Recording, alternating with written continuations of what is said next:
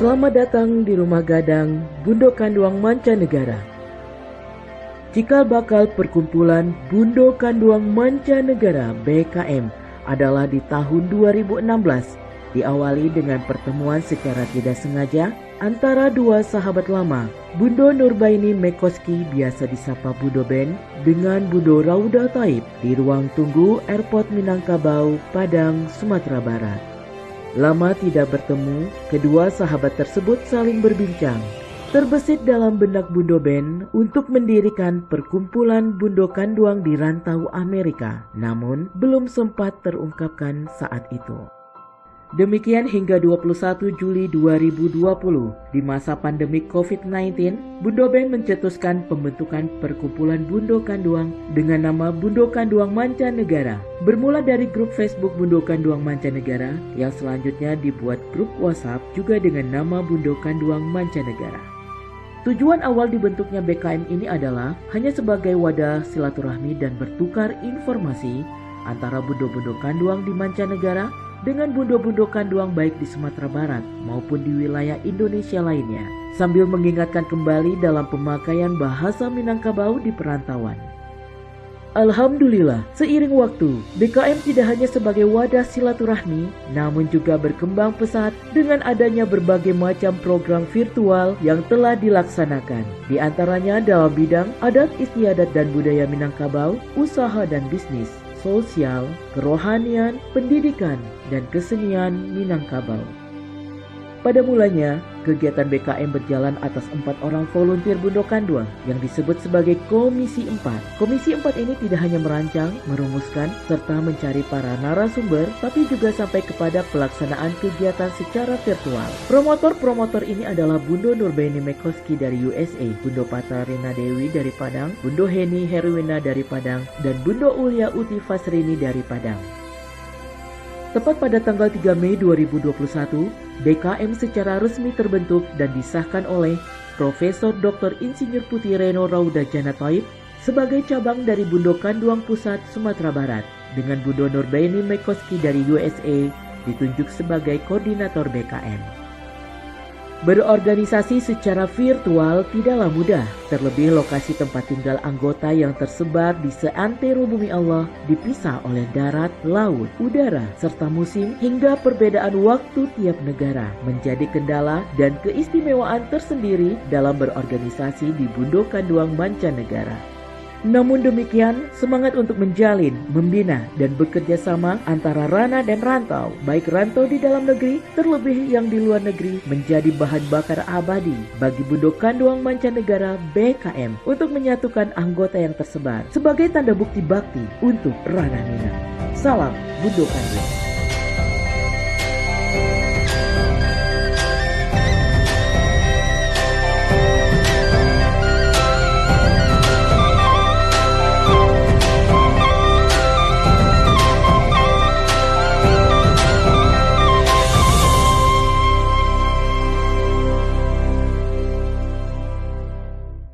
Bismillahirrahmanirrahim. Bundo Kanduang di mana saja berada, di hari sehari kini tapi ku ambo di bagan bare ujung lidah penyampai kato dari Bundo Kanduang Mancanegara. Karena itu, saya mohon izin untuk memulai acara ini.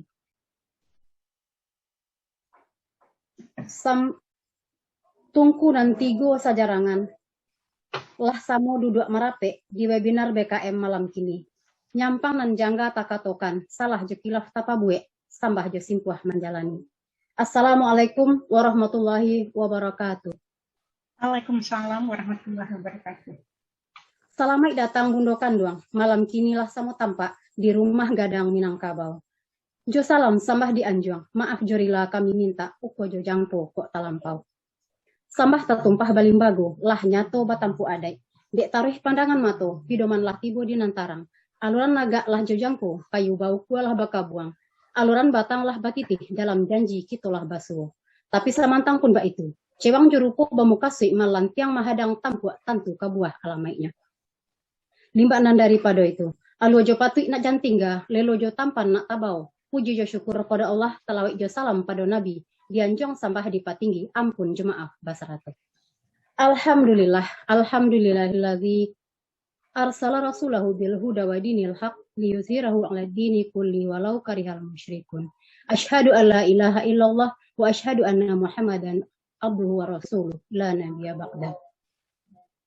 Dan yang sama-sama kita hormati penasehat Bundo Kanduang Mancanegara, yang sama-sama kita hormati pembina Bundo Kanduang Mancanegara, yang sama-sama kita hormati Ketua Bundo Kanduang Mancanegara, bundo-bundo narasumber yang akan memberikan materinya di malam ini.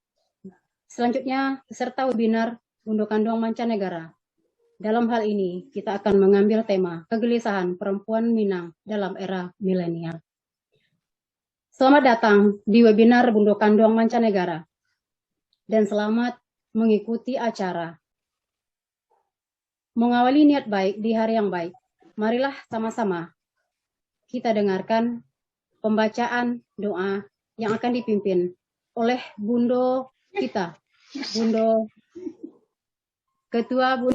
langsung oleh Ketua Bundo Kanduang Mancanegara, Bundo Ben. Pada Bundo Ben, kita silakan. Terima kasih. Assalamualaikum warahmatullahi wabarakatuh.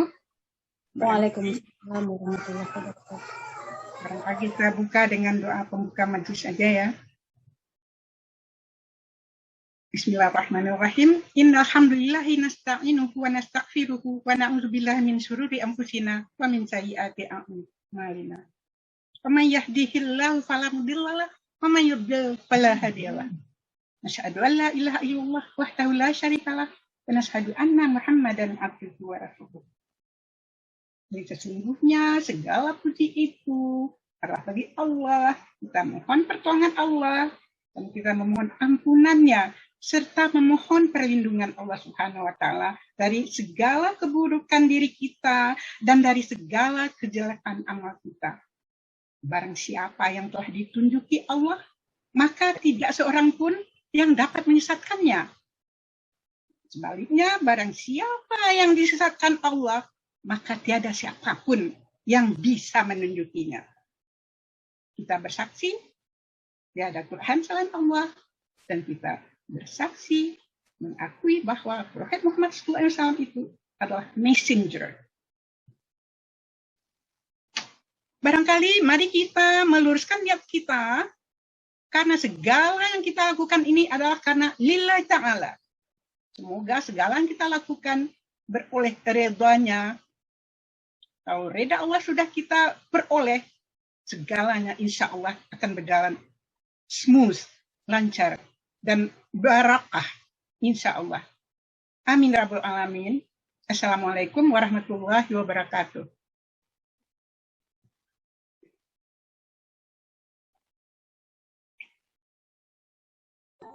Alhamdulillah, semoga Allah ijabah doa kita. Terima kasih Bundo Ben. Selanjutnya, Bapak Bundo-Bundo dan Bapak-Bapak yang juga hadir di malam ini, acara webinar kegelisahan perempuan Minang dalam era milenial ini juga bisa kita dengarkan melalui streaming melalui Radio Gebu Minang di link yang sudah disebarkan. Baik,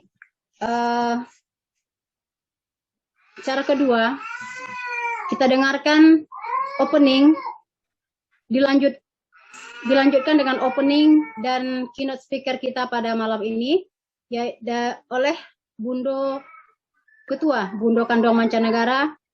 Kepada Bundo Nurbaini Meksi atau Bundo Ben, kita silakan kembali. Assalamualaikum warahmatullahi wabarakatuh. Barangkali Bunda Ben sebagai memberikan kata sambutan saja ya. Oke. Assalamualaikum warahmatullahi wabarakatuh. Terima kasih banyak pada hadirin semua atas kebersamaan kita ini, karena tanpa hadirin semua tentu program kita ini tidak akan jalan. Yang terhormat Bapak Duta Besar Denny Abdi, Ibu Penasihat kita, Bundo Dr. Siti Salma, serta para narasumber kita, Dr. Setiawati, Dr. Gadis Arifia, Dr. Sastri Swini, dan last but never least, Ustazah BKM, Bundo Kito, Dr. Eli Maliki di Jeddah, orang Kanari, yang adalah sebagai pendiri dan owner Indonesian Islamic School di Jeddah. Ya mungkin ya, karena ada wajah-wajah baru di sini, mungkin saya perkenalkan sedikit tentang Bundo Kandoang Mancanegara. Akan saya mulai perkenalan dengan diri saya sendiri, simpel saja. Saya Bundo Ben Nurbaini Mekoski, yang sekarang berdomisili di Amerika, Knoxville, Tennessee. Bermula dengan sebagai dosen kimia di Universitas Andalas, FMIPA UNAN, lalu dapat scholarship in 1932. No, I'm sorry. Dapat scholarship in 1982. Waktu itu saya sudah sebagai dosen, kemudian menamatkan tahun 1985 dari Mississippi State University in USA. Setelah selesai dari sekolah di United States, saya kembali ke Indonesia, mengabdi ke FMIPA UNAN. Tapi rupanya itu tahun 85 ya. Rupanya scenario Allah itu mentakdirkan saya itu kembali lagi ke US begitu. So in 1987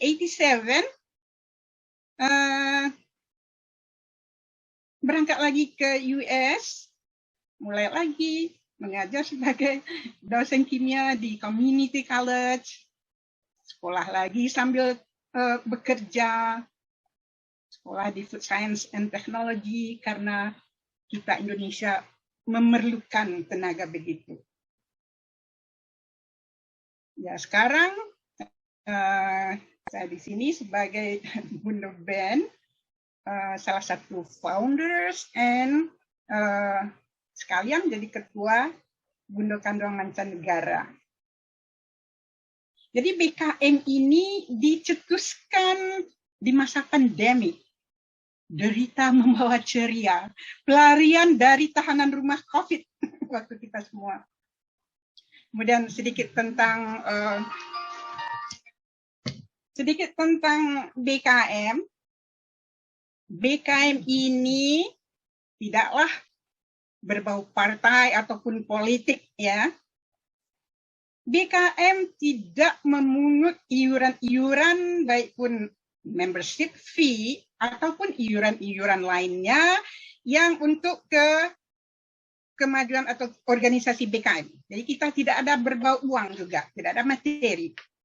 Bundo Kandoang Mancanegara hanyalah persatuan bundo-bundo Minang. Rantau jauh dan rantau dekat dengan bundo-bundo ranah. Jadi begitulah jasad organisasi BKM ini berjalan dengan jalan hidupnya yang bagaikan air mengalir saja dengan kelok dan likunya yang natural. Sehingga membentuk dataran-dataran yang terukir. Dataran yang tentunya berlembah dan berbukit. Ya, ada dataran yang tandus, tapi ada suburnya. Gersang, tapi damai. Hidup harmonis. Seluruh anggota BKM.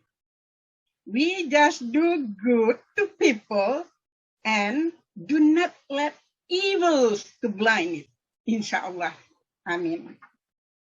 Kemudian mungkin para hadirin ingin tahu juga apa ini visi dan misi BKM ini, gitu ya.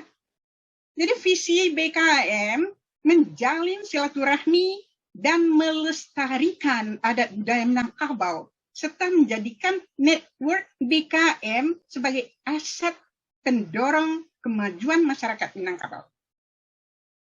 Kemudian misinya, anggota-anggota BKM itu silaturahmi ya secara virtual tanpa batas waktu dan ruang. Malam di belahan bumi timur, siang di belahan bumi barat, itu selalu berkomunikasi. Jadi sepertinya 24 jam.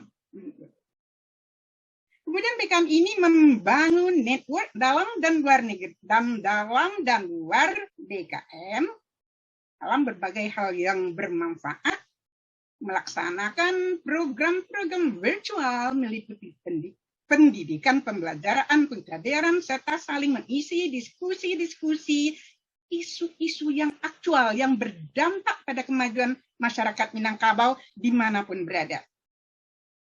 Isu-isu lainnya adalah meliputi pemberdayaan ekonomi masyarakat, adat dan budaya, seni dan sejarah Minangkabau, sosial dan kerohanian, serta kemasyarakatan. BKM berkolaborasi dengan berbagai pihak meliputi pemerintahan pusat dan daerah, institusi pendidikan, lembaga budaya, think tank, civil society, dan lain-lain. Bunda-bunda dan hadirin semua, bapak-bapak semua, pada kesempatan ini saya juga akan mengucapkan terima kasih pada sponsor-sponsor BKM, antara lain Ketua LPPM Universitas Andalas, Bapak Dr. Insinyur Uyung Gatot S. Dinata MT, Master of Teknik, yang akhir-akhir ini telah memberikan fasilitas Zoom yang berkapasitas raksasa kepada kita, yaitu bisa menampung 1.000 audiens. Karena kapasitas Zoom BKM bermula hanya dengan kontrak 100 audiens, karena semula saya tuh nggak mengira bahwa jaringan BKM ini akan begitu menanjak luas gitu. Anyway, kolaborasi BKM dan UNAN sejauh ini meliputi hal-hal pengabdian masyarakat, mengadakan webinar-webinar, sharing skill, knowledge, experiences. Kemudian dengan keberadaan Universitas Andalas ini, UNAN di level internasional sekarang, BKM ini juga bisa sebagai jaringan untuk hubungan luar negeri. Misalnya dalam bidang pendidikan, exchange student, research, di samping program degree untuk student. We'll see, insya Allah. Kemudian saya akan mengucapkan terima kasih, yang apresiasi yang tinggi juga dari BKM untuk Bundo Dr. Setiawati MA yang telah mensupport BKM meliputi body and soul. Yes. Dr. Setiawati adalah Ketua AAI, Anthropology Association of Indonesia, yang juga expert antropologi meliputi sejarah-sejarah kerajaan-kerajaan Minangkabau and more. Untuk info selanjutnya nanti kita bisa dengarkan wejangan dari Dr. Setiawati dan juga bisa mempertanyakan apa-apa yang semua mungkin ada pertanyaan tentang itu. Kemudian sosok yang selalu mendampingi dan mensupport BKM itu Bondo Harneli Bahar, Ibu Gubernur Sumatera Barat. Terus yang tak asing lagi, Bapak Denny Abdi, Duta Besar RI untuk Hanoi sekarang di Vietnam, yang selalu mensupport BKM tanpa pamrih, tanpa mengenal waktu dan ruang. Seperti sekarang, beliau sedang berada di Indonesia, tapi menyempatkan waktu untuk kita. Terima kasih banyak Pak Denny. Kemudian penasihat kita, Bundo Profesor Dr. Siti Salmah, yang juga salah satu founder, di samping mana beliau juga penasehat. Kemudian Ustazah BKM kita ya, Bundo Eli Maliki, Burang Kanari Solo, yang adalah tadi saya sebutkan, beliau adalah sebagai founder and owner in Indonesian Islamic School di Jeddah, di Arab Saudi. Beliau sekarang juga sedang berada di Indonesia. Mudah-mudahan Bu Eli tidak ada halangan untuk join, karena kita sudah sedia untuk itu. Terima kasih yang sama nilainya pada penitia meeting Juni ini, meeting program ini, beliau-beliau ini yang selalu di belakang layar, Bundo Soni Destriana, putrinya Sofiani Yusuf, yaitu dari Sanggar Tari Sofiani, kemudian juga Dr. Dedeh Kurniasi, dan serta bundo-bundo yang lainnya yang tidak saya sebutkan namanya. Alhamdulillah. Kemudian bundo-bundo BKM Rantau dan Rana, dimanapun berada saat ini, semoga kita selalu harmonis, baik tutur dan tingkah secara kerjasama kita yang solid sebagai tim Bundo Kanduang Mancanegara. Diversity in places, but unity in heart and mind. Sebagai moto negara kita ya, Bhinneka Tunggal Ika. Salam kompak, salam cinta ranah Minang, I love you all. Barangkali demikian saja dari Bunda Ben. Assalamualaikum warahmatullahi wabarakatuh.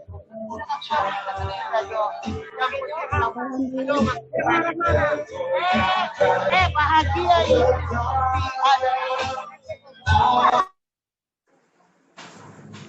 Alhamdulillah, bunyilah samu kita danga, lupulah samu kita pandang. Terima kasih Bundo Ben. Dan selanjutnya kita dengarkan sambutan pembina Bundo Kanduang Mancanegara. Yang dalam hal ini beliau juga seorang Dubes RI untuk Vietnam. Pada Bapak Dubes Denny Abdi, disilakan. Assalamualaikum warahmatullahi wabarakatuh. Bisa didengar suaranya, Bundo Jawahir? Waalaikumsalam, bisa Pak Denny. Jelas ya, karena saya lagi pakai handphone nih, lagi tidak di rumah, lagi ada pertemuan, tapi nggak apa-apa, saya minta izin sebentar 10-15 menit. Pertama tentu saya mengucapkan apresiasi dan dukungan terus-menerus kepada jaringan Bundo Kanduang Mancanegara, karena dengan semangat juang yang tinggi terus melakukan berbagai kegiatan yang kira-kira bermanfaat tentu dengan kepada Bundo Ben ya sebagai Ketua BKM, juga yang kami hormati di sini ada Profesor Dr. Siti Salma, penasehat BKM. Nah, kemudian pembicara-pembicaranya ini yang hebat-hebat, ada Dr. Sri Setiawati, Dr. Sastri Sumarti, Dr. Gadis Arifia, Dr. Eli. Jadi Bu Ben, selamat sekali lagi, ini semakin bervariasi, semakin keluar ini potensi-potensi Bundo Kanduang dari berbagai wilayah negara, dan temanya pun semakin menarik, semakin menantang untuk membuat kita berpikir lagi apa tantangan ke depan yang ada di depan kita, supaya potensi Minang yang sama-sama kita cintai ini tetap berkembang. Jadi hari ini temanya kegelisahan perempuan Minang dalam era milenial. Nah, jadi saya juga patut mengucapkan selamat kepada panitia yang sudah merancang tema ini, karena tema ini sangat tepat. Kenapa kita perlu gelisah? Karena memang masa depan penuh uncertainty saat ini. Ya, bukan hanya Indonesia, bukan hanya ranah Minang, tetapi seluruh dunia. Jadi kalau kita lihat bundo-bundo ada di berbagai negara, kondisi global sedang tidak baik-baik saja. Ya, jadi kalau kita bandingkan dengan beberapa tahun yang lalu, saat ini sedang ada konflik di Eropa yang melibatkan negara besar, yang melibatkan superpower, yang jika kita tidak berhati-hati, para pemimpin dunia bisa membuat menjadi kondisi yang lebih buruk lagi.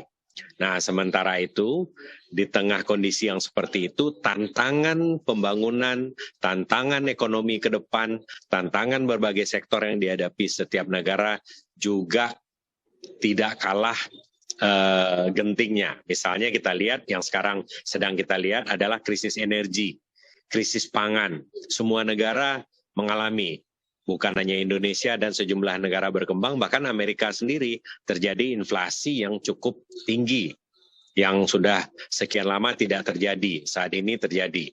Nah, jadi saat ini banyak sekali tantangan global yang memerlukan perhatian serius. Nah, sekarang di mana? Kenapa Bundo Kanduang harus gelisah? Ya, karena memang Bundo Kanduang yang berada di tengah-tengah ini, jadi kalau kita kerucutkan dari negara ke masyarakat, kemudian ke keluarga, siapa sebetulnya?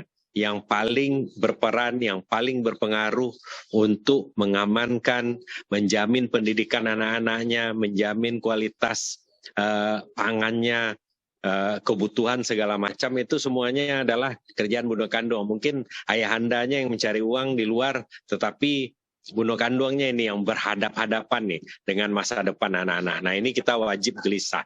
Kegelisahan ini merupakan sesuatu yang positif kalau kita jadikan motivasi. Artinya apa? Artinya kita menyadari ada sesuatu yang harus kita address di depan kita. Ya, kalau kita tidak gelisah dengan kondisi saat ini, berarti ada yang salah, ya kan? Berarti ada sesuatu yang kita tidak adaptasi dengan baik. Nah, jadi karena itu saya pikir para pembicara dengan berbagai latar belakangnya, nanti Bu Ben mungkin bisa memberikan berbagai perspektif. Yang jelas saat ini ke depan kita tidak boleh lengah. Ini 2 tahun dilanda badai COVID sudah cukup melemahkan sendi-sendi kita di dalam keluarga. Anak-anak bukan main, tantangan yang mereka hadapi selama COVID. Mereka harus belajar secara online, menghadapi screen terus-menerus. Banyak juga yang stres, ya kan? Tentu ini immediately berdampak kepada bundo-bundonya nih di rumah. Bagaimana deal dengan anak-anak yang menghadapi ini. Nah, itu baru masalah di rumah. Belum lagi masalah ada yang kehilangan pekerjaan, masalah kebutuhan, harga-harga yang kemudian naik sebagai kondisi yang tadi kita sebutkan. Nah, ini menjadi tantangan. Nah, tetapi kita percaya agama kita mengajarkan bahwa semua tantangan, semua ujian-ujian yang ada itu tidak akan diberikan oleh Allah Subhanahu wa taala jika kita tidak mampu menghadapinya. Tetapi apa yang harus kita lakukan? Kita tidak boleh panik. Kita harus terus berbagi resep. Kita harus terus saling menyemangati, dan saya pikir apa yang dilakukan Bundo Kanduang hari ini merupakan bagian dari upaya-upaya seperti itu. Sehingga nanti setelah kita mendengarkan paparan daripada narasumber, diharapkan nanti ketika tanya jawab, kalau ada masalah-masalah konkret yang dihadapi, ini bisa didiskusikan. Nah, tujuannya tidak lain dari saling menyemangati sehingga kita tetap optimis. Apapun kondisi yang kita hadapi, kita tetap optimis. Bangsa yang besar, bangsa yang mampu bertahan adalah bangsa yang bisa mengatasi berbagai tantangannya.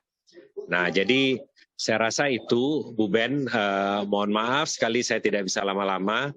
Mungkin habis ini saya segera mohon diri karena lagi bertamu juga sebetulnya ini. Tetapi tidak kurang rasa bangga karena melihat perkembangan BKM yang terus berevolusi, membahas masalah demi masalah, karena ini adalah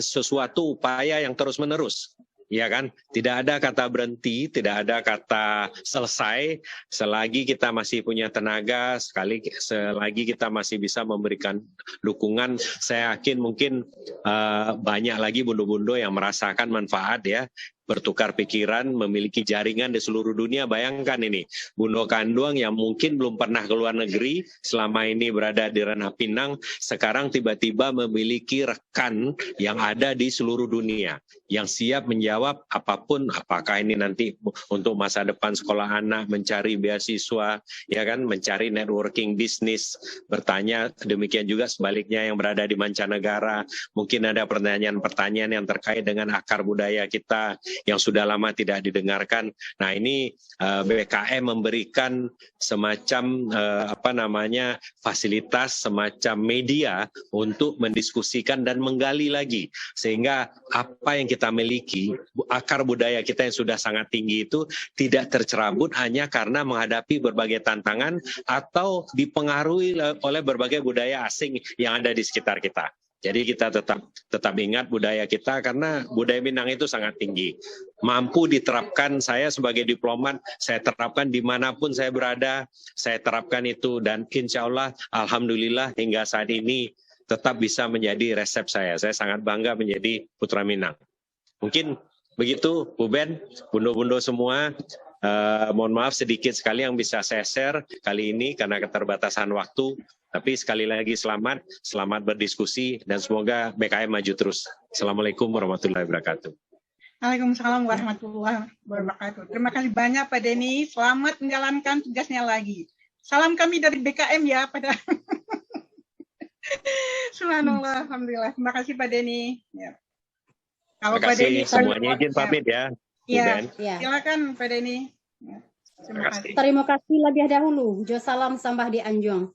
Semoga Pak Dubes sehat selalu. Tarilah membimbing Bundo Kanduang. Bundo Kanduang yang sama-sama kami hormati. Selanjutnya kita dengar. Kalau tidak dibimbing. Ya, terima kasih Pak Denny. Selanjutnya kita dengarkan sambutan dari penasehat Bundo Kanduang Mancanegara yang akan disampaikan oleh Bundo Profesor Dr. Siti Salma. Kita silakan pada Bundo Prof. Siti Salma.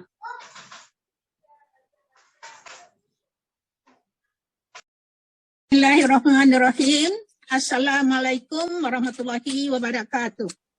Waalaikumsalam warahmatullahi wabarakatuh. Sama-sama kita hormati terutama pembina kita Bapak Denny Abdi, Dubes Vietnam, kemudian Ketua BKM Bundo Nurbaini Maxkowski, dan bundo-bundo narasumber Bundo Dr. Sri Setiawati MA, Dr. Sastri Sunarti Swinek, Dr. Gadis Arifia Effendi SS DEA, Dr. Eli Warti Maliki LC MA. Tak lupa bundo-bundo BKM yang sudah hadir pada acara webinar Bundo Kanduang Mancanegara pada hari ini. Pertama-tama kita ucapkan Alhamdulillahirabbil alamin atas terselenggaranya webinar hari ini, yaitu tanggal 26 Juni 2022 yang merupakan pertemuan kedua setelah kita melaksanakan puasa. Dan ini semuanya terselenggara atas izin Allah dan partisipasi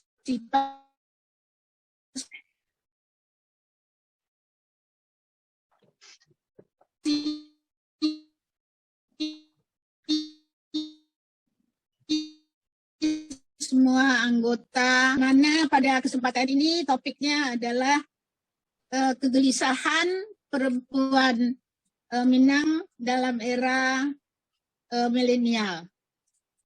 Ini semuanya dapat terwujud dengan adanya narasumber yang sangat kompeten dalam masalah ini. Jadi kita di sini sangat berterima kasih dengan narasumber-narasumber yang kita pada webinar ini, di mana kalau pada acara-acara offline ini barangkali membutuhkan sangat banyak biaya. Alhamdulillah pada kesempatan ini kita hanya membutuhkan hanya Zoom, ya, yang mungkin tidak memerlukan terlalu banyak biaya. Alhamdulillah, sekali lagi kita bersyukur kepada Allah. Selanjutnya salawat beriring salam kita panjatkan kepada Nabi besar Muhammad Sallallahu Alaihi Wasallam yang merupakan panutan bagi kita umat Islam yang sampai pada saat ini bagi kita merupakan panutan sampai kepada akhir zaman. Webinar ini terlaksana berkat bantuan dan inisiatif dari berbagai pihak, ya.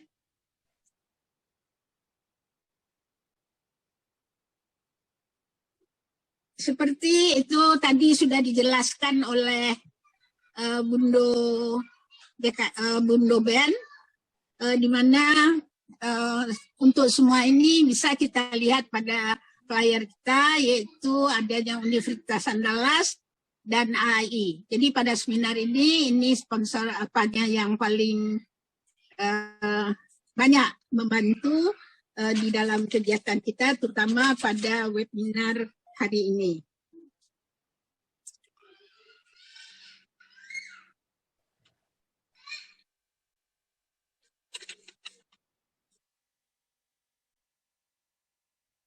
Semoga dengan adanya webinar ini, kita dari BKM akan dapat menerapkan atau mensosialisasikan kepada Dunsana di ranah Minang, paling tidak ini juga pada keluarga. Jadi seperti sudah dijelaskan tadi oleh pembina kita, Pak Denny Abdi, ya, semakin lama rasanya kita semakin banyak memberikan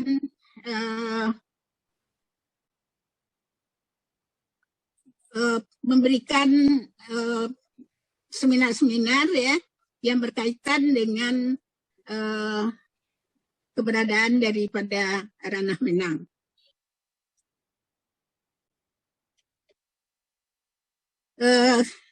Terima kasih kepada semua narasumber ya, dan anggota BKM yang telah hadir pada acara seminar ini. Ya. Terutama sekali tentu tidak terlepas dengan adanya panitia, ya tadi Ibu Sony dan lain-lain, kemudian juga kepada MC dan moderator nantinya yang akan sangat berperan pada acara seminar ini. Dan kita mengucapkan sekali lagi terima kasih kepada Pak Denny yang selalu hadir dan memberikan semangat pada BKM untuk berbagai hal. Jadi beliau sangat memberikan semangat ya, dan juga memberikan nasihat-nasihat.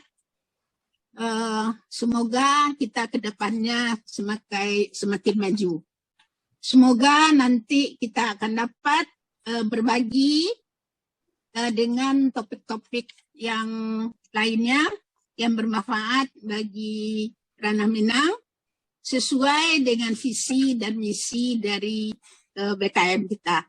Jadi tadi sudah dijelaskan selintas mengenai visi dan misi BKM. Mungkin ibu-ibu, bundo-bundo yang baru mungkin belum begitu memahami visi dan misi BKM ya.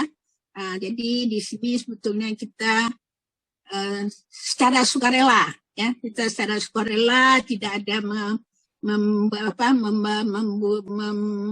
memberikan fee dan segala macamnya. Barangkali itu yang bisa saya sampaikan. Mohon maaf. Wabillahi taufik wal hidayah.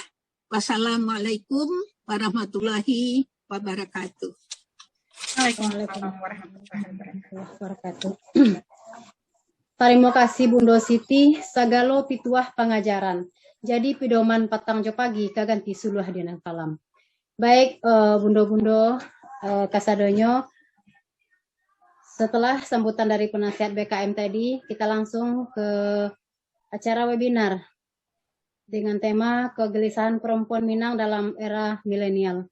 Webinar ini akan dipandu oleh moderator kita, Bundo Dinita Melani, atau yang akrab kita panggil, kita sapa dengan Bundo Mela. Sedikit saya bacakan latar belakang beliau sedikit saja dari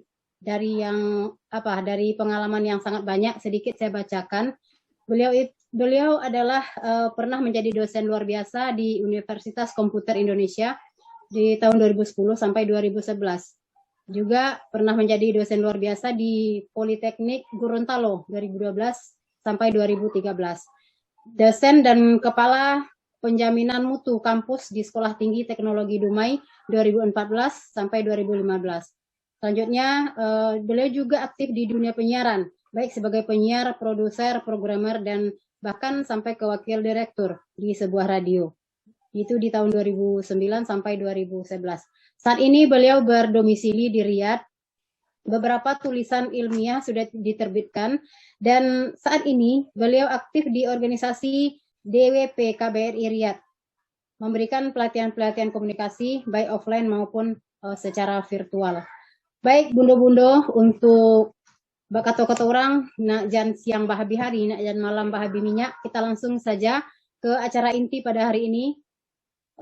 Kita masuk ke webinar yang akan dipandu oleh Bundo Mela. Silakan Bundo Mela. Baik, terima kasih Bundo Irja Wahir yang kali ini berada di Padang, Sumatera Barat. Baik, sebelum saya mulai, tidak ada salahnya saya ingin mengutip sepenggalan karya dari Abe Dato Majo Indo, yakni Bundo Kanduang Limpa Perumahan Gadang, Amban Purwa Pagangan Kunci, Amban Purwa Aluang Bunian, Pusek Jalo Kumpulan Tali, Sumara di dalam kampung, hiasan dalam nagari. Nan gadang basa batua, ko idui tampe banasa, ko mati tampe banyai. Ya, bismillahirrahmanirrahim. Assalamualaikum warahmatullahi wabarakatuh. Selamat malam waktu Indonesia Barat, selamat pagi, selamat siang, selamat sore, atau bahkan dini hari, di mana saja peserta webinar Bundo Kanduang Mancanegara yang kali ini hadir bersama-sama di Zoom meeting kita dengan tema kegelisahan perempuan Minang dalam era milenial. Di hari Ahad ini, 26 Juni 2022, pukul 8 tadi waktu Indonesia Barat ya, 8 malam kita sudah mulai, dan insya Allah beberapa waktu ke depan kita akan bersama-sama pembicara-pembicara yang luar biasa. Dan juga peserta webinar, Bapak, Ibu, Bundo, Hayanda, ataupun para remaja ya, adik-adik yang kali ini menyimak. Kegiatan webinar Bundo Kanduang Mancanegara kali ini secara eksklusif disiarkan secara langsung melalui streaming radio Gebu Minang, Basamo dalam satu kato. Ya, peserta webinar bisa mengakses radio tersebut, tinggal di googling dengan clue-nya Radio Gebu Minang. Dan tentu saja pada saatnya nanti setelah paparan semua narasumber, kami akan buka pertanyaan, dan untuk itu mohon saat ini para peserta memute-kan terlebih dahulu mic-nya sehingga kita bisa mendengarkan secara jelas materi-materi yang disampaikan. Baik, kegelisahan perempuan Minang dalam era milenial. Tentu kita bertanya-tanya apa sih sebenarnya kegelisahan itu? Tadi sebagian sudah dikatakan oleh Pak Denny, ada kegelisahan terlebih kondisi saat ini belum pandemik dan segala macamnya. Tapi apakah benar perempuan Minang aja nih? Bahkan tadi ada juga yang memberikan komentar, sebenarnya laki-laki juga mengalami kegelisahan gitu kan ya. Tetapi yang kesempatan kali ini kita fokus terhadap perempuan Minang. Nah, untuk itu sebagai pembicara awal kita akan mendengarkan ataupun menyimak paparan dari Bundo Sri Setiawati. Ya, nama lengkapnya sebelum kita ke materi beliau, tidak ada salahnya saya mengenalkan beliau, yakni Dr. Sri Setiawati MA. Beliau ini seorang antropolog dan beliau adalah Ketua Asosiasi Antropologi Indonesia dan juga Ketua Tenaga Ahli Cagar Budaya Pemerintah Daerah Sumatera Barat Indonesia tentunya ya. Beliau ini menamatkan pendidikan doktoralnya di University Indonesia di tahun 2016. Selain seorang akademis, beliau juga sebagai seorang researcher dan juga sejarawan ya, yang minatnya terhadap budaya Minang luar biasa, baik itu adat istiadat budaya, bahkan sejarah-sejarahnya diulik-ulik nih ya sama beliau, dalam artian dicari terus ya, karena memang sejarah itu perlu untuk disampaikan secara turun-temurun. Juga beliau ini pernah melakukan ataupun buku ataupun karya ilmiah beliau diantaranya Dari Pedalaman Minangkabau ke Pelosok Mentawai, Perempuan Politik dan Pemberdayaan Masyarakat Adat di tahun 2006. Juga ada karya ilmiah beliau mengenai kebijakan setengah hati dan kerisauan tentang degradasi kebudayaan Minangkabau. Wah, barangkali ini bisa related juga ya. Terus juga eksistensi perempuan Minangkabau dalam pergerakan, yakni kajian antropologi feminis pada Ormas Islam di Sumbar, serta yang terakhir adalah antropologi gender, yakni seksualitas dan kebudayaan di tahun 2021. Tentu saja kita sudah tidak sabar ya. Kalau begitu kita sapa beliau. Assalamualaikum warahmatullahi wabarakatuh, Bundo Sri Setiawati. Waalaikumsalam warahmatullahi wabarakatuh, Bundo Mela. Iya, apa kabarnya nih Bundo Sri? Alhamdulillahirabbil alamin. Mudah-mudahan semua juga sehat. Iya, penuh optimis ya. Bundo, kalau kita melihat kegelisahan perempuan Minang, apa sih sebenarnya yang menjadi kegelisahan itu? Faktor apa saja yang menjadi kegelisahan perempuan Minang saat ini? Silakan, Bundo Sri. Oke, saya share materinya dulu ya. Baik, Bundo Sri, dan waktu untuk Bundo Sri lebih kurang 15-20 menit. Terima kasih. Terima kasih.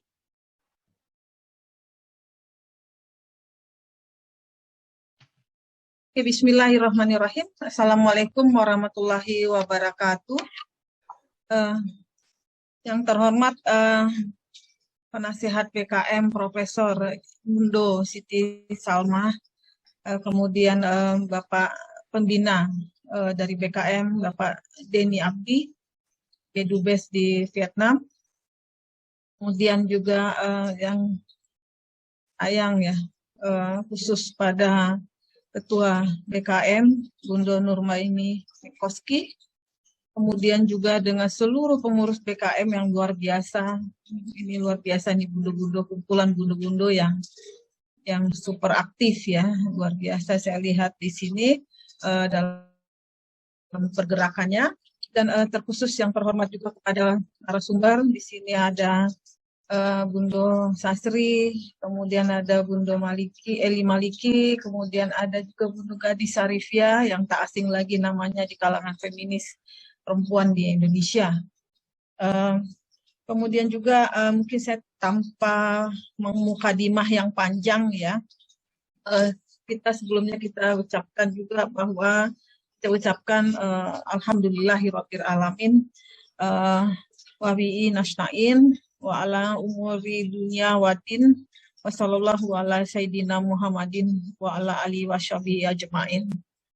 Puji syukur kita panjatkan kehadirat Allah, kita masih diberi kesehatan, kesempatan silaturahmi yang luar biasa untuk berbagi sebenarnya. Kalau disebut-sebut tadi berbagai macam tentang latar belakang saya itu belum apa-apa dibandingkan dengan bundo-bundo yang lain.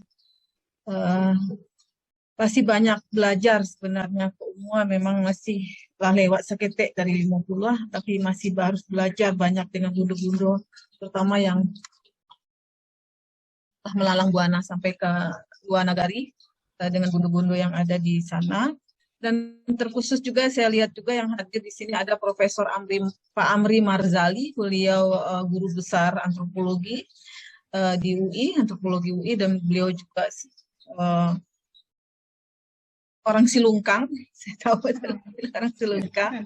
Selamat datang Prof Amri, appreciate ya, Prof juga hadir. Penasaran dengan judul kegelisahan perempuan Minang pada era milenial ini. Ini topik yang menjadi curiosity orang untuk ingin tahu. Nah, mungkin pada bagian saya coba melihat pada posisi bicara perempuan Minang, ada satu istilah yang selalu muncul pada saat ini tentang bundo kanduang. Apakah perempuan Minang itu bundo kanduang dan ataukah siapa bundo kanduang? Apakah semua perempuan Minang disebut dengan bundo kanduang? Nah, saya coba menelusuri topik ini. Saya tidak akan banyak cerita tentang bagaimana pemahaman ini, mungkin bundo-bundo udah paham. ada beberapa hal yang disebut dengan perempuan Minang. Disabui dengan perempuan tapakai tarati jo sopan, memakai baso jo basi, tahu yang jo gendang, memakai raso jo pares. Nawi malu jo sopan, menjauhi sumbang jo salah. Kulit manih baso katuju, katu bayak pecindan murah, pandai bagawa samu gadang. Banyak ibarat-ibarat yang sebenarnya luar biasa untuk perempuan Minang secara ideal normatif di dalam hal ini. Dan orang perempuan Minang juga paham dengan posisi sebenarnya. Dalam aturan adat ada istilah tahu di mungkin jupatui, meletakkan sesuatu pada tampeknya. Tahu di tinggi rendah, babayang-bayang sepanjang badan, boleh ditiru di toladan. Kasuri toladan kain, kecupak toladan batuang. Dan kemudian ada hakikat yang sebenarnya menjadi roh di dalam kekuatan di dalam perempuan Minang, yaitu tahu di mudarat di manfaat, mengenal labo jo rugi, mengetahui sumbang jo salah, tahu di unak kama nyangkui, tahu di rantang kama cucok, inget di dahan kama impok, tahu di langit nambah sisurui, ari di ombak nambah sabuang, tahu di alamat kato na sampai. Nah ini maknanya luar biasa, begitu berat sekali untuk makna ini, tapi bagi perempuan Minang yang paham ini luar biasa. Pengetahuan tentang hakikat ini, dan kemudian kita akan lihat dengan perilaku dan tindakan untuk itu. Nah, saya coba buka sedikit dengan ini. Ini simbol matrilineal. Ini adalah temuan di dalam menhir Balai Adat di Bubuak di daerah 50 kota. Dan di dalam menhir ini ada simbol berbentuk ini dianggap semacam simbol matrilineal. Ini ada burung dan ini adalah alat perempuan, ya, alat kelamin perempuan. Dan ini masih di kalangan arkeolog dan antropolog menganggap ini simbol matrilineal, ya. Dan ini belum begitu banyak yang tahu tentang hal ini. Dan ini menhir temuan dalam Balai Adat Cibubur. Dan temuan-temuan artefak ya atau menhir ini juga memberikan posisi bagaimana sebenarnya perempuan Minang di dalam jauh sebelum fasenya sejarah. Ya, pra sejarah itu sudah ada posisi-posisi itu sebenarnya dalam temuan-temuan itu. Saya cuma menggugah ini mana simbol matrilineal? Ini simbol matrilineal. Ya. Nah, kemudian ada perempuan Minang di dalam syara. Saya tidak akan ulas ini banyak. Ini menurut dari Buya Masud Abidin, bagaimana ideal normatifnya perempuan Minang di dalam syara. Tidak hanya dalam adat, di dalam syara. Berat sebenarnya, tapi itu menjadi ideal yang sangat luar biasa peran sebagai perempuan Minang. Nah, ini yang menjadi tadi disampaikan oleh Bundo Mela.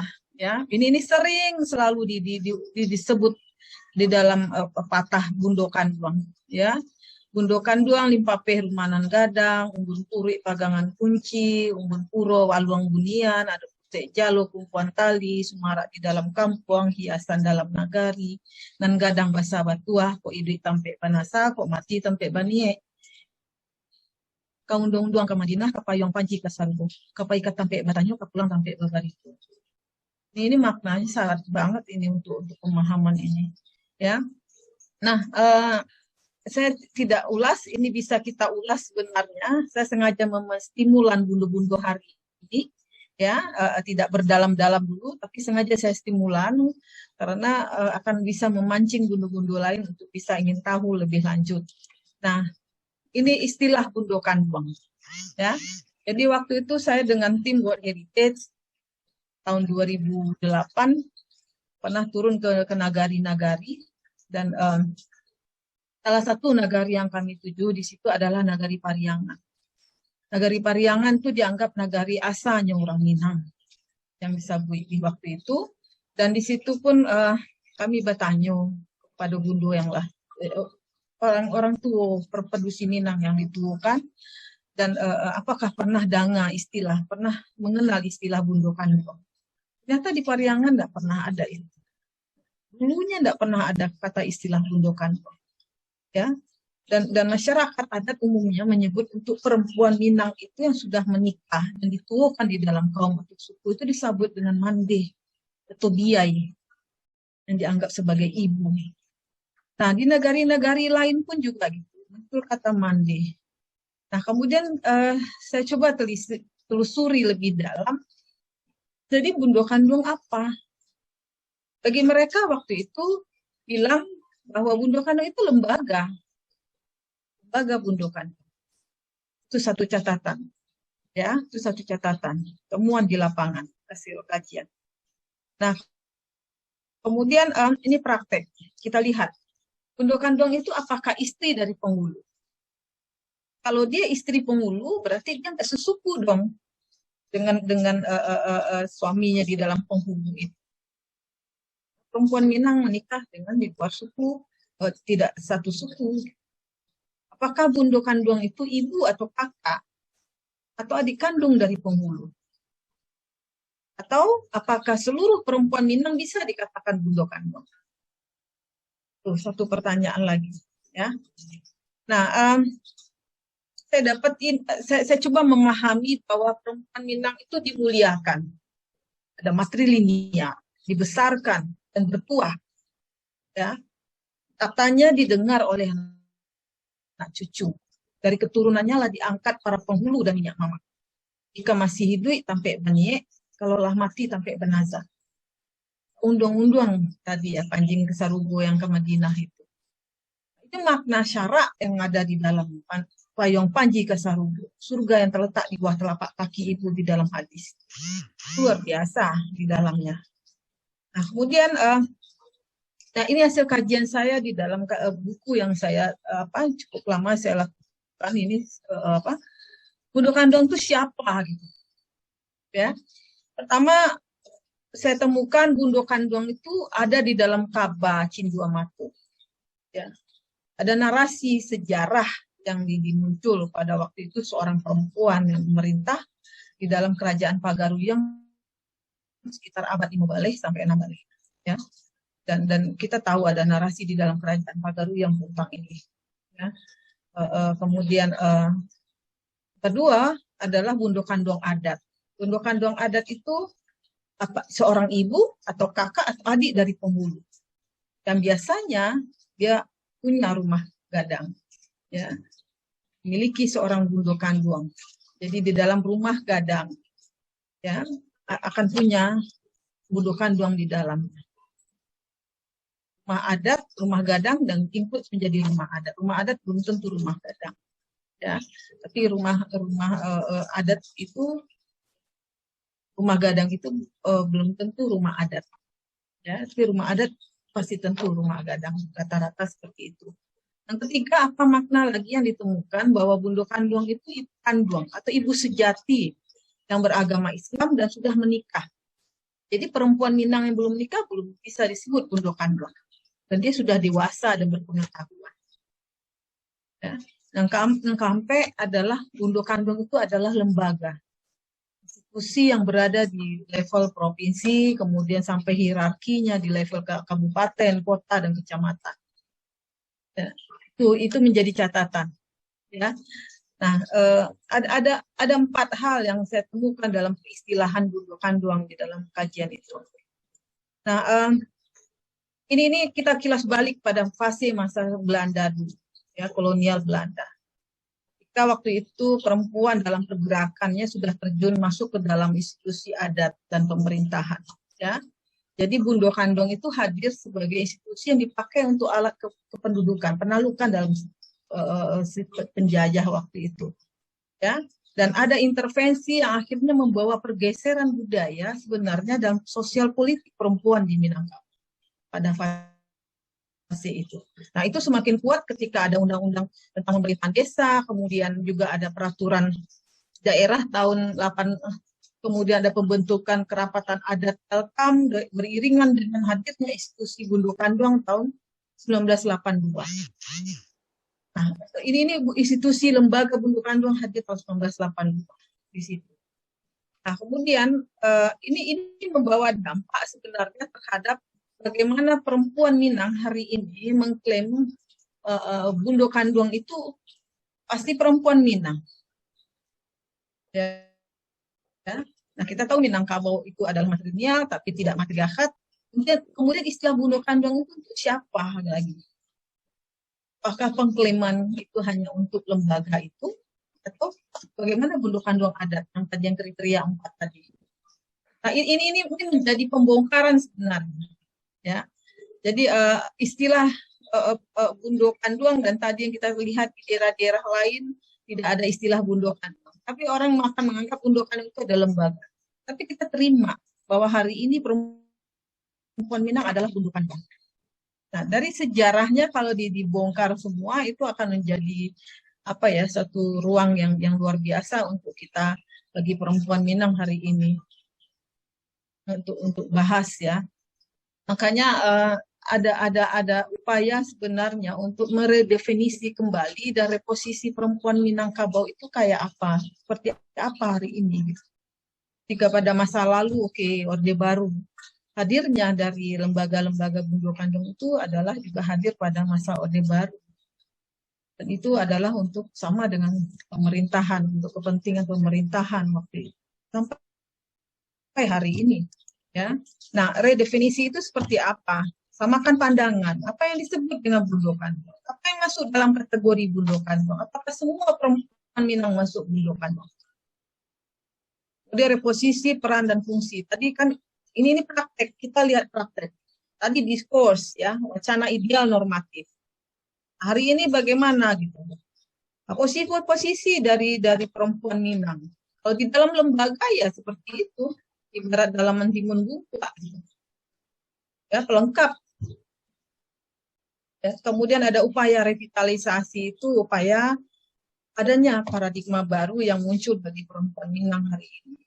Nah, tadi Pak Prof. Amri Ghazali, kami yang laki-laki juga bagaimana, ya?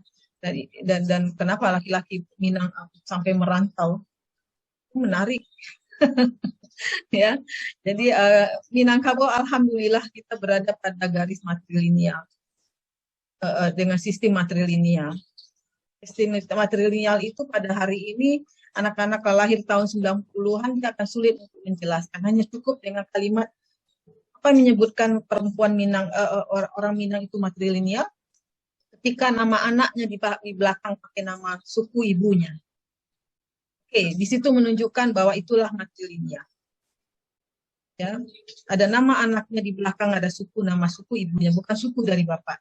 Kemudian ketika proses pernikahan, ditanya kamu suku dari mana, yang laki-laki dari mana, di situ menjawantahnya matrilineal.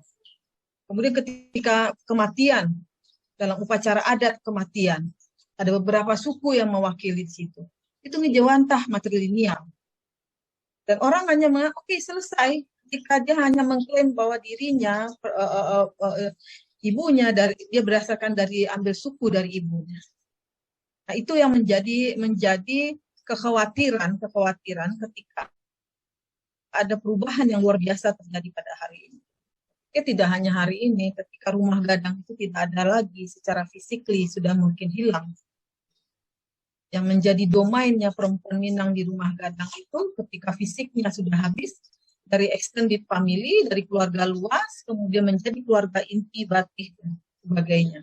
Proteksi terhadap perempuan Minang semakin kecil, kasus KDRT semakin tinggi terjadi, membawa dampak ketika perubahan rumah gadang itu tak ada lagi. Jadi ruang-ruang domain wilayah perempuan Minang tidak menjadi ruang yang semakin sempit, dan itu juga semakin sulit untuk posisi-posisi seperti itu. Nah, ada satu catatan bagi saya bahwa hadirnya pelembagaan institusi Bundo Kanduang oleh pemerintah itu malah justru menjadikan pilar-pilar nagari itu hilang eksistensinya. Padahal yang punya nagari, konsepsi salingka nagari itu menjadi dasar di situ. Kan yang punya nagari yang itu adalah kan. Bukan LKAM. LKAM adalah kumpulan dari beberapa, tapi tidak punya wilayah. Makanya menjadi sentral di dalam adat kita bahwa kan itulah kerapatan adat nagari itu, karena dia punya wilayah. Domainnya ada di nagari. Konsepsi Salingka Nagari itu muncul di situ. Nah, beriringan dengan kan, kemudian ada Tigo Tungku Sajarangan, kemudian muncul istilah Bundo Kanduang, ada sosok hadirnya pelengkap perempuan di situ. Gitu. Penamaan itu muncul di situ. Tungku ada Tigo, tambah Cielai Tungku. Perempuan Minangkabau. Nah, ketika kita mau lihat sosok-sosok perempuan, Bundo Kanduang orang bilang hari ini, mencari sosok perempuan Minang yang betul-betul yang dituakan, ditampek batanyo di dalam kaumnya, tampek batanyo di adatnya, tampek batanyo di nagarinya, itu habis diklaim oleh lembaga. Ya, pendoktrinan lembaga dari provinsi sampai ke kabupaten sampai ke kecamatan. Ya, kita tidak menafikan bagaimana posisi lembaga itu hari ini membawa manfaat beberapa ya untuk perempuan Minang. Tapi ada satu sisi yang menjadi hilang dalam Salingka Nagari yang hilang di situ. Terutama untuk perempuan Minang. Ya.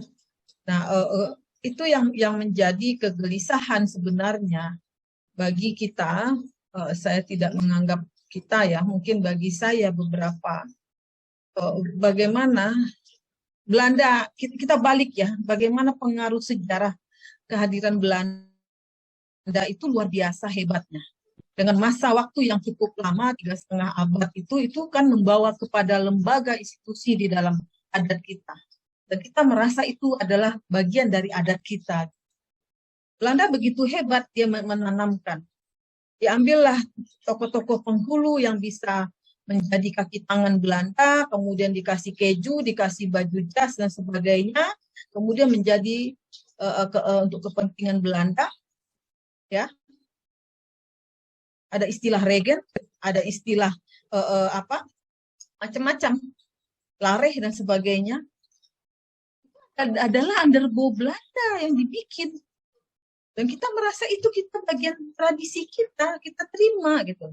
Itu untuk kepentingan Belanda, dibangun dalam sistem, dalam struktur yang dibangun di dalam masyarakat adat kita Minangkabau. Kita terima. Dan kita merasa taken for granted, itulah, lareh, regen, kita dengan bangga merasa bagian dalam itu. Itu hebatnya Belanda. Jadi dia masuk ke dalam akar Minangkabau yang diambil kemudian dikombine, menghadirkan dalam pranata baru yang dia munculkan dalam jangan-jangan istilah Bundo Kanduang pun dari kepentingan Belanda. Kalau dalam bahasa Minang Melayu ada tak istilah Bundo? Bunda, dari kata Bunda, jangan-jangan Bunda Maria. Ya, saya masih beranalog sekarang, saya masih berdiskusi sebenarnya bagi Bundo-Bundo hari ini. Ya, jangan-jangan Bundo Maria. Belanda hebat di situ. Jangan istilah Bundo Kanduang itu karena dia merasa combine dengan istilah Minangkabau kepentingan untuk itu. Kalau ditelusuri dari mitos sejarah folklore cerita Pagaruyang tentang Bundo Kanduang, kenapa dia melahirkan karena minum air kelapa gading, hampir mirip dengan Bunda Maria. Ya. Saya nggak tahu, ya. Saya pikir ini perlu kita bongkar lagi, kita coba telusuri sejarah yang mana sebenarnya, ya.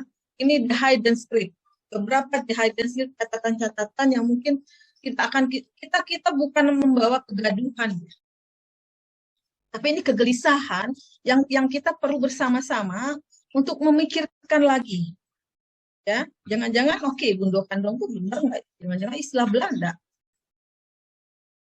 Dan dihadirkan kembali dengan orde baru, ya, kemudian digunakan untuk kepentingan pemerintah dan waktu itu digunakan untuk kepentingan Belanda.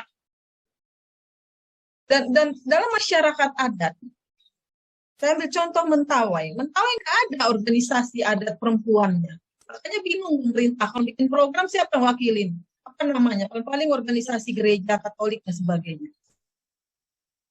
Nah, pemerintah senang, bahagia banget gitu loh, karena udah ada organisasi lembaga perempuan di dalamnya Bundo Kanduang. Ambil aja itu mewakili perempuan Minang, unsur dari pemerintah. Nah, Belanda udah bangun itu.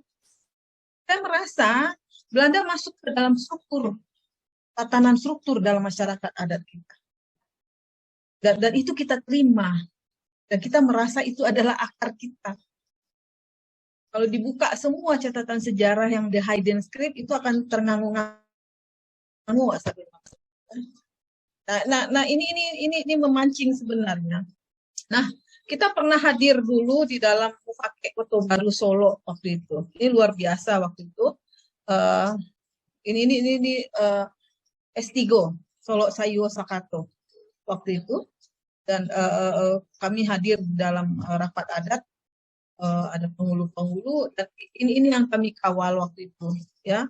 Hasil Mufake Solo itu diantaranya juga dalam setiap pengambilan keputusan dalam rapat adat wajib melibatkan kaum perempuan. Nah, ini ada kata Bundo Kanduangnya juga di belakang. Kaum perempuan dan Bundo Kanduang.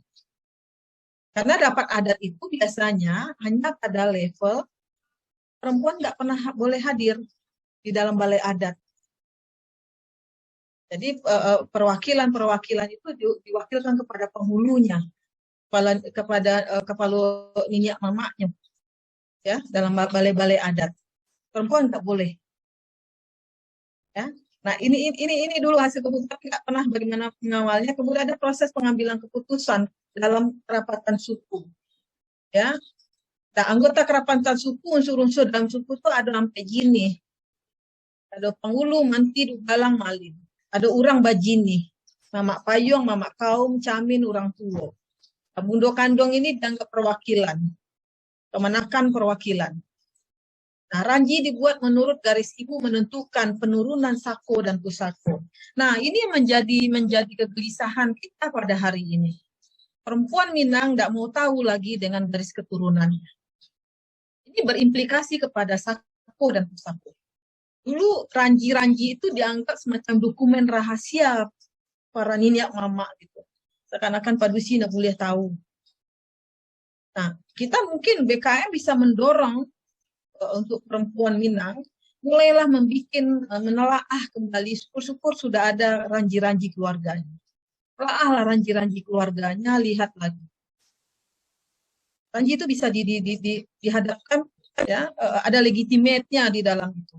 Jadi legitimate-nya nanti mesti dilegalkan oleh ketuakannya, ya, dan sebagainya. Ada rapat musyawarah. Jadi tidak seenaknya aja bikin ranji, tapi duduk bersama di dalam saparui itu, kemudian nanti dikembangkan dalam bentuk suku, dalam kaumnya, kemudian di dalam di nagari.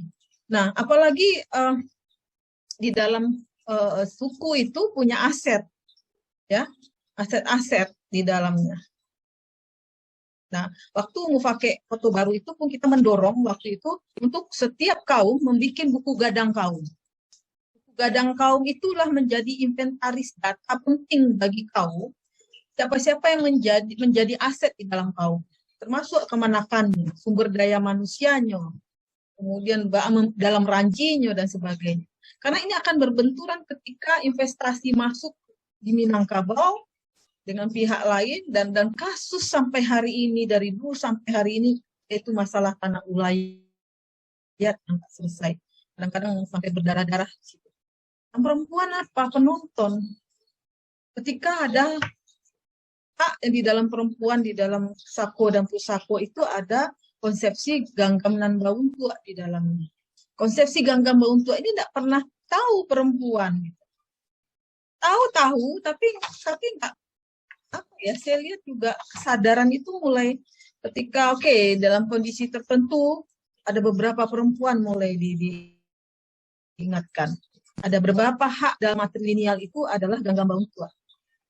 Nah, kemudian ranji disahkan oleh ninyak mamak suku dan ketahui oleh kan. Ini legitimate di dalamnya. Ada otoritas. Karena dalam kasus tanah ulayat biasanya akan minta ranji. Akan diminta ranji. Dibentang lagi ranji-ranji dalam itu. Tidak ada istilah menjual tanah. Nah, kasus ini yang menarik adalah kasus tentang sengketa-sengketa tanah pusako itu. Itu yang menjadi menjadi sampai hari ini ketika investor masuk, ya, dan lahan pada satu kaum mulai terbatas, populasi di dalam anggota adat mulai banyak, dan itu mau dibagi lagi kecil-kecil. Dia kan karena harta pusako itu kan kolektif, nggak boleh dijual, ya. Dan ada beberapa syarat untuk boleh digadaikan. Nah, ada persoalan saku-saku ini yang terus menjadi persoalan, ya. Selesaikan di pengadilan, kemudian ada beberapa nagari yang mulai mengaktifkan kembali peradilan adatnya. Jadi selama ini kita begitu bangga di dalam kaum itu, ketika ada kasus tanah pusako, dia akan lari ke mahkamah peradilan yang positif. Dan sampai berhabis-habisan, sampai berdarah-darah. Tapi karena konsepsi malu itu, ya biar habis. Tapi dia menganggap itu harga diri di dalam, harga diri kaum yang dipertaruhkan.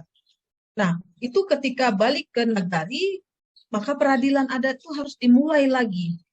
Saya pernah kajian di situ, yaitu di Lawang Mandailing. Lawang Mandailing ini di Kabupaten Tanah Datar, Batu Sangkar. Ada peradilan adat yang jalan. Jadi bajanjang naik tangga tuh. Ada hierarki di dalam. Diselesaikan dulu di dalam. Kalau nggak mampu lagi baru lari ke hukum. Cenderung pada hukum peradilan adat itu dia minta kembali kepada peradilan adat.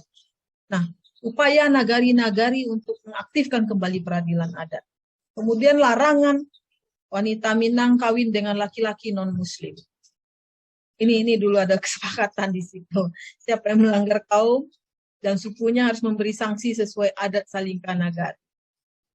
Anak kemanakan yang kawin lari dan hamil sebelum menikah wajib diberi sanksi oleh kaum dan sukunya sesuai dengan adat Salingka Nagari. Ini item di dalam Mufakih Solo. Nah, mungkin ini dulu sebagai untuk memancing, mungkin ada nanti narasumber selanjutnya Mbak Mela, dan saya coba tutup dengan makan keripik tepi sawah, keripiknya jangan sampai jatuh. Wabillahi taufiq walhidayah. Wassalamualaikum warahmatullahi wabarakatuh. Waalaikumsalam warahmatullahi wabarakatuh. Masya Allah, luar biasa sekali paparan yang disampaikan oleh Bundo Sri ini. Dan tepuk tangan dulu untuk Bundo Sri ya, biar tidak mengantuk. Dan saya juga jadi bertanya-tanya, tadi banyak sekali, dan baru tahu juga nih bahwa ada perubahan makna ataupun definisi dari Bundo Kandung itu sendiri dari awal dimunculkan status ataupun label Bundo Kandung hingga saat ini.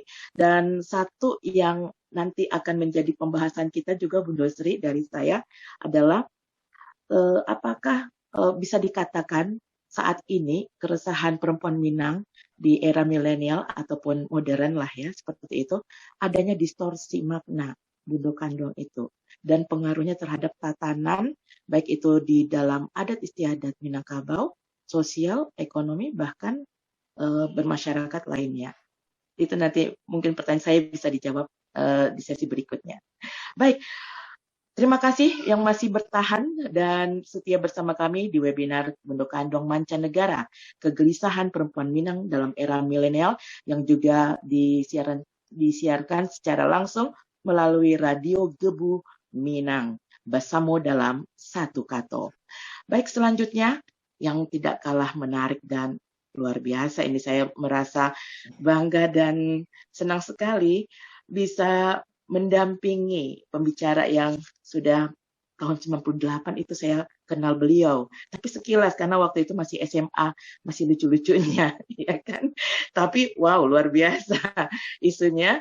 Dan kita sapa terlebih dahulu ada Bundo Gadis Arifia atau biasa dikenal sebagai Profesor Gadis Arifia PhD. Kita sapa sebelum kita bacakan riwayat hidupnya ya, yang secara ringkas.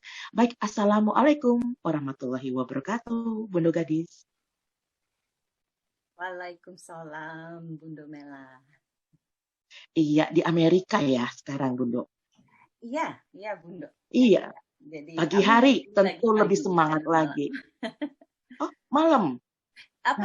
Pagi, Bundo. pagi ya. Berarti lebih bersemangat lagi ini menyampaikan materinya. Baik, Bundo Gadis, Bundo akan menyampaikan isu ataupun topik mengenai perempuan Minang dalam perspektif feminisme ala Minangkabau. Tentu banyak sekali pertanyaan, terutama di saya juga ya. Tapi sebelum Bundo memaparkan apa-apa yang ingin diberikan sebagai pencerahan terhadap kita semua sebagai peserta webinar kali ini, izinkan saya membacakan sedikit riwayat hidup Bundo Gadis Arifia. Bundo Gadis Arifia ini walaupun orang Minangkabau tetapi lahirnya di India ya. Wow, luar biasa. Dan beliau ini seorang akademisi, peneliti dan tentu saja aktivis. Itu ya yang menjadi poinnya juga. Beliau menamatkan pendidikan doktoral di Universitas Indonesia di bidang sosial filosofi di tahun 2002, juga Master in Social Psychology. Wah, ini di Paris, Prancis. Saya tidak akan menyebutkan ya, takut salah.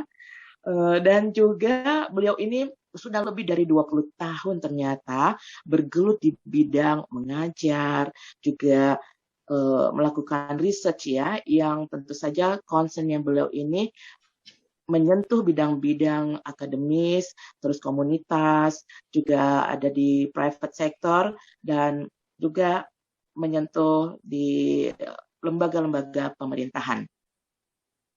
Di antara tahun 97 dan 2017, itu ternyata Bundo Gadis ini pernah menjadi dosen ya di Universitas Indonesia, yang mana fokusnya itu mengajarkan atau membahas isu berkaitan dengan gender dan keadilan sosial. Saya sudah beberapa kali ini menyimak paparan beliau melalui internet, itulah kemudahan teknologi ya, Bundo. Dan juga beliau ini saat ini menjadi adjunct professor in psychology, sociology, and sociology of gender at Montgomery College, USA. Dan juga beliau adalah ataupun aktif di Euro CEAS project ya, on histories of philosophy in a Southeast Asian perspective. Aktif berbagai komunitas sosial sebagai KASA, yaitu Court Appointed Special Advocate in Maryland, advocating for neglected and abused children, khususnya untuk kalangan orang-orang minoritas. Dan yang terpenting adalah siapa yang tidak tahu tentang Jurnal Perempuan. Nah, beliau ini adalah sebagai founded the NGO Yayasan Jurnal Perempuan, di mana tentu saja fokusnya terhadap hak-hak asasi, isu-isu hak asasi perempuan, dan publish the first feminist journal in Indonesia, Jurnal Perempuan di tahun 1995. Itu sekilas. Kalau pengen tahu lebih jauh tentang Bundo Gadis, silakan di googling. Baik, Bundo Gadis, pertanyaan dari saya. Boleh kan ya? Saya bertanya ya, Bundo. Iya, kalau kita bicara feminis, itu saya baru mengenalnya di sekitar tahun 2007, 2010, di mana saya belajar di UKM, dan saya sempat itu mengambil proyek ataupun penelitian berkaitan dengan gender feminisme. Nah, namun tidak kita pungkiri di masyarakat terjadi sebuah perdebatan ya. Nah, untuk itu sebetulnya nih ya, sebenarnya apakah memang ada feminisme ala Minangkabau itu? Dan seperti apa? Gitu kan? Apa memang istilahnya itu feminis ala Minangkabau, atau filosofinya atau nilai-nilainya yang diambil dari Minangkabau itu sendiri? Silakan, Bundo Gadis. Terima kasih Bundo Mela. Nanti dalam presentasi mungkin bisa saya nanti paparkan ya apa sejarah dari perempuan Minang atau yang kita sebut feminis Minang. Mungkin kalau saya sudah diberikan akses untuk share, sudah ya? Sudah menjadi co-host. Oke, terima kasih banyak. Sepertinya sudah. Ya, sudah kayaknya sudah bisa. Oke, saya coba cari ini saya dulu. Ya, jadi ini adalah presentasi hari ini. Tentunya sebelumnya saya menyapa semua bundo-bundo yang hebat sekali di sini. Ada Bundo Ben, ada juga Prof. Siti Salma dan Pak Denny dan para narasumber dan semua peserta. Assalamualaikum warahmatullahi wabarakatuh. Tadi saya sangat gembira dan senang sekali dari pemaparan dari Bundo Dr. Sri Setiawati yang menurut saya sangat luar biasa ya, pertanyaan-pertanyaan kritisnya tentang Bundo Kanduang ya, karena itu tentunya sangat menohok dari inti dari apa itu esensi sebetulnya perempuan Minang. Jadi saya tadi banyak mencatat dari pemaparan beliau dan sangat senang ya dengan segala pemikiran beliau.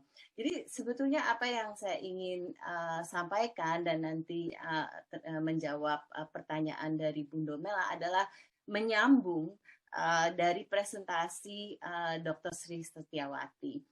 Saya ingin mengangkat Siti Rohana karena beliau menurut saya sangat menarik pemikirannya dan juga tulisannya. Mengapa saya tidak memakai nama Rohana Kudus? Karena ketika saya membaca Sunting Melayu, yaitu koran perempuan pertama yang diterbitkan oleh Siti Rohana, beliau menggunakan nama Siti Rohana sebagai redaktur dari Sunting Melayu. Jadi saya tidak melihat nama Kudus di situ dan saya tidak tahu kenapa kemudian dia menjadi Rohana Kudus, tetapi dia secara konsisten selalu menulis Siti Rohana. Jadi ada sekitar jadi Siti Rohana itu menjadi pendiri Sunting Melayu dan selama 7 tahun. Jadi saya membaca mungkin udah hampir 2 terbitan yang ke-100-an ya. Jadi saya masih ada 300 lagi yang mesti saya baca. Tapi secara konsisten dia menulis Siti Rohana. Nah, jadi siapa itu? Mungkin saya mesti berangkat dari apakah yang disebut dengan feminisme ya. Jadi mungkin kalau pemahaman dasar dari feminisme ini mungkin bagi bundo-bundo dan bapak-bapak dan teman-teman yang belum familiar, sebetulnya sangat sederhana sekali, yaitu pemikiran dan pergerakan politis yang berjuang untuk kesetaraan dan keadilan. Itu aja, untuk kesetaraan dan keadilan. Kesetaraan di sini maksudnya apa? Ya kesetaraan sebagai manusia. Ya, dan keadilan yang didapat sebagaimana manusia harusnya mendapatkan keadilan. Dan kalau kita bicara tentang feminisme, tentunya kita melihat gender dalam bentuk konstruksi sosial. Tetapi apa sasarannya atau apa dasar dari fondasi dari feminisme itu? Satu adalah perspektif kritis yang tadi kita sudah dengar paparannya dari Dr. Sri Setiawati ya, di situ banyak sekali perspektif kritisnya. Lalu juga bahwa feminisme itu bertujuan untuk perubahan sosial. Nah, jadi kalau kita melihat sosok Siti Rohana ini, kita melihat bahwa sosok beliau itu sangat jelas di dalam skema ini. Ya, jadi beliau itu memiliki pemikiran yang sangat kuat yang dia tuangkan di dalam tulisan-tulisannya. Dan juga sangat gencar dalam pergerakan politisnya. Dalam hal ini dia sangat anti kolonial dan perspektifnya sangat kritis dan juga tujuannya adalah untuk perubahan sosial. Jadi sebetulnya pemahaman dasar feminisme ini adalah ini ya. Jadi tidak anti laki-laki atau yang digambarkan oleh kebanyakan orang umum, sebetulnya adalah suatu cita-cita seperti manusia lainnya, laki-laki juga untuk mempunyai haknya sebagai manusia dan juga mencapai memiliki keadilan dan mencapai sebuah perubahan sosial. Nah, berangkat dari struktur ini, sekarang kita mau melihat sebetulnya posisi historis perempuan Minang itu bagaimana sih ya? Jadi tadi dari Dr. Sri Setiawati kita mendapatkan banyak hal, terutama beliau menyoroti apa itu Bundo Kanduang ya, dan kemudian melontarkan pertanyaan-pertanyaan soal itu. Dan Dan saya sangat setuju dengan analisis beliau tadi. Saya mendapatkan 2 sumber di sini dari Blackwood, Evelyn Blackwood dan juga Peggy Reeves Sunday yang mungkin bundo-bundo pernah membacanya. Mereka mengupas juga apa yang tadi dikatakan oleh Dr. Sri.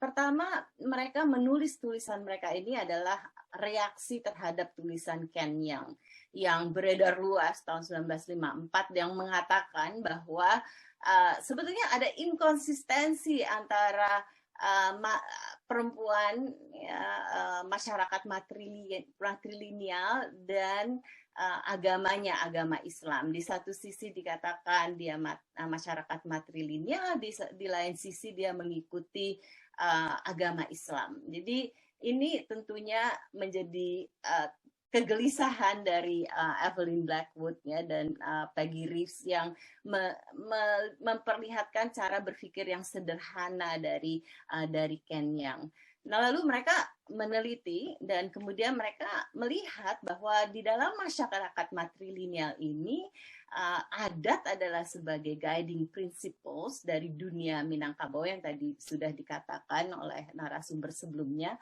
dan menjadi fondasi diskursus identitas Minangkabau dan etnisitasnya. Tetapi masyarakat Minangkabau itu juga menjunjung agamanya sebagai agama Islam. Jadi di Abdullah 1966 di situ dijelaskan komitmen dari masyarakat kita ya pada Islam. Nah, yang menarik menurut saya dari kalau dari analisisnya Ken Yang seolah-olah ada benturan di situ ya. Tapi dari Evelyn Blackwood dan juga dari Peggy Reeves di situ dijelaskan bahwa tidak ada benturan, bahwa di dalam masyarakat Minangkabau itu berjalan seiringan. Ya, jadi tidak ada misalnya saling konflik atau berbenturan di situ. Jadi masyarakat kita menerima sebagai masyarakat matrilineal, sebagai adat guiding principles, tetapi juga menerima komitmen pada Islam. Dan itu berjalan dengan baik dan juga perempuan-perempuannya juga sangat kuat ya sebagai menjaga masyarakat matrilinealnya, guiding principles-nya, tetapi juga sangat committed terhadap Islam. Persoalannya yang seperti tadi sudah dikatakan oleh Dr. Sri Setiawati, masuklah masa kolonial, ya, di mana ketika masuk masa kolonial ada semacam intervensi ya, dari Belanda untuk mencoba memisahkan gitu antara adat ya dan agama Islam. Lalu kemudian tadi sudah dijelaskan ya soal Bundo Kanduang. Karena apa? Karena ada kepentingan soal tanah yang tadi juga sudah dijelaskan. Ya, lalu kemudian mengambil tadi kan dikatakan Bundo Kanduang itu sebetulnya representasinya adalah dia bukan representasi domestik ya sebagai Bundo Kanduang, tetapi representasi sebagai penguasa wilayah. Ya, jadi itu secara generasi lamanya itu digerogoti kekuasaan dari perempuan Minang ini. Ya. Nah, menurut saya ini memang perlu dibongkar. Saya setuju dengan Dr. Sri Setiawati tadi ya, dan untuk kemudian melihat benar-benar membuka mata kita, apalagi kita sebagai akademisi, melihat persoalan ini ya, kemudian mencari makna baru dari penelitian ini. Dan jadi mungkin itu kegelisahan saya juga sebagai perempuan di era milenial ini ya, dan bagaimana kita sebagai akademisi bisa benar-benar kritis melihat masalahnya. Jadi ada persoalan masa kolonial di situ yang mencoba untuk mengambil kekuasaan dari perempuan Minang untuk mengatur wilayahnya dan kemudian membuatnya masuk ke dalam ranah domestik. Nah, ini jadi menurut saya dua buku yang menarik untuk kita baca, untuk kita lihat gitu ya. Dan Blackwood di sini memakai lensa analisis postkolonial di sini, sehingga dia bisa mendapatkan misalnya pemahaman-pemahaman yang kritis. Terutama dia memeriksa tulisan dari Idrus Hakimi Dr. Rajo ya, yang di tahun 1970-an, dan kemudian mengkritiknya karena dianggap bahwa kemudian perspektifnya menjadi sangat patriarkis. Jadi posisi historis perempuan Minang memang kuat di dalam adat dan juga berkomitmen pada Islam, tetapi itu tidak menjadi masalah karena perempuan Minang itu di dalam sejarahnya menjadi pemimpin yang kuat ya, pemimpin apakah itu di rumah maupun pemimpin di luar. Jadi itu adalah sesuatu yang tidak diperdebatkan dulu itu. Lalu yang saya mau mungkin berkontribusi adalah feminis Sumatera Baratnya itu sendiri. Jadi kalau kita sudah melihat historisnya, bagaimana feminis Sumatera Barat itu sendiri. Jadi ada dua sebetulnya yang saya coba lihat dari cerita Kaba yang tadi sudah juga dijelaskan, narasi-narasi, ada Kaba Bundo Kanduang yang dianggap di dalam Kaba itu adalah semacam ratu ya dari Minangkabau, ada Kaba Rambun Ameh yang dikatakan sebagai tokoh yang menjaga adat, ada juga Reno Sumpu ya, Ratu Suci yang terakhir. Nah, ini Kaba-Kaba yang selalu diceritakan, yang menarik sebetulnya, dan juga ada penelitian yang juga dari Evelyn Blackwood yang menunjukkan bahwa Kaba ini, selain Evelyn, saya kira Yunus tahun 1994 juga menuliskan Kaba ini juga mengalami pergeseran makna. Jadi kalau tadi dikatakan Bundo Kanduang mengalami pergeseran makna, Kaba ini juga mengalami pergeseran makna. Ya, jadi dijadikan semacam history, bukan her story. Ya, jadi makna ini digeser menjadi bagaimana sosok perempuan Minang adalah sosok yang dibalikan kepada sosok yang domestik ya, dan tidak diperlihatkan sebagai sosok yang pemimpin di dalam Kaba-Kabanya.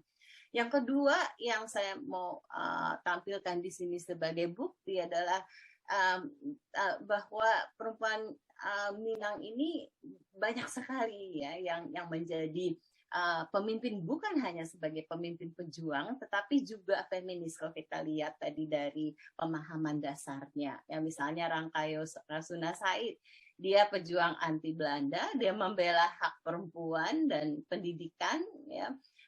Siti Manggopo, dia pejuang anti Belanda, dan dalam perang Basting itu Rahma El Yunisia, tokoh ulama perempuan yang mendirikan perguruan diniyah Putri Padang Panjang, dan juga tentunya Siti Rohana yang nanti akan saya fokuskan. Jadi dia bukan hanya tokoh membela hak perempuan, pendidikan, aktivis anti Belanda, dan juga penerbit surat kabar pertama, yaitu surat kabar Sunting Melayu. Ya. Nah, kalau kita lihat dari tokoh-tokoh perempuan Sumatera Barat yang menurut saya sangat berbeda dengan tokoh-tokoh yang selama ini kita difokuskan pada Kartini misalnya sebagai tokoh perempuan, saya melihat bahwa tokoh-tokoh perempuan Minangkabau ini benar-benar berbicara soal perempuan. Ya, dan bagaimana mereka berbeda misalnya dari tokoh yang selama ini dianggap sebagai tokoh perempuan. Perbedaannya misalnya ada banyak yang nanti juga akan saya jelaskan, tapi untuk yang pertama mungkin adalah bahwa Raden Ajeng Kartini ini kan selalu dianggap sebagai tokoh perempuan dari awal ya. Dan kita tahu bahwa itu disahkan oleh Presiden Soekarno sejak tahun 1964 ya, dan ditetapkan bahwa kita memperingati hari lahir Kartini pada setiap tanggal 21 April. Nah, sedangkan Siti Rohana itu mengalami perjalanan yang panjang sebelum dianggap sebagai pahlawan. Jadi pertama tahun 74 oleh Menteri Harmoko, lalu kemudian oleh Presiden SBY sebagai menerima bintang jasa pemerintahan Indonesia, lalu kemudian terakhir oleh Presiden Joko Widodo melalui usulan dari Menteri Sosial untuk diusulkan menjadi pahlawan nasional. Jadi kalau kita lihat mengapa ya, mungkin pertanyaannya adalah Siti Rohana mengalami begitu penantian yang panjang, padahal kalau kita lihat dia kontribusinya justru sangat lebih besar. Mengapa lebih besar? Karena saya melihat juga ada framing, apakah itu framing dari kolonial, pemerintahan kolonial untuk meminggirkan Siti Rohana, karena kan mereka ini sebetulnya satu zaman, kan, ya. Apakah dipinggirkan oleh Belanda saat itu karena Siti Rohana ini adalah aktivis anti Belanda dan juga suaminya Abdul Qudus juga adalah sama aktivis anti Belanda, itu bisa satu jawabannya. Yang kedua adalah framing dari pemerintah kita untuk memasukkan Siti Rohana sebagai seorang jurnalis. Padahal Siti Rohana ini bukan hanya jurnalis, dia itu sebetulnya tidak menulis berita, ya, tetapi dia itu adalah redaktur, dia itu adalah penulis pemikiran-pemikiran yang kritis di dalam berbagai surat kabar dan kemudian di dalam Sunting Melayu. Tapi kenapa kok dia dipinggirkan sebagai hanya jurnalis, padahal kita tahu di dalam sejarah kita banyak sekali pemimpin-pemimpin ya di negara kita yang dijadikan pahlawan dan pemikir besar karena tulisan-tulisannya di surat kabar. Misalnya seperti Tirto Di Suryo, dia kan pendiri Medan Priai, ya, dan dia dianggap sebagai pemikir hebat. H.O.S. Cokroaminoto juga sama, dia juga mendirikan utusan Hindia, ya, dia dianggap sebagai pemikir besar. Insinyur Sutomo, dia mendirikan Suara Umum, ya. Soekarno sendiri, Soekarno mendirikan Pikiran Rakyat yang dianggap sebagai pemikir besar. Tetapi Rohana Kudus, ya, dia mendirikan Sunting Melayu, masuk ke dalam kotak jurnalis. Seolah-olah kotaknya itu sangat kecil, ya. Padahal Rohana Kudus ini adalah seorang pemikir besar yang mungkin sepadan dengan orang-orang yang saya sebut sebelumnya. Nah, jadi untuk memahami kenapa ada persoalan ini, ada dua pendekatan yang mungkin bisa membantu kita untuk berpikir secara kritis persoalan ini. Satu adalah pendekatan postkolonial, yang satu adalah pendekatan dekolonial. Evelyn Blackwood dia memakai pendekatan postkolonial untuk sampai pada penolakan dari interpretasi dari Young, bahwa ada inkonsistensi di dalam perempuan Minang, karena di satu sisi dia adalah pemegang adat, di satu sisi dia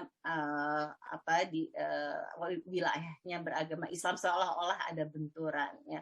Dan dengan pendekatan postkolonial, Evelyn Blackwood menunjukkan bahwa cara berpikir seperti itu adalah cara berpikir yang dilakukan oleh Barat. Pada saat itu adalah Belanda.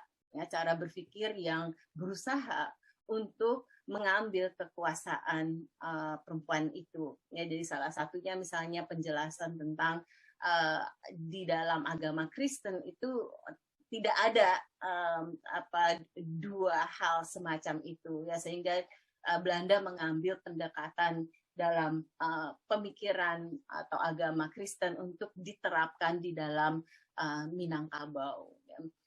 Jadi Evelyn Blackwood menunjukkan bahwa mungkin ini juga adalah adanya pemaksaan reinterpretasi dari Belanda untuk mendisrupsi, ya, atau mengganggu kekuasaan perempuan Minang itu. Jadi postkolonial berusaha untuk interrupt the Western discourses di sini.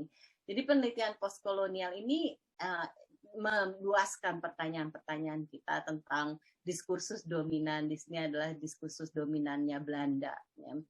Dan Spivak juga bagian dari teori postkolonial menegaskan bahwa dengan cara pendekatan postkolonial kita bisa mereklaim kembali konsep dan narasi yang diproduksi asing. Nah, ini yang dilakukan menurut saya oleh Dr. Sri Setiawati tadi, bagaimana kita mereklaim kembali gitu ya, konsep Gundukan Duang yang sudah terdistorsi sejak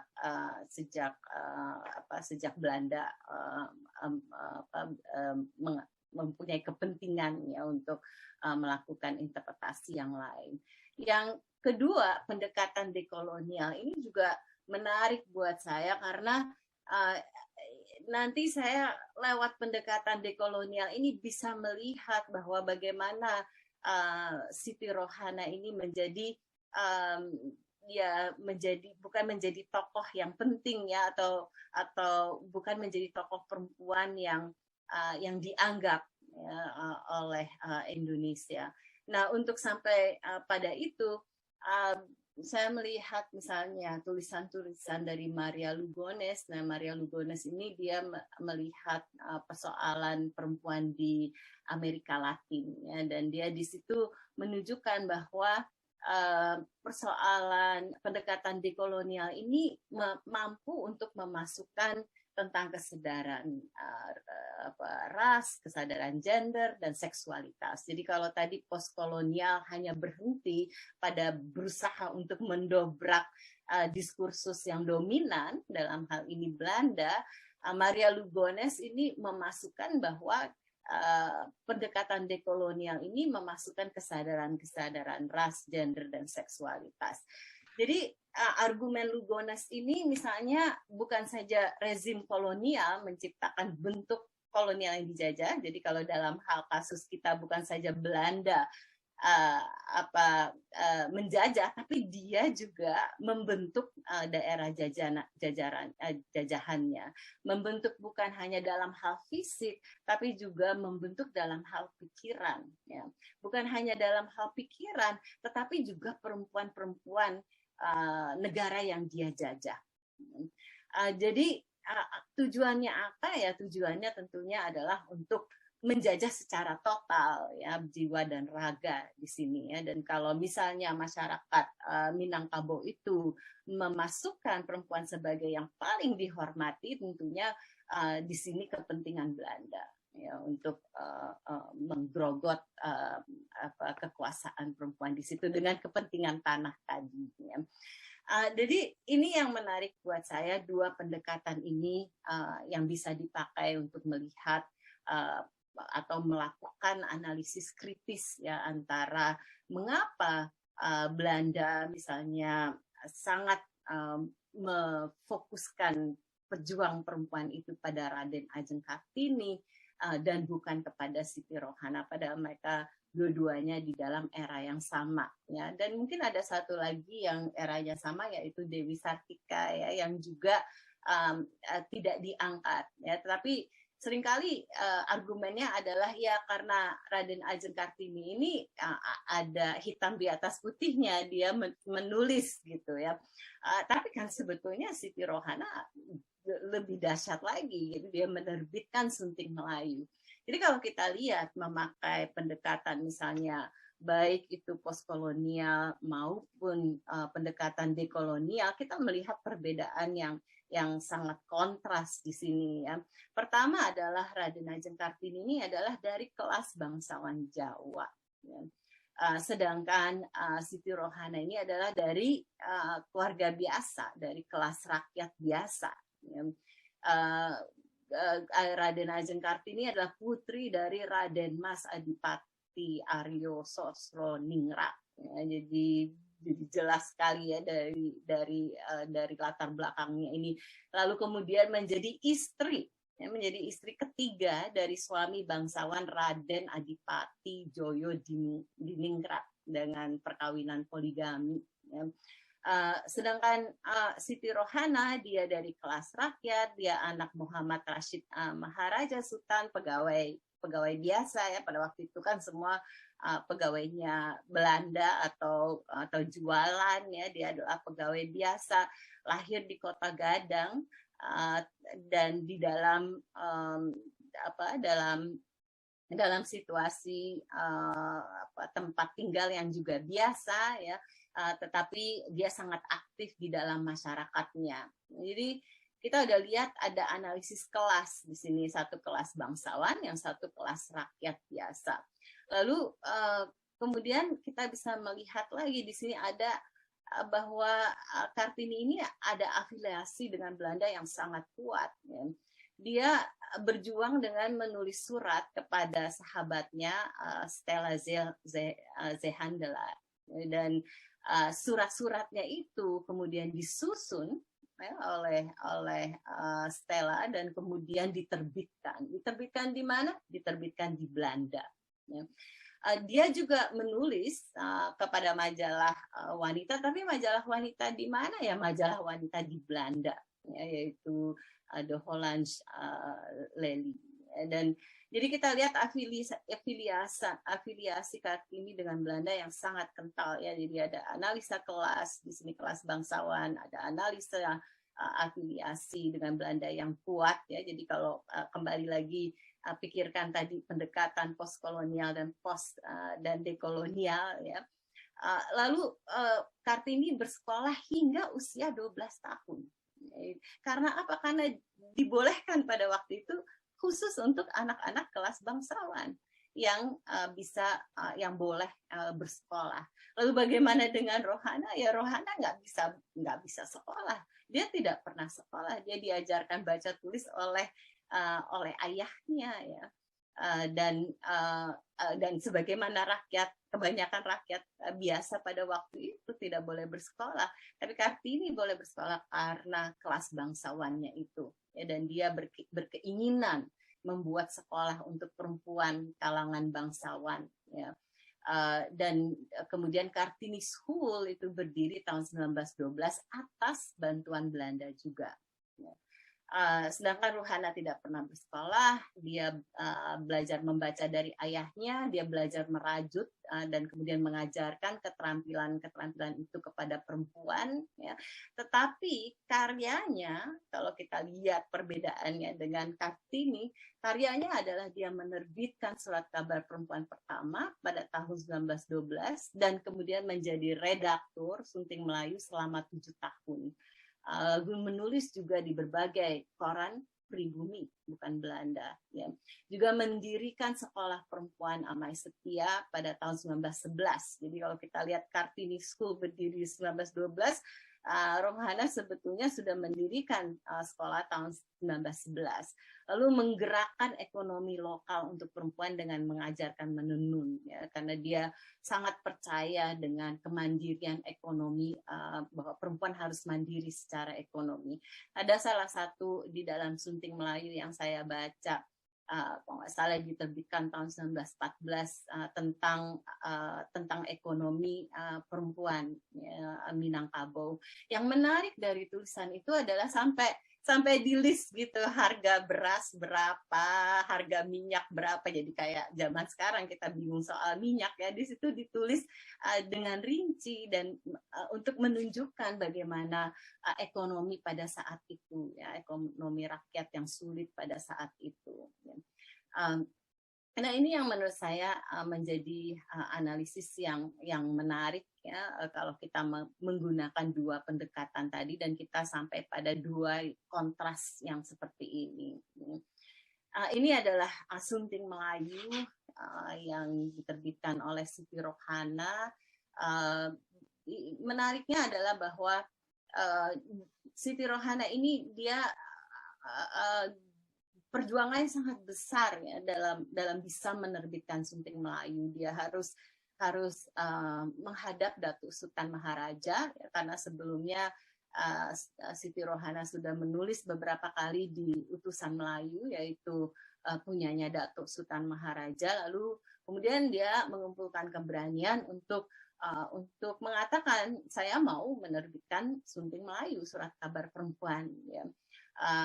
Lalu si Datuk mengatakan oke, boleh, tapi ini menjadi sisipan di dalam surat kabar saya. Jadi Suntik Melayu itu terbit setiap hari Kamis. Tadinya terbit setiap hari Sabtu, tapi kemudian terbit setiap hari Kamis menjadi sisipan dari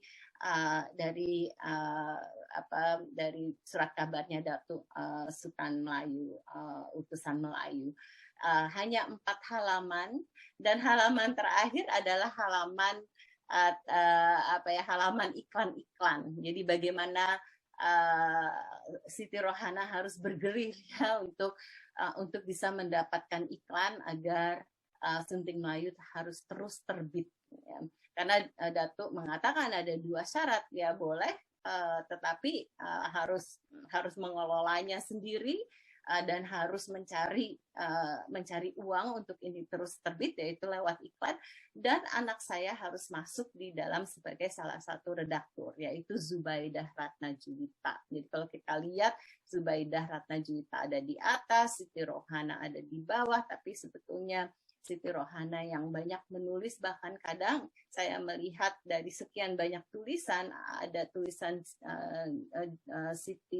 ada tulisan Ratna Juwita, tetapi kok bahasanya sama dengan Siti Rohana. Ya.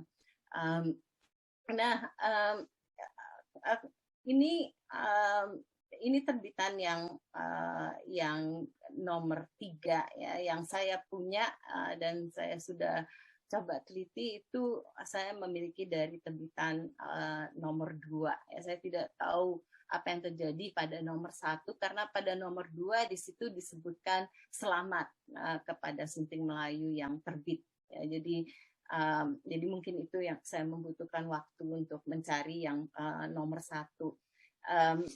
Yang menarik dari Sunting Melayu ini menurut saya adalah bukan hanya Siti Rohana itu menulis pikiran-pikirannya yang luar biasa tentang perempuan pada waktu itu.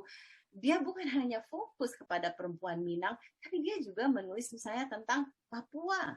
Misalnya di tahun 1912 dia sudah menulis tentang, memikirkan tentang Papua, bukan hanya Papua atau Jawa, tapi juga dia menulis tentang perempuan di Mesir misalnya. Jadi betapa pengetahuannya sangat luas ya. Lalu kemudian di dalam Sunting Melayu ini juga ada semacam dari surat gitu ya, surat dari pembacanya. Yang menarik misalnya di tahun ke-5 yang saya baca ada bapak yang menulis di dalam surat pembacanya bahwa anak perempuan saya ini selalu membaca Sunting Melayu. Kalau hari Kamis selalu menunggu Sunting Melayu. Dan dia mendapatkan banyak pengetahuan dari Sunting Melayu. Ya, jadi ada semacam interaksi di dalam Sunting Melayu ini ya. Lalu juga di situ digambarkan Rohana menerima tamu dan kemudian dia menuliskannya tamu siapa aja. Dan kemudian di tahun 1913 dia menerima tamu dari Semarang. Dan orang dari Semarang ini datang ingin menemui Siti Rohana untuk bicara tentang Kartini. Ya, jadi Rohana di sini dia juga inklusif. Ya, dia juga kemudian menuliskan saya sangat sedih tentang Kartini yang dia adalah anak priai yang meninggal. Ya, jadi menurut saya Sunting Melayu itu adalah koran yang inklusif, yang sangat diverse ya, dengan pemikiran-pemikiran yang luar biasa. Jadi itulah Siti Rohana, dia adalah pejuang untuk hak-hak perempuan, dia juga adalah aktivis Belanda, tetapi dia juga adalah penyair. Jadi beberapa misalnya puisinya yang hadir di dalam surat kabar itu luar biasa sekali.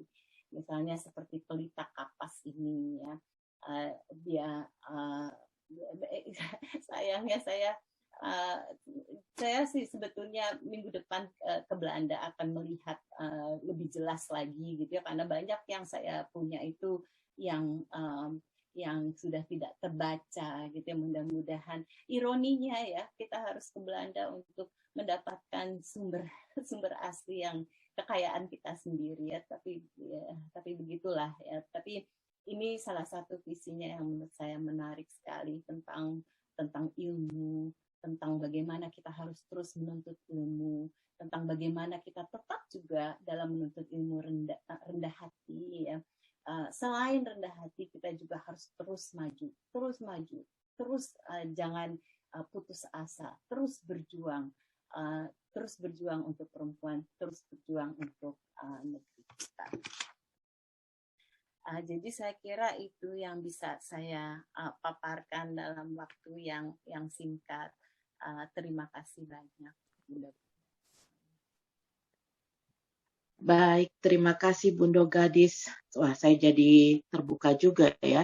Ternyata ada benang merah antara pemaknaan dari Bundo Kanduang yang dipaparkan Bundo Sri dan juga dari Bundo Gadis ya. Baik, kita masih di acara webinar Bundo Kanduang Mancanegara, Kegelisahan Perempuan Minang dalam Era Milenial. Dan tentu saja akan kita lanjut dengan narasumber-narasumber lainnya, masih ada 2. Namun sebelumnya kita nikmati terlebih dahulu. Iya. Sebentar. Ya, kita nikmati terlebih dahulu sajian berikut. Langsung aja lah. Langsung aja hari udah lanjut. Oke. Oke, baik, kalau begitu kita akan lanjutkan ya, karena waktu juga ya. Dan memang inilah uniknya dari Bundo Kanduang Mancanegara, pesertanya dari mana saja berada, adanya perbedaan waktu. Dan untuk itu saya berharap para peserta masih semangat ya untuk bersama-sama kita menambah wawasan kita, terutama tentang adat istiadat Minangkabau dan bagaimana perempuan Minang yang sebaiknya ataupun yang dipaparkan dalam ada filosofi perempuan Minangkabau itu sendiri. Baik, selanjutnya kita akan menyimak paparan dari yang tidak kalah menarik juga nih, seorang yang cukup dikenal di Sumatera Barat dan juga nasional. Dan selanjutnya akan ada materi mengenai etos kerja. Nah, kalau kita bicara etos kerja, perempuan Minang itu seperti apa sih? Perempuan Minang biasanya dikenal sebagai perempuan yang aktif ya kan ya, berani dan juga kreatif. Apakah benar seperti itu dan apakah sifat ataupun karakter itu diturunkan secara turun temurun maksudnya ya. Saya speechless sebetulnya ini. Dan apakah itu memang sudah menjadi gen dari orang Minang, terutama perempuan Minang? Ya, kita akan dengarkan paparannya bersama Dr. Sastri Sunarti Suwini MA. Kita sapa terlebih dahulu. Assalamualaikum Bundo Sastri yang ada di Indonesia. Waalaikumsalam Bundo Mela. Iya, apa kabarnya? Masih semangat ya walaupun di sana sudah mulai larut malam. Itu benar. Makin malam biar ya makin malam makin semangat ya Bundo ya. Ini kalau lihat pembicaranya nih tidak hanya Bundo Kanduang nih. Seharusnya dipanggil Mandeh Kanduang. Baik, Bundo Sastri, kalau kita bicara tentang perempuan Minang, ya banyak sekali tokoh-tokoh Minang yang dikenal dalam negeri, lokal, global, bahkan internasional. Salah satunya Bundo Gadis, Bundo Sri, dan Bundo Sastri sendiri, juga Bundo Eli dan lain-lainnya yang hadir di webinar ini. Dan itu pasti tidak lepas dari prinsip ataupun filosofi-filosofi yang ditanamkan oleh keluarga dalam lingkungan terdekat ya. Sebelum Bundo memaparkan, saya ingin terlebih dahulu mengenalkan Bundo ya, izin sebentar ke pendengar bahwa Bundo Sastri ini merupakan sastrawati, pas sekali dengan namanya ya, dan juga peneliti di Badan Riset dan Inovasi Nasional Republik Indonesia dan Badan Pengembangan serta Pembinaan Bahasa Kementerian Pendidikan dan Kebudayaan. Beliau juga seorang aktivis yang banyak sekali kegiatannya, mulai dari sastra, juga seni teater ya, Bundo Sastri, dan juga konsen terhadap hal-hal yang berbau adat istiadat Minangkabau. Beliau ini aktif di organisasi sosial dan kemasyarakatan, diantaranya sebagai pengurus di gerakan Ayo Membaca Indonesia dari tahun 2011 ya hingga sekarang. Juga Dewan Pakar di Kampung Rama-Rama dari tahun 2019. Menamatkan pendidikan doktoral di Universitas Indonesia, program studi ilmu sastra, Fakultas Ilmu Budaya ya di tahun 2016. Karya-karyanya banyak sekali dalam bentuk puisi, sastra tentunya, dan juga teater. Teaternya yang disador dari hasil karya seniman-seniman luar seperti Perancis, Jerman, dan Inggris. Salah satunya William Shakespeare ya, Bunda Sastri. Dan terakhir, beberapa karya dari beliau, diantaranya Kejayaan yang Hilang. Wah, siapa nih yang hilang ya? Sastra Melayu Palembang dalam Adab dan Adat. Refleksi Sastra Nusantara di tahun 2003. Pribumi Tionghoa dan Indo dalam Katalologi Pramudia Anantatur. Serta yang terakhir adalah fungsi sosial dan fungsi transendental dalam tradisi lisan Dero Sagi, yakni di daerah Bajawa, NTT. Dan untuk itu, karena beliau juga seorang pekerja yang memiliki etos kerja yang luar biasa, silakan Bunda Sastri untuk memberikan pencerahannya. Baik, terima kasih banyak Bunda Mela, Bunda Ben. Assalamualaikum warahmatullahi wabarakatuh. Selamat malam. Ambo sapo ninyak mamak kita, mamak kita di sipo Ishak Ali, Mama Amri Mazali, dan sanak kita Miko Makado, dan bundo-bundo di pampih rumah Mang Gadang. Buat pasampan untuk serahkan saya ke pembawa acara lebih khatam deh beliau. Jadi malam kok karena Allah larut, ambo langsung saya. Tadi itu awak kuliah 2 semester tuh mah bundo. Ambo lah ala magigi ambo sebenarnya kan perlu ambo sebenarnya kuda bundo Ben. Bundo gadis Arifia tuh dosen ambo. Oh my Dokter Sri itu kawan sama mengaji, tapi Jo senior kalau dalam ilmu beliau kok. Jadi kebetulan alhamdulillah ambo dapat tema ringan-ringan saja. Izin ambo berbagi layar. Nah, kita cari etos kerja. Bananya bundo-bundo kok lah tahu sadalanya dan mana yang dimakasih etos kerja kok adalah seperti nan bundo-bundo lakoni saat kok tanpa disiminang dan sebenarnya luar biasa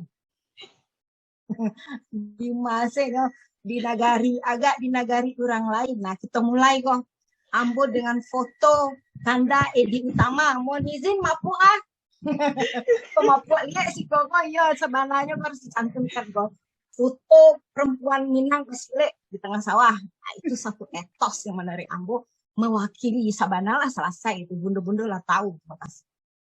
Nah jadi tapi baiklah karena kita perlu juga satu argumentasi ya untuk membicarakan apa itu etos kerja dalam KBBI daring. Semua juga bisa mengakses pandangan hidup yang khas dari suatu golongan sosial atau etos kebudayaan, lemanya, turunannya, sifat nilai adat istiadat khas yang memberi watak kepada kebudayaan suatu golongan sosial dalam masyarakat. Nah, yang terakhir ini yang berkaitan dengan topik kita etos kerja dalam KBBI daring itu, KBBI itu kamus besar bahasa Indonesia, daring dalam jaringan atau online, bundo-bundo. Nah, semangat kerja yang menjadi ciri khas dan keyakinan seseorang atau suatu kelompok. Nah, ini beberapa pendapat pakar buku tiga segitu banyaknya. Kuncara Ningrat mengemukakan bahwa etos itu merupakan watak yang khas yang tampak dari luar, terlihat oleh orang lain. Jadi yang menilai awak tuh orang lain, awak doh mati dan bunyi awak gitu kan. Menurut Girls, dalam Taufik Abdullah ini maksudnya, etos itu adalah sikap hidup yang mendasar terhadap diri dan dunia yang terpancar dalam kehidupan. Etos itu adalah aspek evaluatif yang bersifat menilai. Kemudian Cak Nun menjelaskan etos itu dari bahasa Yunani, ini etimologinya ini, watak karakter. Selanjutnya ia menambahkan secara lengkap etos ialah karakter dan sikap, kebiasaan serta kepercayaan dan seterusnya yang bersifat khusus tentang seorang individu dan kelompok manusia. Ini etos nih biasanya di Yunani itu akan bertolak belakang atau apa itu namanya dikotomika itu yang berlawanan tuh dengan patos matian gitu. Etos itu hidup, orang Minang ku hidup yo. Iko tadi, Iko bela bagian Bundo Sri lah katam tuh deh beliau, ambo nak mau ulang melihat dong. Ya, berikutnya, nah itu juga tadi adalah disampaikan Bundo Sri. Tapi ada kok tadi yang lalu masuk oleh 3 golongan perempuan Minangkabau. Untuk foto, Iko mungkin Bundo-Bundo ala kenal juga seorang tokoh. Karena ambo orang sastra dan ambo tampilkan itu seniman contoh Bundo Huriah Adam. Jadi dalam konsep Minangkabau itu perempuan Minang itu golong 3. Perempuan Simarewan, perempuan yang berlaku tidak sopan. Perempuan Mambang Taliawan, perempuan yang tinggi hati, sombong, suka menfitnah. Nah, mudah-mudahan jauh dari awak. Nauzubillah min zalik. Perempuan elok budi, nah itu nanti idealnya Bundo. Mudah-mudahan awak termasuk di dalam kau, amin. Nah, jadi kok konsepnya. Ambo kini ringan bare-bare Allah tadi. Nah, etos perempuan Minang tadi Bundo Gadis Arisya juga melihatnya bisa kita lihat di mana gitu loh. Karena Minang ini selalu identik orang lisan dan pusako adalah kato. Tapi kita lupa gitu. Penulis hebat di Minang itu adalah orang awak juga. Jadi ada surat-surat kaba.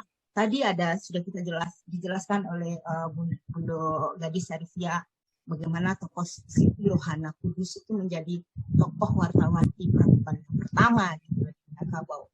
9 baleh, 2 baleh, 9 baleh, 20 kalau dicatatkan ambo.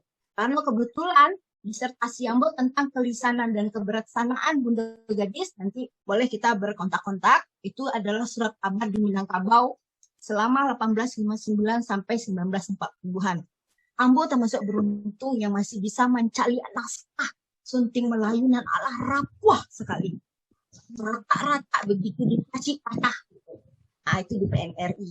Ini kabarnya ala digitalisasi tapi udah terlambat. Nah, ini etos perempuan Minang bisa kita lihat tadi sudah dijelaskan, disinggung juga oleh Ibu Gadis Arisya, Bundo Gadis Arisya. Sabainan Aluy, awak pengennya seperti Sabainan Aluy yo. Semangat Iben itu seperti Sabainan Aluy yang gue yakin itu akan mengangkat senjata untuk membela marwahnya gitu. Ibungsu, Siti Baheram, nanti Bundo-Bundo silakan membaca apa-apa. Tidak ada abu salangan di suara. Tidak ada piti abu kiriman. Karena Bundo Kandung Mancanegara kok di Petelian sastri dolar gitunya kok mana nih Ben. Bundo Sastri. Iya. Baik, mohon maaf Bundo Sastri sebentar. Boleh slide-nya itu di full screen kan biar lebih jelas lagi. Full. Tergantung masing-masing. Kita udah full, udah oke. Itu di screen kita masing-masing aja di full kan. Oh gitu. Iya, it's okay. Ada udah oke. Ada udah oke. Aku coba sebentar bisa. Oke, sudah ya? Bundo Mela?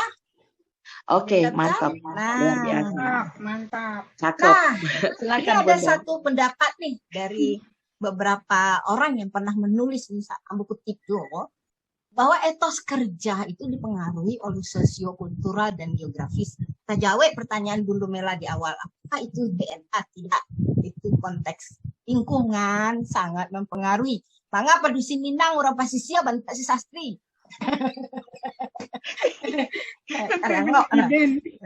Kalau orang Darek seperti Bundo Draga, caranya alus lemah lembut. Tidak pandai yang buat itu Bundo Draga. Ini galak-galak. Nah, etos kerja tampaknya tidak bisa sama antara satu daerah dengan daerah lainnya. Orang pasisia itunya tinggal di lawi, bunyi ombak badan tuan dan tuan. Kalau namanya cek lunak lambu tidak sampai ke sana itu. Jadi nyomah hari aja membaga. Yo Daisa Ali.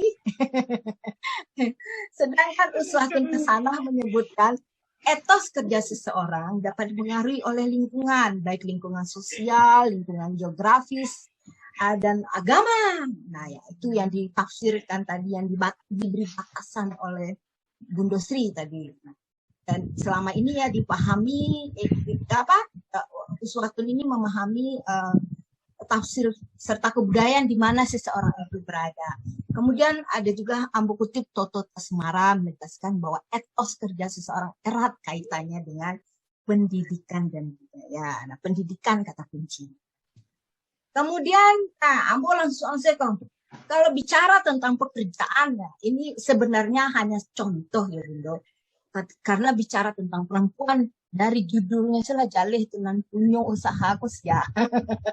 Padusi, Unilis, nasi kapau Unilis, oleh-oleh Sanjay Unilis. Nah, kemudian ya tadi sudah dijelaskan di surat kabar lama, salah satu keterampilan perempuan Minang itu adalah bertenun gitu. Yang paling menarik dari kiprah Datuk Sultan Maharaja, kamu melihat dia sebagai tokoh datua laki-laki, tapi yang pro pada feminis perempuan.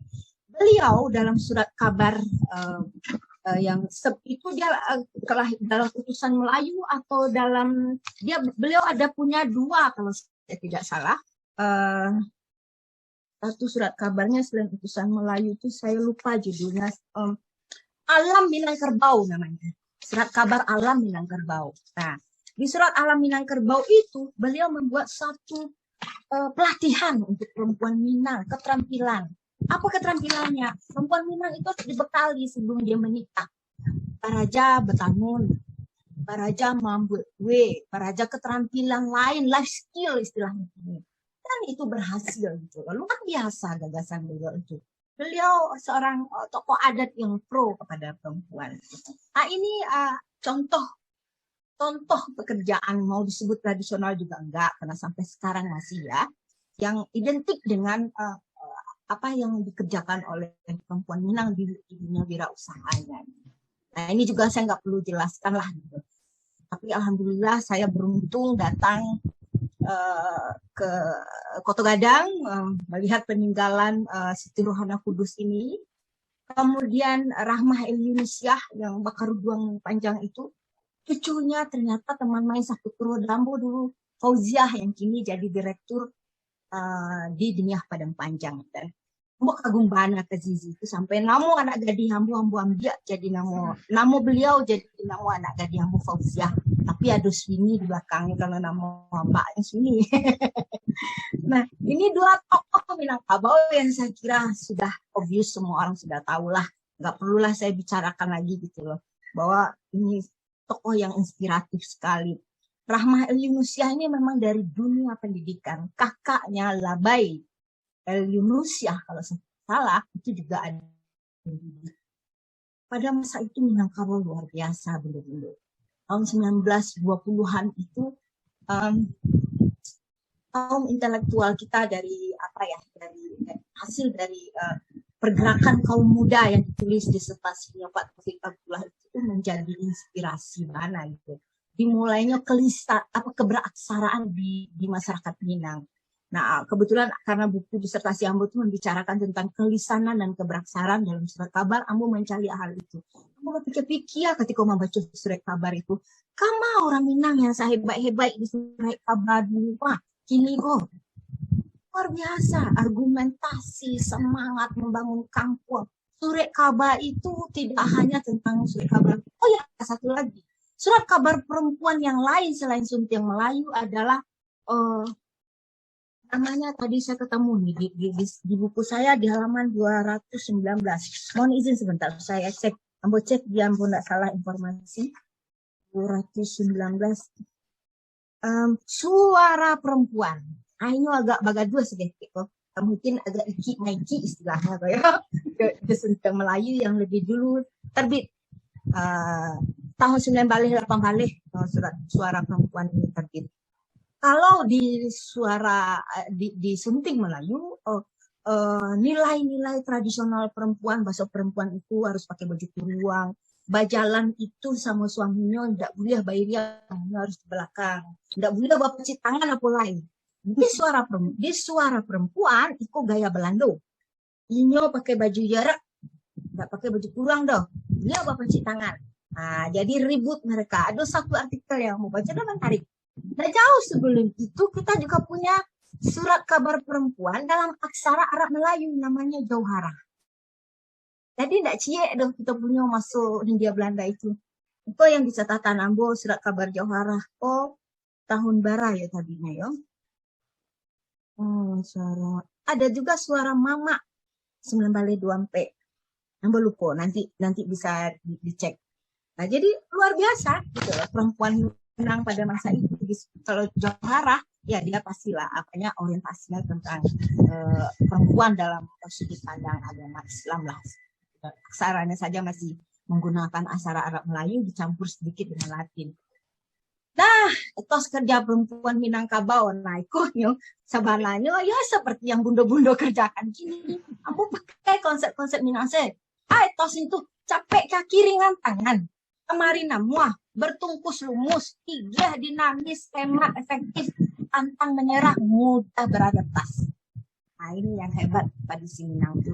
Rumah gadang di pundaknya, ya kata Bu Gadis rumah gadang itu sudah nggak ada lagi. Tapi konsep rumah gadang ambo cali ado di diri orang gae pada si ambo ibu ambo. Atiko merantau dari Pasisia ke Padang. Rumah kami itu sekarang lape no di nama itu. Tapi sadu ala orang kampung ambo masuk. Rumah itu seperti apa ya? Semua buat silih berganti. Itu konsep rumah gadang. Semua jadi urusan ibu. Nah, mencari kerajon, nang sekolah, nyola babak babini itu nyok pacara durus jadi ibu aku. Sudah tuh cucu anaknya, ketikanya mah bisa aja istrinya jadi urusan ibu ambo. Ambo protes dong waktu itu. Dan mana ambo merantau. Salah satu tadi ada di chat ambo calia yang gelisah itu biasanya laki-laki kata Udin sana itu tadi. Karena nyopain merantau. Aduh si Minang gue merantau ini Pak. Ada disertasi Diah Cahya Iman. Nanti kalau beliau berkenan, Bunda Sri bisa menghubungi karena beliau itu dosen di UNAN, di FIB UNAN, menulis tentang disertasinya tentang perempuan Minang yang merantau ini. Nah, beliau nanti bisa kita minta gimana itu perempuan Minang merantau itu. Kan selama kok laki-laki yang merantau, nanti perempuannya ini enggak, ya lihat salah bunda-bunda mancanegara lah jauh rantaunya. Ambo lagi di Jakarta ya.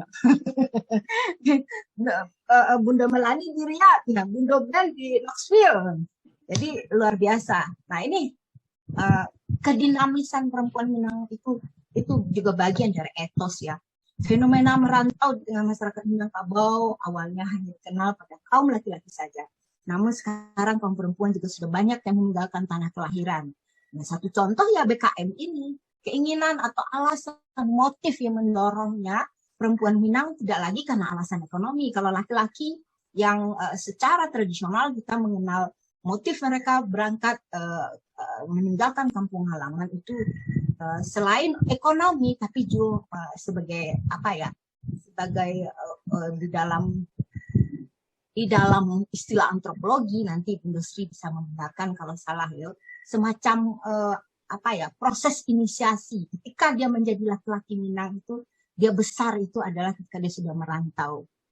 Nah itu yang dan juga adalah pada masa laki-laki Minang masih tinggal di Surau, cerita-cerita yang dibawa oleh para perantau itu juga menjadi suatu dorongan, suatu apa ya kabar yang senang didengar oleh anak-anak remaja Minang yang lalu di Surau itu. Dan itu membuat mereka membayangkan, kan waktu itu nggak ada TV, nggak ada HP canggih seperti sekarang. Jadi bayangan tentang daerah-daerahnya yang jauh itu juga satu alasan juga menurut saya mengapa para laki-laki Minang itu pergi merantau. Nah, kalau perempuan Minang ya karena menikah misalnya atau karir dan lain-lain saya kira. Ya. Nah kita sampai ke penghujung, saya tidak banyak-banyak cakap. Penutupnya etos kerja suatu individu, kaum, kelompok itu dipengaruhi oleh sosial budaya yang membentuknya. Orang Minang itu dinamis, kelihatan dari budayanya. Kemudian etos kerja perempuan Minangkabau juga demikian. masyarakat Minang itu cenderung dinamis, membentuk etos kerja perempuan Minangkabau yang juga dinamis. Kedinamisan masyarakat Minangkabau salah satunya terrepresentasi dari semangat merantau dan mudah beradaptasi dengan perubahan. Kata kuncinya adalah beradaptasi dengan perubahan. Jadi pesan pembina kita, Densana ini, bahwa ini dunia yang tidak menentu, uncertainty, dan kita siap dengan perubahan-perubahan. Kita sudah siap. Kita lah mengajarkan itu. Kita sudah mengajarkan. Jadi itu saja Bunda Mela, Bunda Ben. Anak Aceh di tapi rimbo, tapi jak lalu orang Salido, alah panik baca rito, beranjak ambo sama karo. Anak Aceh, dua pantun saya bilang, anak Aceh di tapi rimbo. Pai mamanje ke Batang Marapalam. Awak kecil atu paibok, ada salah tolong maafkan. Assalamualaikum warahmatullahi wabarakatuh. Waalaikumsalam warahmatullahi wabarakatuh. Berarti etos kerjanya perempuan Minang itu memang udah dikenal dari dulu ya, Bundo Sastri. Dan makanya di setiap negara, di setiap tempat itu kita selalu menemukan yang namanya orang Minang, perempuan Minang. Di Mabumi di Pijak, di Sinan Basobok juga orang Minang. Dan di situ juga ada yang namanya Lapau, rumah makan Minang, ya kan? Yang merupakan perwujudan juga kali ya. Dan ya itu tadi, perempuan Minang diidentikan juga sebagai sosok wanita yang multitasking. Terima kasih ya Bundo Sastri sudah memberikan tambahan motivasi dan bangga dalam artian, oh ternyata etos kerja yang saya miliki ini juga diturunkan secara turun-temurun oleh keluarga dan tadi itu ya lingkungan, adat dan sebagainya. Saya ingat pakar komunikasi juga mengatakan bahwa lingkungan kecil tapi dominan itu akan membentuk sebuah karakter yang kuat. Terima kasih Bundo Sastri. Dan untuk itu, para peserta webinar silakan raise hand. Nanti akan saya panggil satu persatu untuk menyalakan. Tapi tahan dulu, masih ada satu sumber ataupun narasumber yang akan memberikan pencerahan kita pada malam hari ini. Dan sekali lagi, jika peserta webinar ingin mendengarkan kegiatan-kegiatan BKM ke depannya, insya Allah akan ditayangkan secara live melalui radio streaming di Radio Gebu Minangkabau. Bahasamu dalam satu kata. Ya, kalau tadi kita menerima pencerahan berkaitan dengan kegelisahan perempuan Minang di era milenial ini dari sisi dimensi ataupun perspektif adat, budaya, tradisi, dan juga feminisme ala Minangkabau, terus dari sisi kinerja ataupun aktualisasi dari seorang perempuan Minangkabau. Nah, kali ini tidak lengkap kalau kita tidak menyimak pencerahan dari sisi spiritual, di mana sudah menjadi hal yang ya diketahui oleh umum dan kita pahami bahwa Minangkabau tidak lepas dari ABS SBK, adat bersandi sarak, sarak bersandi kitabullah. Dari mana syarak mangato adai memakai. Nah, untuk itu kita dengarkan pencerahan dari Ustazah Dr. Eli Warti Maliki. Saya ingin menyapa terlebih dahulu. Assalamualaikum warahmatullahi wabarakatuh. Bundo Eli. Waalaikumsalam warahmatullahi wabarakatuh. Masya Allah, ahlan ya habibti. Ahlan bikum. Ya, ini karena satu daerah, tapi saya coba tahu sebatas itu aja sama Kev Halik ya. Baik, Bundo izinkan Mela ya mengenalkan, walaupun saya yakin peserta yang hadir di sini yang tidak bisa saya sebutkan satu persatu, tapi saya apresiasi dan bangga, yakni Dr. Maliki, Dr. Eli Warti Maliki LCMA ini berasal dari Kinari Solok Sumbar. Beliau ini juga pakar gender, tetapi dalam perspektif Islam seperti itu. Jadi temanannya Bundo Gadis ini ya. Juga beliau ini alumni dari Universitas Al-Azhar Mesir, di mana semua jenjang pendidikan S1 hingga S3-nya di sana, dan fokus terhadap mempelajari tentang Islam dan bahasa Arab. Beliau saat ini berdomisili di Jeddah, pendiri Indonesian Islamic International School yang ada di Jeddah. Dan Masya Allah mohon doanya nih para pendengar supaya bisa istiqomah dan memberikan terbaik ya. Dan juga beliau ini anggota Dewan Pakar Minang Diaspora Network Global. Juga sebagai Dewan Pembina Jalinan Alumni Timur Tengah, dan tentu saja beliau sebagai anggota Dewan Pakar ICME untuk wilayah Timur Tengah. Dan tidak perlu kita berlama lagi, kita nikmati sajian dan pencerahan dari Bundo Eli Maliki. Silakan Bundo. Ini sebelum dimulai ini hari udah larut ya, udah larut malam. Saya kebetulan sekarang lagi di Jakarta, jadi ikut malam nih. Kalau di Jeddah mungkin masih sore. Apakah terus lanjut ini dengan saya atau kayaknya udah lengkap tadi itu segala informasinya? Lanjut ya, barangkali saya tambahkan sedikit aja. Baik, saya share dulu screen-nya Bundo. Ya, tidak lengkap.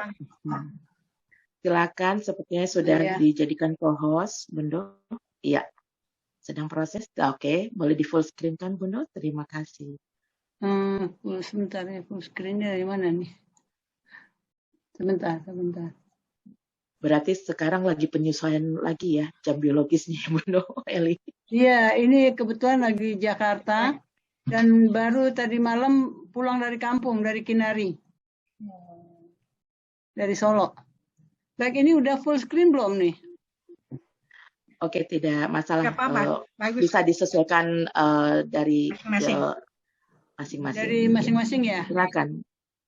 Ya. Baik. Assalamualaikum warahmatullahi wabarakatuh. A'udzubillahi minasyaitonirrajim. Bismillahirrahmanirrahim.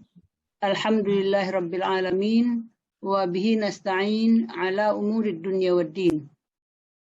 Wassalatu wassalamu ala asyrafil anbiya'i wal mursalin sayyidina wa habibina wa maulana wa syafi'ina Muhammad sallallahu alaihi wasallam wa ala alihi wa ashabi ajma'in wa man tabi'ahum bi ihsanin ila yaumiddin, amma ba'du. Alhamdulillah, puji syukur kehadirat Allah Subhanahu wa taala, salawat dan salam kepada junjungan kita Nabi besar Muhammad sallallahu alaihi wasallam. Berkat kerja keras dan kerja tuntas nih para bundo-bundo di Bundo Kanduang Mancanegara, sehingga acara ini berkelanjutan terus dan semangatnya luar biasa. Saya lihat pesertanya juga semakin banyak dan pembicaranya juga hebat-hebat. Sebenarnya saya lihat dari tadi itu semua yang disampaikan itu luar biasa dan sudah mencakup semua hal tentang perempuan Minang atau kegelisahan perempuan Minang di era milenial ini. Maaf, suaranya nggak ada ya. Ya. Melengkapi sedikit tentang mungkin tinjauan dari sisi agama ya, saya dapat tugas tentang perempuan Minang dalam perspektif syara mengatur adat memakai. Sebentar Bundo, saya agak gaptek ini untuk ini untuk membuka page-nya. Oke. Langsung saja, kegelisahan perempuan Minang dalam era milenial, itu judul besarnya ya kajian kita pada malam hari ini. Saya bertanya-tanya dengan judul ini sebenarnya. Judulnya kok kegelisahan gitu ya. Nah, ada apa sampai ada kegelisahan itu? Kenapa gelisah gitu? Itu masih jadi pertanyaan. Apa yang membuat perempuan Minang gelisah? Apakah urusan keluarga, urusan anak-anak, urusan suami istri, urusan dengan sanak famili, urusan bertetangga, atau urusan bermasyarakat dan berbangsa? Itu masih jadi tanda tanya saya dalam judul besar ini. Ternyata pertanyaan itu terjawab dengan para pembicara terdahulu tadi yang luar biasa. Mereka memang menekuni persoalan perempuan Minang ya. Tadi dari sisi antropologinya Dr. Sri dengan panjang lebar dan sangat detail menerangkan tentang kegelisahan itu. Ternyata ada kegelisahan yang mendasar di sini tentang istilah dan lain sebagainya. Kemudian juga dari Dr. Gadis tadi juga ada juga ternyata kegelisahan di luar yang saya bayangkan, yaitu satu kegelisahan tentang pengakuan terhadap jasa dan prestasi perempuan Minang. Luar biasa, ini informasi baru buat saya dan ini barangkali perlu dikembangkan untuk pengetahuan kita bersama. Baik, saya memulai dengan karena tadi saya dapat tugas judulnya Perempuan Minang dalam Perspektif Syarak Mengatur Adat Memakai ya dalam era milenial. Saya ingin memperkenalkan istilah milenial itu. Sekarang ini kan ada beberapa istilah yang digunakan untuk menyebut kelompok-kelompok masyarakat dalam berbagai era. Di sini saya ingin memperkenalkan pertama tentang generasi baby boomers yang dimulai tahun 1944 sampai dengan 1964. Jadi kalau kita lihat usia mereka itu sekarang antara 58 sampai 78 tahun. Jadi yang berusia sekian itu biasa disebut dengan baby boomers. Dari mana munculnya baby boomers ini? Pertama, pasca Perang Dunia Kedua, ketika Amerika sudah mulai menikmati kemakmuran, maka disitulah kemudian menghasilkan atau melahirkan bayi-bayi yang cukup banyak, yaitu ledakan bayi. Anak-anak yang lahir pada era itu disebut baby boomers. Jadi ketika Perang Dunia Kedua, orang tercekam, orang ketakutan, orang gelisah, kehidupan orang tidak tenang. Dan ketika Perang Dunia Kedua telah selesai, maka orang sudah dengan tenang membentuk rumah tangga, sehingga lahirlah bayi-bayi yang cukup banyak jumlahnya, sehingga dikenal dengan istilah generasi baby boomers. Nah, generasi baby boomers merupakan bagian penting dari populasi dunia, terutama di negara maju. Ini mewakili hampir 20% dari publik Amerika. Nah, generasi yang lahir antara tahun 44 sampai 64 ini, kalau istilah sekarangnya itu disebut generasi gaptek atau gagap teknologi. Umumnya mereka tidak mengenal teknologi dan takut untuk mengenal teknologi. Ini di era-era hampir pensiun mereka baru teknologi itu baru muncul. Nah, contohnya saja yang dapat kita lihat sehari-hari, jemaah haji yang usia sekian itu bawa HP, tapi nggak bisa untuk telepon, cuman bisanya untuk menerima panggilan saja. Itulah generasi baby boomers. Selanjutnya kita mengenal istilah lagi generasi X yang lahir tahun 65 sampai tahun 79. Jadi usia mereka itu antara 43 sampai 57 tahun. Nah, generasi ini mempresentasikan 25% dari populasi Amerika dengan daya beli mewakili 30% dari total pendapatan Amerika Serikat. Penelitian yang dibuat oleh Barat ini umumnya mereka konotasinya selalu ke masalah ekonomi ya tentunya. Mereka sudah sepenuhnya terintegrasi dalam pasar kerja untuk membangun dan meningkatkan karir. Tidak lain pandangan mereka tentang karir, kerja, dan uang. Nah, generasi ini adalah yang pertama menyaksikan penggunaan internet, telepon seluler, dan komputer. Kemudian kita mengenal istilah milenial. Nah, kita sampai kepada istilah milenial itu yang kita bahas malam ini, yaitu yang disebut dengan generasi Y atau generasi milenial yang lahir antara tahun 80 sampai dengan tahun 1994. Usia mereka antara 28 sampai 42 tahun. Setelah generasi milenial ini ada lagi yang namanya generasi Z, yaitu yang lahir tahun 95 sampai 2019, dan juga setelahnya ada generasi terakhir yang sekarang ini masih bayi disebut dengan generasi Alpha. Itu sekedar informasi tentang berbagai istilah yang digunakan pada saat ini. Seperti apa generasi milenial? Saya lihat nih kalau kita kembali ke Indonesia, yuk kenalan dengan milenial Indonesia. Di milenial Indonesia ini, penduduk Indonesia merupakan kelompok milenial itu jumlahnya 34%. Dan akan mendominasi hingga tahun 2035. Nah, kemudian ada 9 perilaku milenial Indonesia.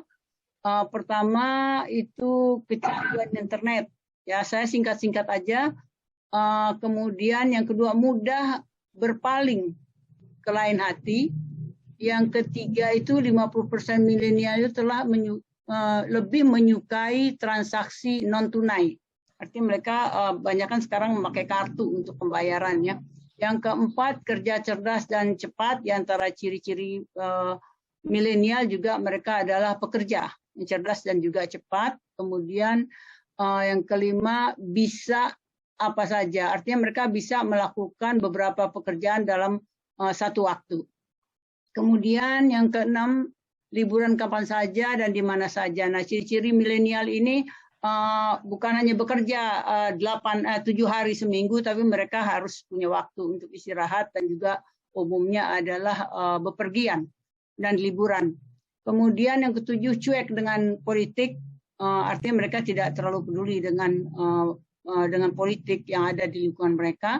Dan yang ke-8, suka berbagi, ini salah satu ciri yang cukup positif. Dan yang ke-9, tidak harus memiliki. Jadi mereka tidak mengejar sesuatu itu menjadi milik, tapi yang penting bagi mereka adalah mereka punya akses ke hal tersebut. Cepat-cepat saja dari ciri-ciri tadi saya melihat ada 3 hal negatif. Pertama, kecanduan internet, kedua mudah berpaling ke lain hati, dan yang ketiga cuek dengan politik. Itu kira-kira cuek dengan politik ini bisa positif, bisa juga negatif sebenarnya. Kemudian hal-hal positif yang bisa kita lihat adalah mereka menyukai transaksi non-tunai, kerja cerdas dan cepat, bisa apa saja, liburan kapan saja dan di mana saja, kemudian suka berbagi dan tidak harus memiliki. Ini saya melihat sebagai hal-hal positif yang berkembang di generasi milenial. Berapa persen persentasinya? Tentu saja ini belum merupakan kajian yang detail. Kajian ini juga tentunya tidak komprehensif karena hanya melihat dari beberapa sisi kehidupan saja.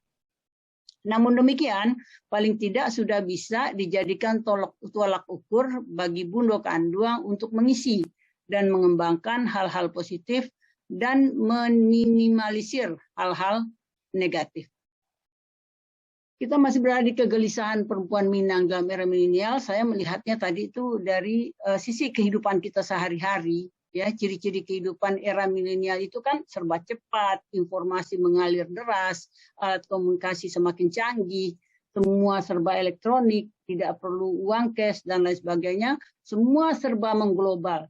Jadi dunia ini ibaratnya seperti sebuah desa kecil. Jadi dunia ini akan menjadi desa kecil karena mudahnya informasi mengalir dan komunikasi juga demikian cepat. Kemudian perkembangan lainnya juga desa-desa sekarang tidak lagi jauh berbeda dengan kota-kota. Apa yang ada di kota boleh dikatakan di desa-desa pun bisa kita temukan. Kemudian isu internasional di sini yang tentang hak asasi manusia, persamaan dan kebebasan. 3 hal pokok inilah yang sebenarnya berhubungan langsung dengan adat Basandi Sarak Basandi Kitabullah yang kemudian membuat nilai-nilai agung dan mulia dalam adat Basandi Sarak Basandi Kitabullah itu menjadi rancu. Dan itu perlu kita rumuskan kembali untuk menetapkan yang baik dan yang buruk, yang halal dan yang haram, yang boleh dan yang tidak. Kemudian adat Basandi Sarak Basandi Kitabullah tidak lagi mewarnai kehidupan sehari-hari masyarakat di ranah Minang. Ini yang saya lihat sendiri mungkin di kampung saya, tapi saya tidak tahu dengan di daerah lainnya ya. Mungkin juga lebih kurang sama. Saya selama lebih dari 2 bulan berada di Indonesia dan sudah 2 kali pulang kampung. Kemarin baru kembali dari kampung dan lumayan agak kurang sehat, tapi saya mencoba berusaha untuk bisa menyampaikan sepatah 2 patah kata dalam pertemuan ini. Hal yang paling mendasar yang kita lihat dalam kehidupan kita bermasyarakat dan juga berbangsa adalah dari segi moral ya. Dari segi moral individu, kalau persoalan dulu adalah persoalan moral individu, sekarang persoalan kita menjadi moral sosial. Yang kita hadapi di era milenial ini bukan lagi masalah individu, tapi lebih kepada masalah sosial. Misalnya saya beri contoh aja, masalah ria, itu masuk dalam moral sosialnya seperti apa? Cara milih caleg misalnya. Kalau dulu orang memilih seseorang karena prestasi, kapasitasnya, dan pengabdiannya, ya kan? Tapi kalau sekarang promosinya, ya promosinya, kemudian baleho-baleho dan lain sebagainya, bagaimana bisa mengemas dengan seindah mungkin. Jadi itu sebenarnya sudah ada unsur ria di situ, yang di dalam agama kita itu sangat dilarang. Nah ini sistem hidup kita bermasyarakat dan bernegara aja sudah salah ya. Jadi untuk memilih caleg itu termasuk pemimpin yang akan mengambil keputusan untuk kehidupan kita bersama. Tapi caranya saja sudah bertentangan dengan nilai-nilai yang kita anut dalam agama kita. Yang kedua, contohnya lagi misalnya menipu, moral sosialnya di situ yaitu dalam bentuk korupsi berjamaah. Jadi karena korupsi itu berjamaah, jadi sulit untuk menghukum. Kalau individu melakukan kesalahan itu sangat mudah untuk dikenakan hukum. Ketika itu terjadi berjamaah menjadi bentuk sosial, maka itu akan sulit untuk dibenahi. Kemudian rasuah. Rasuah ini apa? Rasuah. Apa nih bahasa Indonesianya? Menyuap. Menyuap ya, menyuap. Nah, ini terjadi di mana-mana ya, dalam semua prosedur, dalam memilih kepemimpinan dari yang kecil sampai yang besar, itu sudah mewarnai kehidupan kita bermasyarakat dan berbangsa, dan itu sudah dianggap biasa, bukan lagi menjadi hal yang aib atau tabu ataupun yang tercela. Itu menjadi fenomena kehidupan sosial di negara kita. Kemudian nilai-nilai agung dalam adat tidak lagi diterapkan. Nah, ini saya buktikan sendiri. Saya hampir tiap tahun pulang kalau lagi nggak pandemi, selama pandemi sama sekali tidak pulang ya. Saya melihat sehari-hari apa yang ditemui dalam kehidupan bermasyarakat. Misalkan bisa beri contoh di sini, mamak suku bukan lagi pelindung kaum. Bahkan telah mengancam keberadaan kaum dan juga pusako tinggi yang diperuntukkan untuk kaum yang lemah dan yang membutuhkan. Kemudian harta pusako tinggi perlahan mulai jadi milik pribadi. Nah, ini juga fenomena umum di Sumatera Barat ya. Orang-orang yang merantau yang tidak lagi membutuhkan harta pusaka, mereka sudah cukup dirantau sampai ke anak dan cucu mereka menganggap mereka nggak perlu lagi pulang ke tanah air, sehingga mereka ada yang menjual, ada yang membiarkan saja. Nah, ini akan merusak tatanan adat Besandi Sarak Besandi Kitabullah. Ini sistem pusako tinggi di Sumatera Barat bisa menipis dan lama-lama bisa hilang kalau tidak dipertahankan. Kemudian jiwa gotong royong juga hampir musnah. Nih saya kemarin sempat bertemu masalah ini ya. Ketika terjadi diadakan kerjasama gotong royong begitu ya orang cuek-cuek aja. Ada yang di depan rumahnya orang sedang bekerja, dia di atas rumahnya ya tenang-tenang aja. Ini siapa yang bertanggung jawab terhadap hal-hal semacam ini? Kemudian ketua adat lebih sebagai simbol belaka. Jadi kemarin itu saya sampai ketemu dengan ketua KAN menyampaikan berbagai persoalan yang saya lihat dengan mata kepala saya sendiri dan bagaimana mengatasinya. Sempat saya berbincang-bincang di situ tentang pertama masalah pusako, yang kedua tentang tatanan desa ya, itu sempat saya bicara panjang lebar dengan ketua adat Nagari, kerapatan adat Nagari. Lanjut kepada perempuan Minang dalam perspektif syarak mangato dan adat memakai. Kemarin kita sudah terangkan tentang syarak mangato, adat memakai. Apa maksudnya? Syarak mangato artinya syarak menetapkan. Qala Allah subhanahu wa ta'ala, itu terjemahannya dalam bahasa Minang syarak mangato. Atau qala Rasulullah sallallahu alaihi wasallam, itu namanya syarak mangato. Artinya dua sumber ajaran Islam itu, Al-Quran dan hadis, dalam bahasa Minangnya disebutkan syarak mangato. Artinya syarak menetapkan sesuatu. Adat memakai yaitu adat yang melaksanakan apa yang telah ditetapkan oleh syarak, baik dalam Al-Quran ataupun sunnah Rasulullah, itu dilaksanakan oleh adat dan dibentuk dalam rumusan-rumusan yang harus diberlakukan dalam kehidupan sehari-hari bermasyarakat di ranah Minang. Jadi semua ketentuan yang ada dalam Al-Quran, baik menyangkut ibadah maupun muamalah, baik yang bersifat individu maupun sosial, semua tertuang dalam aturan adat untuk dilaksanakan. Tadi hasil dari Mufakat Kota Baru Solo ya tahun 2005, di situ menetapkan perempuan Minang tidak boleh menikah dengan non-muslim, begitu ya, itu ketetapan mufakat itu. Nah, itu suatu contoh bagaimana sistem itu, aturan itu sebenarnya diambil dari Al-Qur'an. A'udzubillahi minasyaitonirrajim. La tankihul musyrikat hatta yu'minna wala amatun mu'minatun khairum musyrikatin walau a'jabatkum. Janganlah kamu menikahkan perempuan, janganlah kamu menikah dengan perempuan yang non-muslim. Laki-laki juga dilarang untuk menikah dengan non-muslim. Hamba yang muslim lebih mulia daripada orang merdeka tapi non-muslim. Demikian juga laki-laki, wala tunkihul musyrikat hatta wala tunkihul musyrikin hatta yu'minu. Janganlah kamu menikahkan perempuan anak-anakmu dengan orang kafir. Wala abdum mu'minun khairum min musyrikin walau a'jabakum.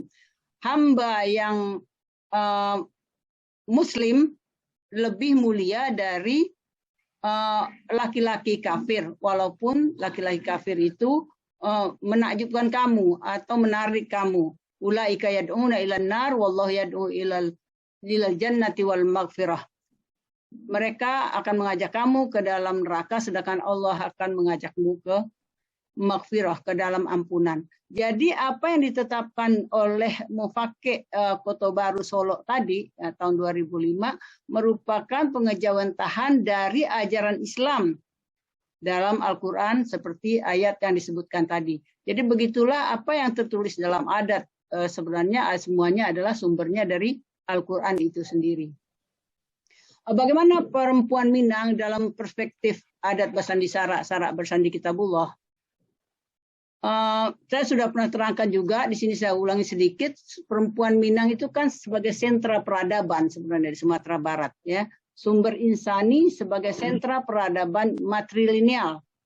Karena kalau nggak ada perempuan berarti dianggap punah, berarti sukunya sudah tidak ada lagi. Bagaimana pentingnya peran perempuan dalam adat Bersandi Sarak.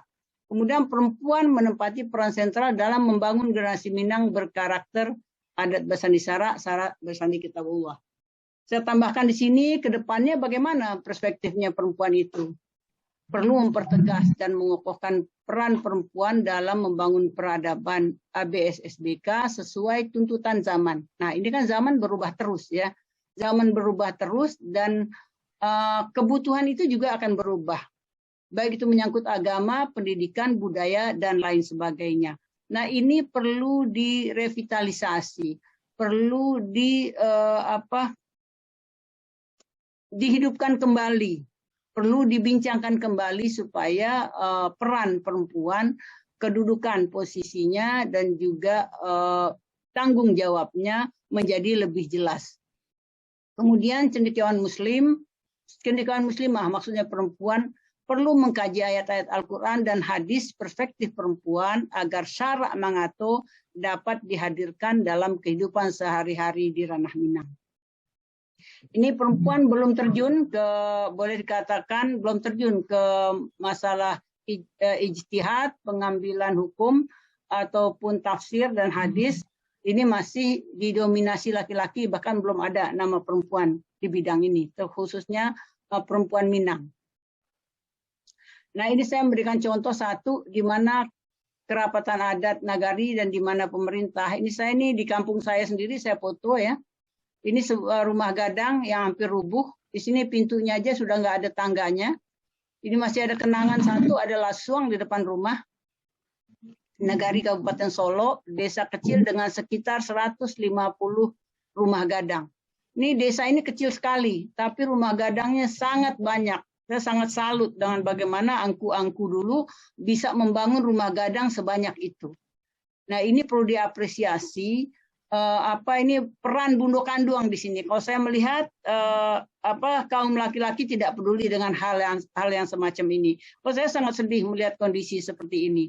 Nah, ini barangkali perlu dari pemerintah untuk memberikan support, dukungan kepada orang-orang yang mau membangun rumah gadang karena ini budaya menyangkut dengan peradaban yang ada di Sumatera Barat, perlu disupport dalam bentuk apapun bagi orang-orang yang mau membangun rumah gadang. Kemudian peran perempuan juga sangat diharapkan ya dalam ikut serta ya membenahi nagari. Ya, lihat di sini gambar ya, di situ ada rumah gadang, di depannya itu ada gaduang kecil-kecil ya kan, sampai rumah gadang itu udah ketutup. Itu hampir di banyak tempat lah. Di banyak tempat di kampung saya seperti itu kondisinya. Kenapa? Mereka berebut-rebut tanah satu petak kecil di halaman rumah gadang itu dibangun jadi gaduang-gaduang kecil yang banyak juga yang nggak ditempati. Jadi cuma istilahnya nih bahasa kasarnya keserakahan sudah menjadi bagian dari kehidupan. Oh takut nggak kebagian tanahnya, maka dibangunlah walaupun 3 kali 4 meter aja jadi rumah.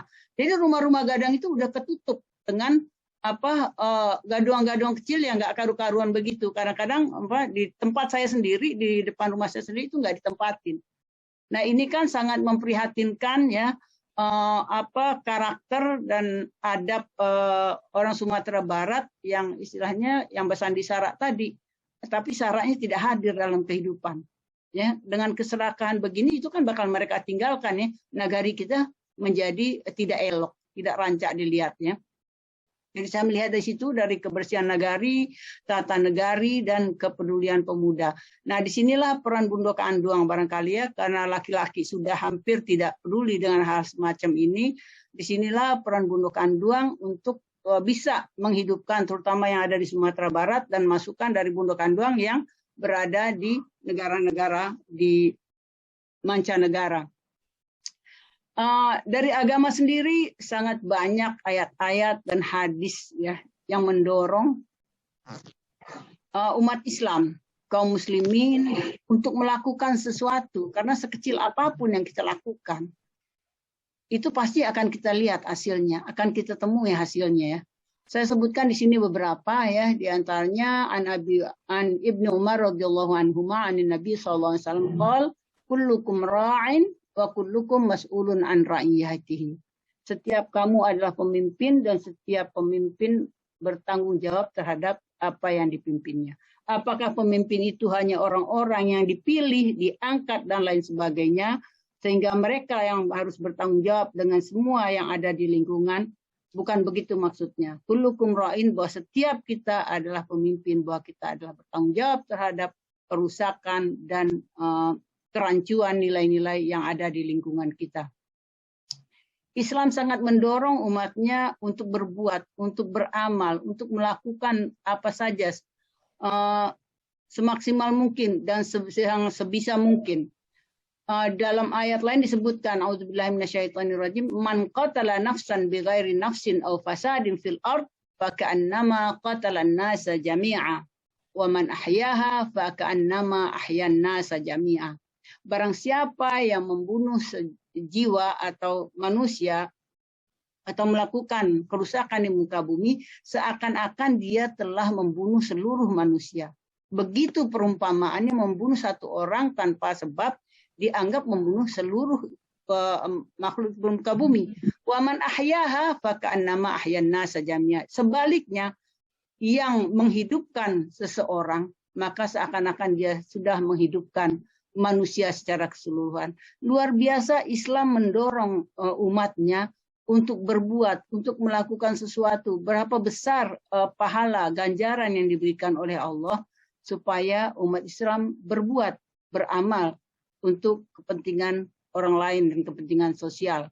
Dalam sebuah hadis juga disebutkan khairun nas anfa'uhum linnas, bahwa sebaik-baik manusia adalah yang paling bermanfaat bagi orang lain. Kemudian al-yadul ulya khairum minal yadis sufla, bahwa memberi lebih baik daripada menerima. Terakhir, man sanna sunnatan hasanah falahu ajruha wa ajru man amila biha. Barang siapa yang melakukan sesuatu yang baik kemudian diikuti oleh orang lain, falahu ajruha, bagi dia dapat pahala, wa ajru man amila biha, dan pahala orang yang mengikutinya. Jadi tidak ada alasan ya bagi umat Islam untuk tidak melakukan sesuatu.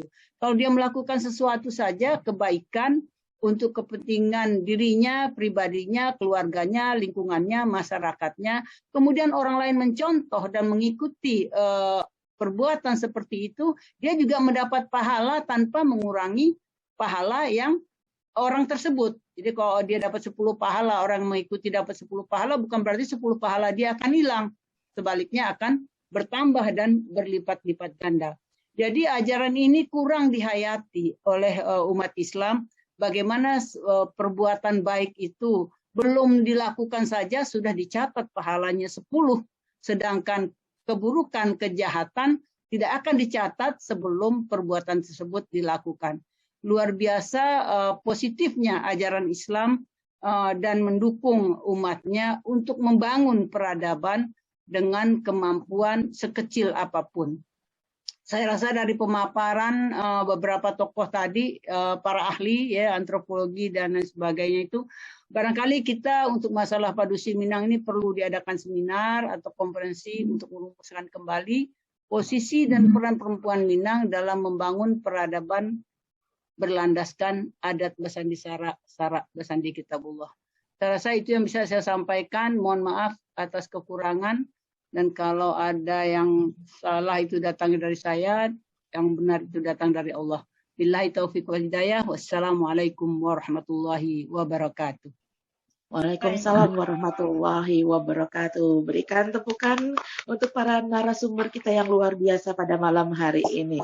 Terima kasih Bu Nur Eli Maliki. Baik, peserta webinar kali ini masih bertahan dan saya ucapkan terima kasih banyak jazakallah khairan katsiran, di mana kita masih di webinar kegelisahan perempuan Minang dalam era milenial, dan tentu saja disiarkan secara langsung oleh radio streaming Radio Tebu Minang bersama dalam satu katul. Baik, langsung saja saya akan buka sesi tanya jawab dan kali ini sudah ada yang raise hand.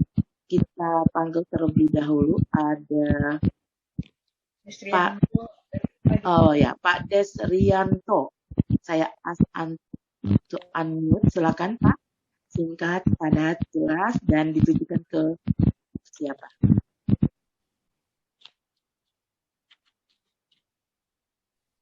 Silakan Pak Desrianto, sudah saya unmute. Ya, sekali lagi Pak Desrianto.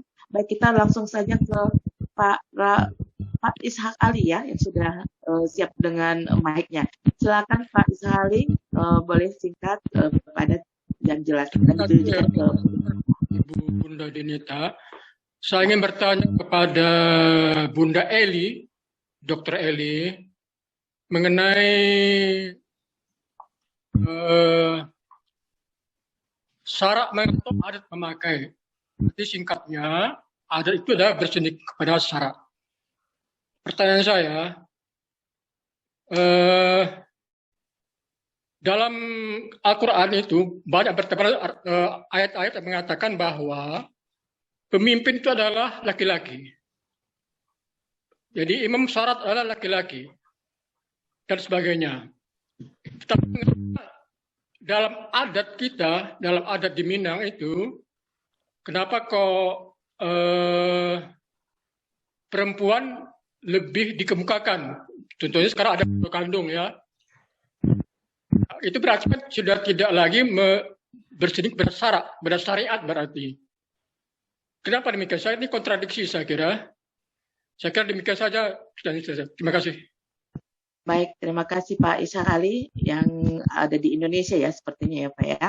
Kita tampung dulu dan lanjut ke Bapak Raffi Rusdi, dan masih kita tunggu nih pertanyaan dari perempuan Minangnya, mana Bondo Kandung atau para remaja yang kali ini juga mengikuti webinar.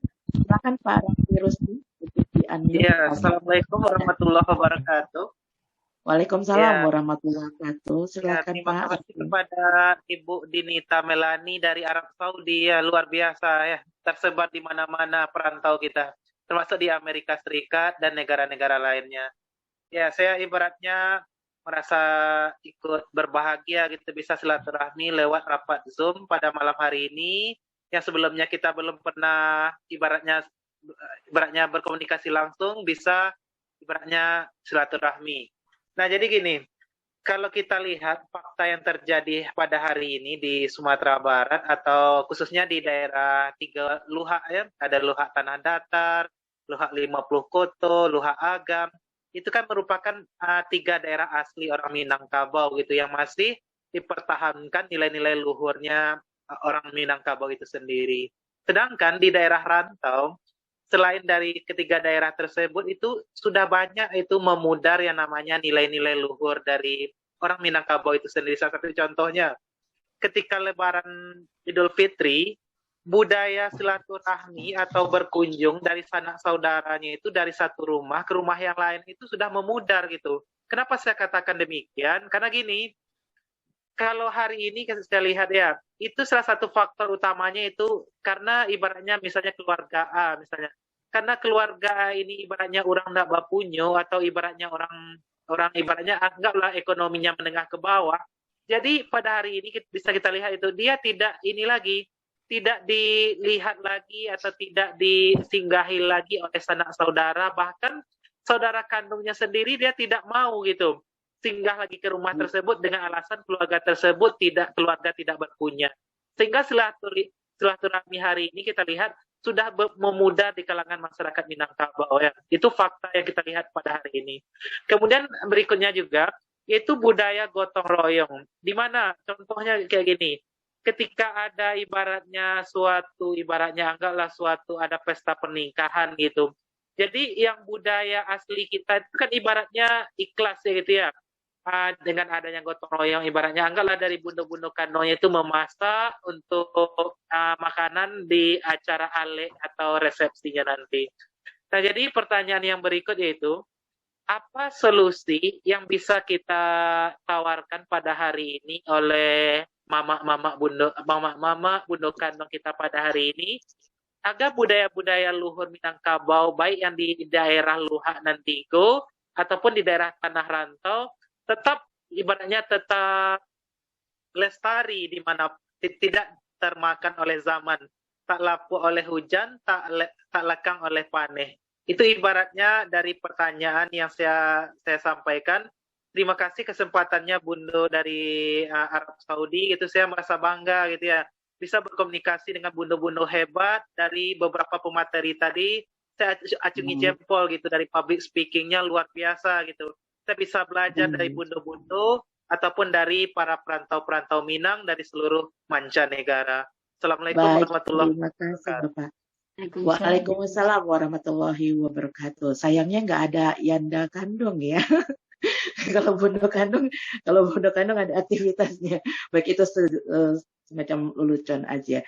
Baik, ada 2 pertanyaan. Satu lagi saya ingin menyapa terlebih dahulu Pak Desrianto. Saya hitung sampai 3 ya Pak. Kalau misalnya tidak jadi bertanya akan kita langsung ke narasumber. Ya, silakan Pak Desrianto. 1, 2, 3. Sepertinya beliau lagi ada aktivitas lain. Baik, tadi ada pertanyaan berkaitan tentang prinsip ataupun filosofi matrilineal dan matrilineal. Dan ini memang walaupun sudah banyak ya kajian-kajian ataupun seminar-seminar yang membahas ini, tetapi sepertinya Pak Ishak belum puas ya. Baik, barangkali Bundo Eli dan juga ditambah dari Bundo Sri atau Bundo Sastri ataupun dari Bundo Gadis, bagaimana menjawab pertanyaan dari Pak Ishak tadi. Silakan Bundo Eli terlebih dahulu. Baik, terima kasih pertanyaan yang bagus. Memang ini selalu menjadi terus menjadi pertanyaan ya dalam hal kepemimpinan perempuan di dunia Islam sampai sekarang masih menjadi polemik. Tadi Bapak mengatakan bahwa laki-laki itu pemimpin. Kenapa perempuan di Sumatera Barat lebih dikemukakan? Jadi seakan-akan itu bertentangan dengan syariat. Dari mana asalnya laki-laki itu dikatakan laki-laki pemimpin? Mungkin dari ayat 34 surat An-Nisa ya Pak ya, yang menyebutkan ar-rijalu qawwamuna 'alan nisa. Laki-laki adalah pemimpin kaum perempuan. Begitu Pak kalau nggak salah. Ya, ar-rijalu qawwamuna 'alan nisa bima faddalallahu ba'dahum 'ala ba'din wa bima anfaqu min amwalihim as-salihatu qanitatun hafizun, dan sampai akhirnya. Kalau kita boleh mengkaji ayat ini ada dalam konteks keluarga. Ar-rijalu qawwamuna 'alan nisa. Laki-laki dalam keluarga adalah pemimpin bagi kaum perempuan. Itu dalam konteks rumah tangga. Jadi apapun status laki-laki, baik dia dalam segi pekerjaan lebih rendah dari istrinya, ataupun dalam pendapatan dia lebih rendah dari istrinya, dalam status sosial dia lebih rendah dari istrinya, dia tetaplah kepala keluarga di dalam rumah tangga. Tidak demikian urusannya di ranah publik. Mungkin bapak-bapak, ibu-ibu pernah membaca langsung dari Al-Quran ataupun membaca dari cerita tentang Ratu Balqis yang pernah memimpin kerajaan dan berhasil dalam kepemimpinannya. Nah, dan juga dalam sejarah banyak pemimpin-pemimpin Islam ya yang menjadi sultanat di berbagai negara dan ternyata mereka berhasil dalam kepemimpinannya. Jadi di dalam Al-Quran tidak ada ayat baik yang sharih, yang jelas, ataupun ghair sharih, yang tidak jelas, yang menerangkan bahwa perempuan tidak boleh jadi pemimpin. Tidak ada di dalam Al-Quran yang melarang. Nah, pemahaman itu, konteks itu perlu dipelajari, sama seperti lirijali alaihinna darajah, ya, seperti ayat 228 surat Al-Baqarah itu, yang mengatakan bahwa lirijali alaihinna darajah. Ada sepenggal ayat yang mengatakan bahwa bagi laki-laki itu terhadap perempuan ada ada darajah, ada 1 derajat lebih dari perempuan. Bagi laki-laki ada 1 derajat lebih dari perempuan. Itu sepenggal ayat di dalam surat Al-Baqarah ayat 288. Kalau ayat itu aja kita ambil, maka kesimpulannya bahwa derajat laki-laki lebih tinggi daripada derajat perempuan. Bagaimana dengan ayat 13 surat Al-Hujurat yang mengatakan inna akramakum indallahi atqakum, yang paling mulia, yang paling terhormat di sisi Allah adalah yang paling takwa, tanpa membedakan laki ataupun perempuan. Nah, maka kita melihat kepada konteks ayat masing-masing. Kalau ayat 228 tadi ayatnya dimulai dengan wal mutallaqat yatarabbasna bi anfusihinna salasata quru'. Perempuan-perempuan yang ditalak oleh suaminya hendaklah dia menjalankan iddah selama 3 kali haid atau 3 kali suci. Ayatnya dimulai dengan al-mutallaqat, tentang perempuan-perempuan yang ditalak. Yang di pertengahan ayat disebutkan lirijali alaihinna darajah. Laki-laki derajatnya lebih tinggi dari perempuan. Jadi konteks ayat ini adalah konteks keluarga. Sedangkan konteks di ayat 13 surat Al-Hujurat dimulai dengan ya ayyuhan nas, panggilan kepada seluruh manusia secara umum.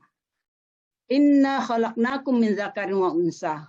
Kami ciptakan kamu terdiri dari laki-laki dan perempuan. Wa ja'alnakum syu'uban wa qabaila lita'arafu inna akramakum indallahi atqakum. Kami jadikan kamu bersuku-suku dan berbangsa-bangsa untuk saling mengenal. Sekian banyak bangsa, sekian banyak suku. Tapi kata Allah, inna akramakum indallahi atqakum. Sesungguhnya yang paling mulia di sisi Allah adalah yang paling takwa. Jadi 2 ayat itu harus kita baca konteksnya. Tidak bisa kita ambil sepenggalnya saja, kemudian kita berkesimpulan bahwa dalam hal apapun laki-laki derajatnya lebih tinggi dari perempuan. Karena itu perspektif perempuan Minangkabau ke depan harus ikut menafsir, harus ikut memahami ayat-ayat itu, harus ikut ijtihad dan istimbatul ahkam fil fiqh wa usul fiqh. Jadi kalau di ayat lain disebutkan wasyawirhum fil amri. Dalam hal apapun dalam Al-Quran itu disebutkan umat Islam ketika akan mengambil suatu keputusan wasyawirhum fil amri, hendaklah bermusyawarah.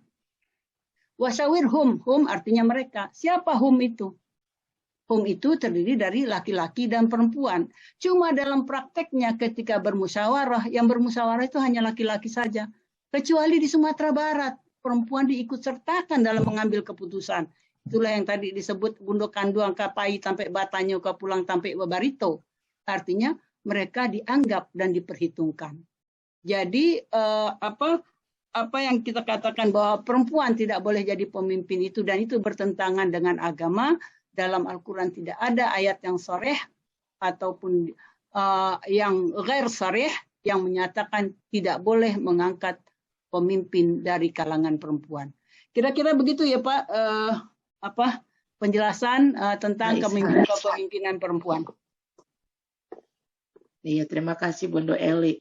Dan memang ada sebuah pandangan juga ketika bicara perbedaan pandangan prinsip tapi diterapkan dalam satu budaya, yakni Minangkabau, patrilineal dan matrilineal seperti itu, digiringkan atau disentuhkan dengan konsep feminisme itu tadi yang dipaparkan oleh Bundo Gadis. Nah, Bundo Gadis, boleh nggak Bundo Gadis memberikan semacam penegasan lah ya, bahwa feminisme ala Minangkabau itu seperti apa sih sebetulnya tadi.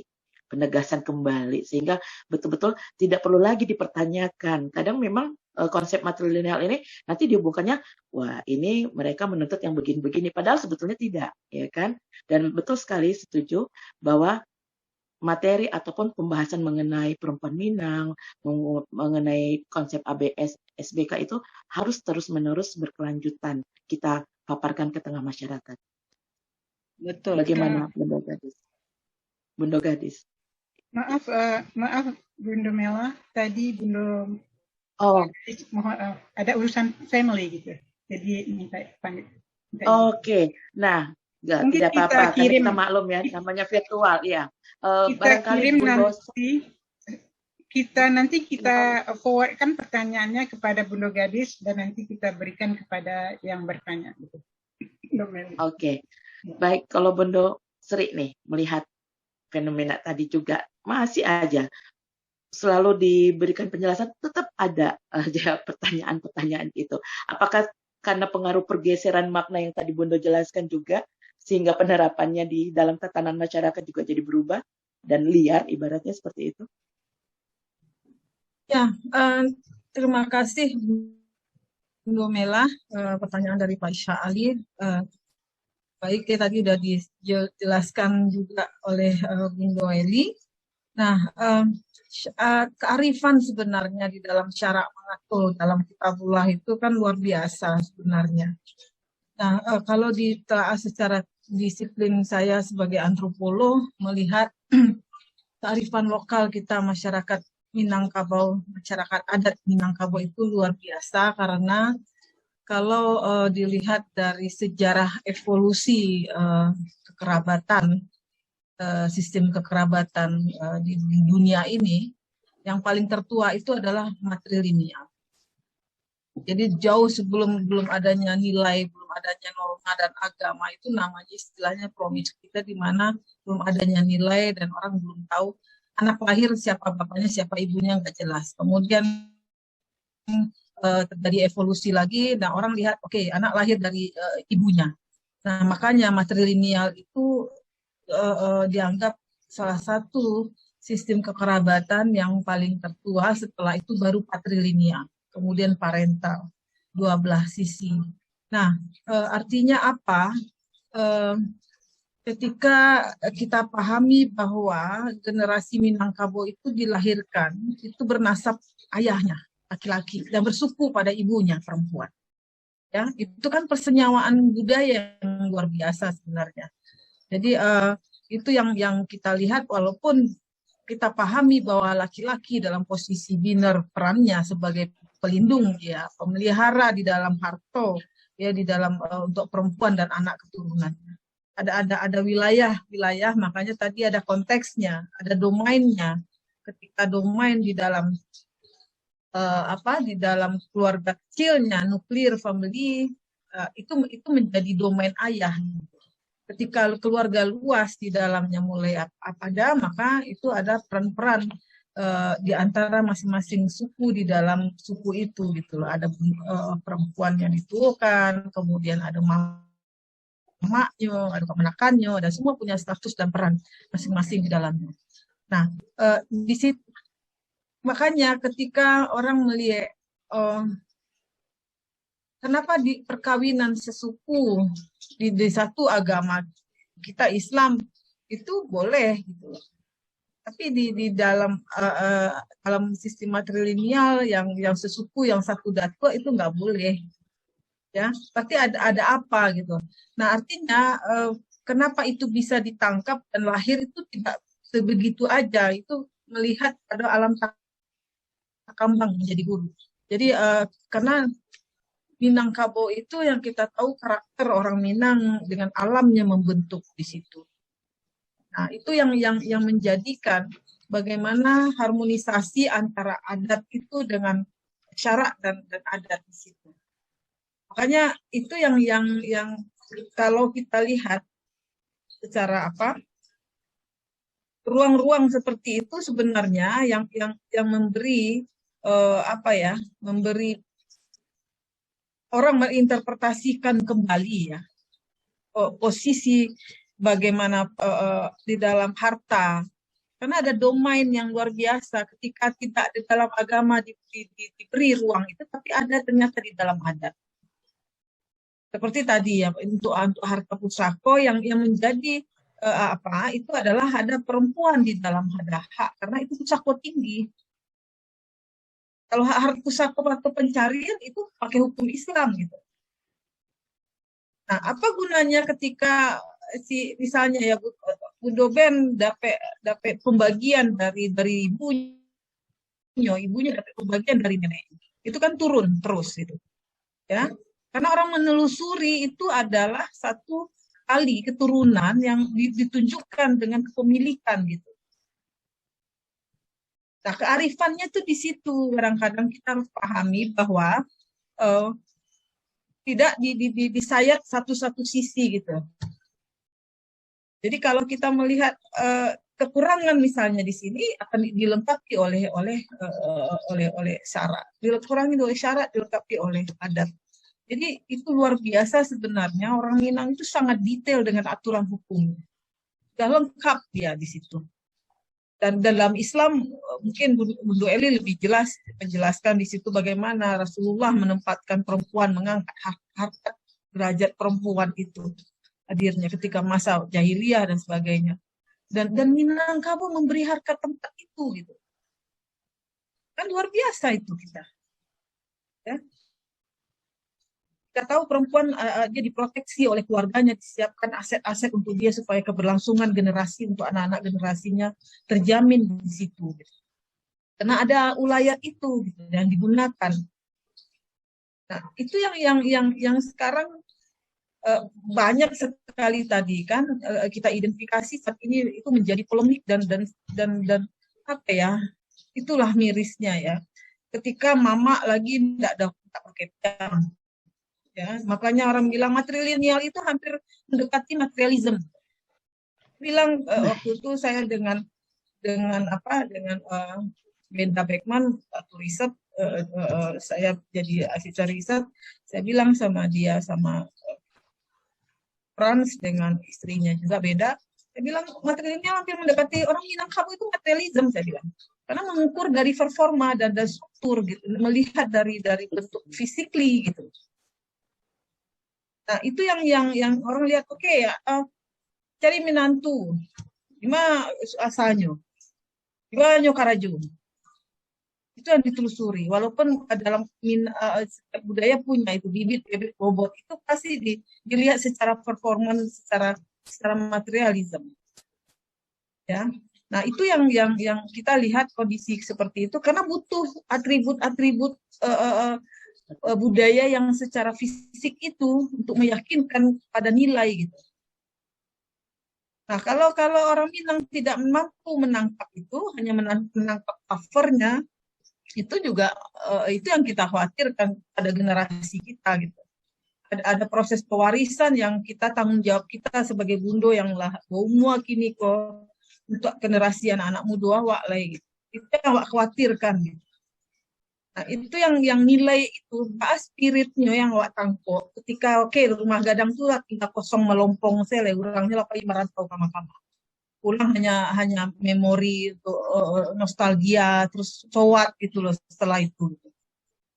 Ya, itu yang awak khawatirkan. Kemudian oke, dibangun marwah kembali, tahfiz, semuanya, surau itu mulai digerakkan balik. Perantau-perantau mulai memberikan kontribusi balik ke kampung. Itulah satu upaya kita untuk mengatasi itu, solusi-solusi yang terjadi. Degradasi nilai, karena kebudayaan itu akan selalu dinamisnya, akan selalu living terus. Tidak ada yang stuck di situ, tidak ada yang tidak akan berubah. Perubahan-perubahan cepat dan apanya. Tapi kapan kebudayaan Minang itu akan berubah total, itu tidak segampang itu. Apakah betul orang Minang kalau tidak matrilineal akan hancur Minangkabau? Apakah lama-lama produksi Minang akan menikah dengan laki-laki non-muslim kemudian berganti agama? Orang Minang harus orang muslim, orang Islam gitu. Itu pertanyaan-pertanyaan besar sebenarnya yang dikhawatirkan terjadi. Ya, anak-anak muda hanya tahu nangkok kamu dari Minang, kamu kadang dirantau, tapi kamu tidak paham banget tentang Minang. Harusnya kan pewarisan nilai itu kan dari keluarga kecilnya yang ditanamkan, dan ibulah menjadi kunci penanaman nilai itu ke anak. Gitu. Memberi contoh di dalam keluarga, ketika surau nggak ada memberi ruang, kemudian diambil alih oleh TPA, diambil alih oleh peranata-peranata lain yang modern sekarang, yang serba canggih dan semuanya lewat handphone dan sebagainya. Nah, itu yang kita khawatirkan di situ. Nah, Ambo menarik tadi, maaf Bunda Mela, Ambo menarik dari Pak Rifki Rusdi bicara konsepsi luhak itu. Ya, luhak dan persoalan rantau. Ya, konsepsi domain budaya itu masih Ambo pertanyakan di dalam kajian. Ya, konsepsi luhak nantuo itu dan rantau. Apa betul di rantau memudar, di luhak tidak memudar? Ya. Nah, itu yang menjadi persoalan sebenarnya. Nilai-nilai kita, nilai solidaritas kita, gotong royong itulah mulai hilang. Betul kecil Bunda Eli. Pulang ke kampung, orang rantau pulang ke kampung, seakan-akan khawatir orang rantau akan mengambil hak-hak ini balik gitu loh. Itu camehan. Tidak ada ketakutan. Betul. Kan rasanya lah, ya. Dan itu betul, itu fakta, sering terjadi. Kamu pernah ke Kinari itu dulu, Bunda. Dan akhirnya ada penolakan ya, Bunda ya. Padahal sebetulnya tidak perlu terlalu. Dan kritis perempuan kadang-kadang disikapi oleh para penghulu yang agak terganggu status quo-nya, itu sering terjadi gitu loh. Ya, maka di dalam tulisan satu tulisan Ambo itu ada istilah yang keluar di mulut seorang penghulu, maaf Ambo dah sabuikan, laba kukuak pulau ko ayam pah. Itu ibaratnya menyebut awak pensi Minang ketika awak mulai kritis. Itu kan hal-hal yang sangat apa sekali gitu. Ya, kekhawatiran akan beberapa penghulu yang maaf Ambo tidak apa ya, ada beberapa oknum penghulu. Dan satu catatan sejarah yang Ambo ingin telusuri yang Ambo temukan menarik adalah dari Dr. F.A. Crown ya, tahun 1930 ya. Apa yang ditemukannya di situ dalam catatan sejarahnya tuh, ada lebih dari 1.000 ya perempuan Dusi Minang menganggap dirinya sebagai mama. Itu aneh bagi Belanda pada masa itu. Karena orang Minang bilang bahwa Padusi tidak boleh jadi mama di penghulu. Tapi malah ditemukan catatan itu. Padusi Minang di desa Pianggu nama daerahnya. Nah, perempuan itu menjadi penghulu lareh di situ. Nah, banyak catatan-catatan sebenarnya yang bisa dibongkar lagi apa konteks yang terjadi, kronologi di situ. Ketika kaum tidak punah, laki-lakinya tidak boleh. Ya kan? Tidak boleh. Kemudian gelar datuk lah balipe, ya. Siapa yang tinggal Padusi ngambil alih peran itu. Bisa saja itu terjadi. Iya, nah, itu yang kita cari ya, kekhawatiran soal ekonomi. Betul. Orang Minang itu Ambo kecil hampir beda tipis dengan materialisme, ya. Orang mencari aspek. Kalau penghulunya tidak berpendidikan, tidak berpunya oleh dipantang. Kita nggak jo kemenakan hari ini. Ya. Baik, ternyata seperti benang kusut juga yang mesti diurai ya, Bunda Sri. Diurai. Dan tadi juga Bunda Sri itu aja Bunda Mela. Ya, banyak manuskrip ya, hidden script yang belum terkuak. Dan pertanyaan saya tapi nggak perlu dijawab, mungkin dijawab untuk ke depannya, kegiatan ke depan. Siapa sih sebenarnya yang bertanggung jawab nih, sehingga terjadi pergeseran dan perubahan itu, sehingga terjadi semuanya polanya, maknanya, normanya, bahkan kearifan lokalnya. Kuncinya Pertanyaannya kita menggantung. masyarakat adat, jawabnya adalah pemangku adat. Itu menjadi Oke, baik. leading di Ya, sini. Pemangku adat Bunda siapa? Mela, saya mau Paham nambahkan itu, sedikit. sampai Ini gini, ada gini ya. ya, Silakan. silakan ini Bunda Eli. ada pertanyaan juga hampir sama nih dari Bapak Ishak Ali ya. Menurut Sarah mengatur adat memakai syariat mengatakan pemimpin adalah laki-laki. Mengapa Iya, adat menggunakan sistem matrilineal? Nah, yang saya mau jawab di sini mengapa adat menggunakan sistem matrilineal? Tapi saya dalam kajian-kajian sebelumnya mungkin bukan di BKM ya. Saya mengatakan bahwa sistem matrilineal ini adalah suatu kecerdasan yang luar biasa oleh ulama kita zaman Saiswa. Kenapa luar biasa membuat suatu yang visinya sangat jauh gitu. Dengan perkembangan dunia yang sekarang tuh udah dijangkau oleh ulama-ulama, oleh cendekiawan kita berabad-abad yang lalu. Ini jadi sistem matrilineal ini bukan bertentangan dengan SARA, tapi sebaliknya mengokohkan SARA itu sendiri. Kenapa? Karena SARA itu tujuannya adalah melindungi yang lemah, kan? Nah, di dalam adat Minangkabau bukan cuma dilindungi, tapi juga diberdayakan. Nah, untuk Bunda Sri, saya katakan mengenai kalau laki-laki itu misalnya punah, terus apakah tidak ada lagi Pangulu, tidak ada lagi Datuk dan lain sebagainya? Apa suku itu dianggap sudah tidak ada siapa-siapa? Nah, ini jangankan mereka punah, mereka ada pun tetapi tidak berfungsi. Ini yang harus kita dudukkan kembali. Bagaimana posisi perempuan ketika laki-laki, nenek mama, dan seluruh laki-laki yang ada di suku itu tidak lagi berfungsi, bahkan mungkin merusak dan menghancurkan. Saya mengalami sendiri. Itu terjadi di dalam keluarga saya dan diri saya sendiri. Sekarang saya mengambil alih seluruh harta pusako kaum yang jumlahnya cukup besar, lebih dari 100 hektar, atas nama Dr. Eliwarti Maliki, tanpa nama saya, transaksi apapun untuk tanah itu tidak sah.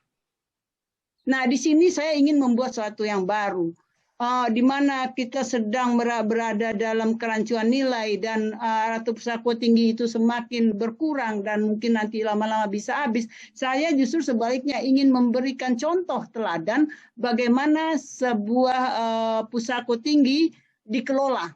Nah, kalau ini berhasil dikelola oleh perempuan untuk mensejahterakan kaum dan untuk memajukan nagari, nah begitulah seharusnya harta pusako tinggi ini dimanfaatkan. Bukan karena itu sudah milik Datuk, Datuk itu diangkat kalau di keluarga kami itu namanya Datuk Sati, kemudian dia merasa memiliki, dia merasa berhak menjual, menggadai dan lain sebagainya. Ketika ini dipegang oleh perempuan, tidak sejengkal pun perempuan akan menjual warisan tersebut. Nah, jadi dalam hal ini perlu didudukkan ini ya Bunda Sri ya dan bunda-bunda lainnya yang khususnya yang menekuni masalah adat ya dan khususnya pusako tinggi, bagaimana perempuan bisa berfungsi, di mana posisinya ketika laki-laki itu sudah merusak. Dia ada, bukannya tidak ada, tapi sudah merusak. Jadi ketika saya mendapatkan kuasa untuk mengurusi ini, ya otomatis laki-laki tidak bisa melakukan apa-apa. Nah, inilah yang sebenarnya gunanya pertemuan kita hari ini. Mudah-mudahan nanti ada seminar ataupun musyawarah ataupun konferensi apapun namanya, bagaimana reposisi perempuan dalam hal-hal semacam ini. Dan termasuk tadi dalam kepemimpinan, keadaan memang membutuhkan perempuan untuk maju, untuk diangkat. Ya tidak ada hambatan dalam agama, tidak ada yang haram dalam hal itu. Karena yang penting adalah kemaslahatan umat, kemaslahatan semuanya. Jadi pemimpin itu bukan karena jenis kelamin. Perempuan itu adalah kemampuan dan siapa yang paling bermanfaat dan paling maslahat untuk kepemimpinan umat. Saya rasa seperti itu. Terima kasih. Baik, terima kasih Bundo Eli.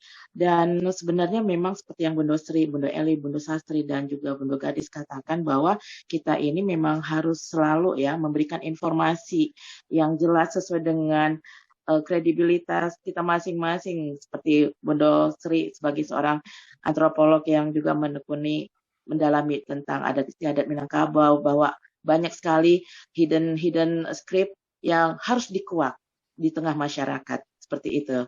Dan sayang sebenarnya pengen berlanjut karena masih banyak ingin tahu, tapi karena kita keterbatasan waktu ya Bundo-Bundo, dan saya harap ini juga keterbatasan waktu ini yang menjadi penyemangat bagi kita untuk menantikan program-program ataupun seminar-seminar lanjutan yang dilaksanakan oleh Bundo Kandung Mancanegara, sehingga tidak terputus di sini saja ya, bukan begitu Bundo Ben ya.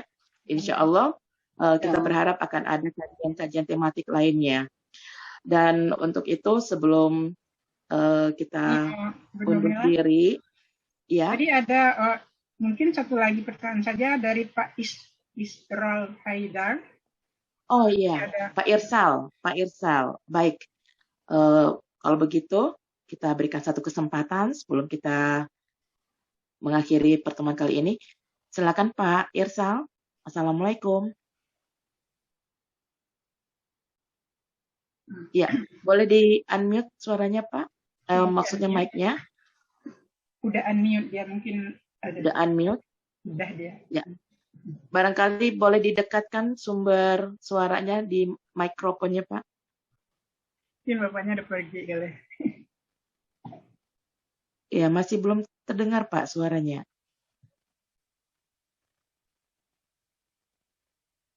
Udah. Mungkin beliau tertidur.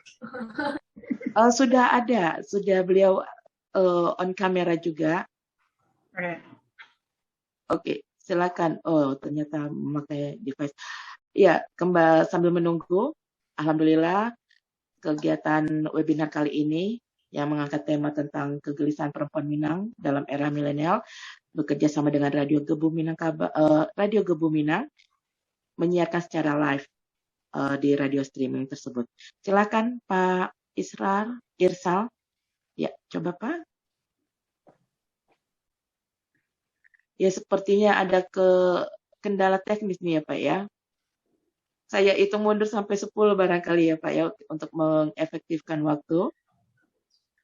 Ya, 1, 2, 3, 4, 5, 6, 7, 8, 9, 10.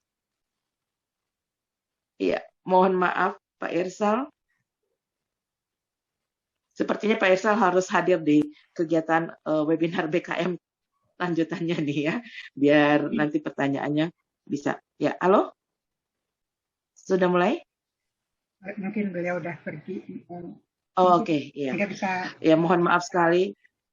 Ini salah satu keunikan kalau kita mengadakan kegiatan virtual ya, Bundo-Bundo dan Bapak-Bapak sekalian. Baik, tidak terasa kita harus segera di penghujung acara, karena di Indonesia sendiri sudah menunjukkan lebih kurang pukul 11:30 malam ya, dan esok hari adalah hari dimulainya aktivitas. Namun, tentu saja kita berharap pertemuan kita ini tidak sia-sia, ada benang merah yang bisa kita ambil bersama. Dan untuk itu, saya sebagai akhir kebersamaan kita, kami persilakan dari Bundo Sri dan juga Bundo Eli Maliki, karena Bundo Gadis dan Bundo Arif Sastri tadi mohon pamit duluan, izin karena ada aktivitas lainnya. Dan untuk itu silakan Bundo Sri sebagai closing statement dan juga barangkali untuk sebagai trigger apa sih yang seharusnya kita bahas ke depannya berkaitan dengan fenomena kegelisahan ini. Ya, terima kasih Bundo Mela. Halo, assalamualaikum. Sudah disambung kayaknya Bu. Halo. Oh sudah, iya baik Bapak, karena Bapak adalah spesial. Nggak apa-apa ya terima Bundo, kasih. izin ya. Silakan pertanyaannya, boleh singkat padat ya Pak ya. Dan untuk Ya, Bundo yang diberikan pertanyaan, mari kita efisienkan waktu. Silakan Bapak. oke. Assalamualaikum warahmatullahi wabarakatuh. Waalaikumsalam. Ya, kebetulan saya dari Payakumbuh, Bu, dan juga saya mau bertanya karena banyak kekurangan yang saya dapati yang ada di khususnya Minangkabau gitu ya. Masalah ini Bu, kayak bantu Bu Eli tadi memang maksudnya kini kok Minang lah pudar kesadonyo gotong royong lah iko gitu. Cuman kamu memang merasa Bu di tampe-tampe kami kini kok masalah barale yang mau rasakan di kini Bu, Mbak menyikapi gotong royong itu bisa balik dan yo barale itu kok dapet yo bantu barale Minangkabau gitu. Kini kok ndak tentu di anak-anak yang namanya saparah itu Bu ya. Mbak cara menyikapinya Bu, mohon kepada bunda-bunda yang bisa mendengar bahas solusi awak untuk selanjutnya balik masyarakat Minang ko bantu ale Minangkabau gitu. Cuma itu Bu. Assalamualaikum warahmatullahi wabarakatuh.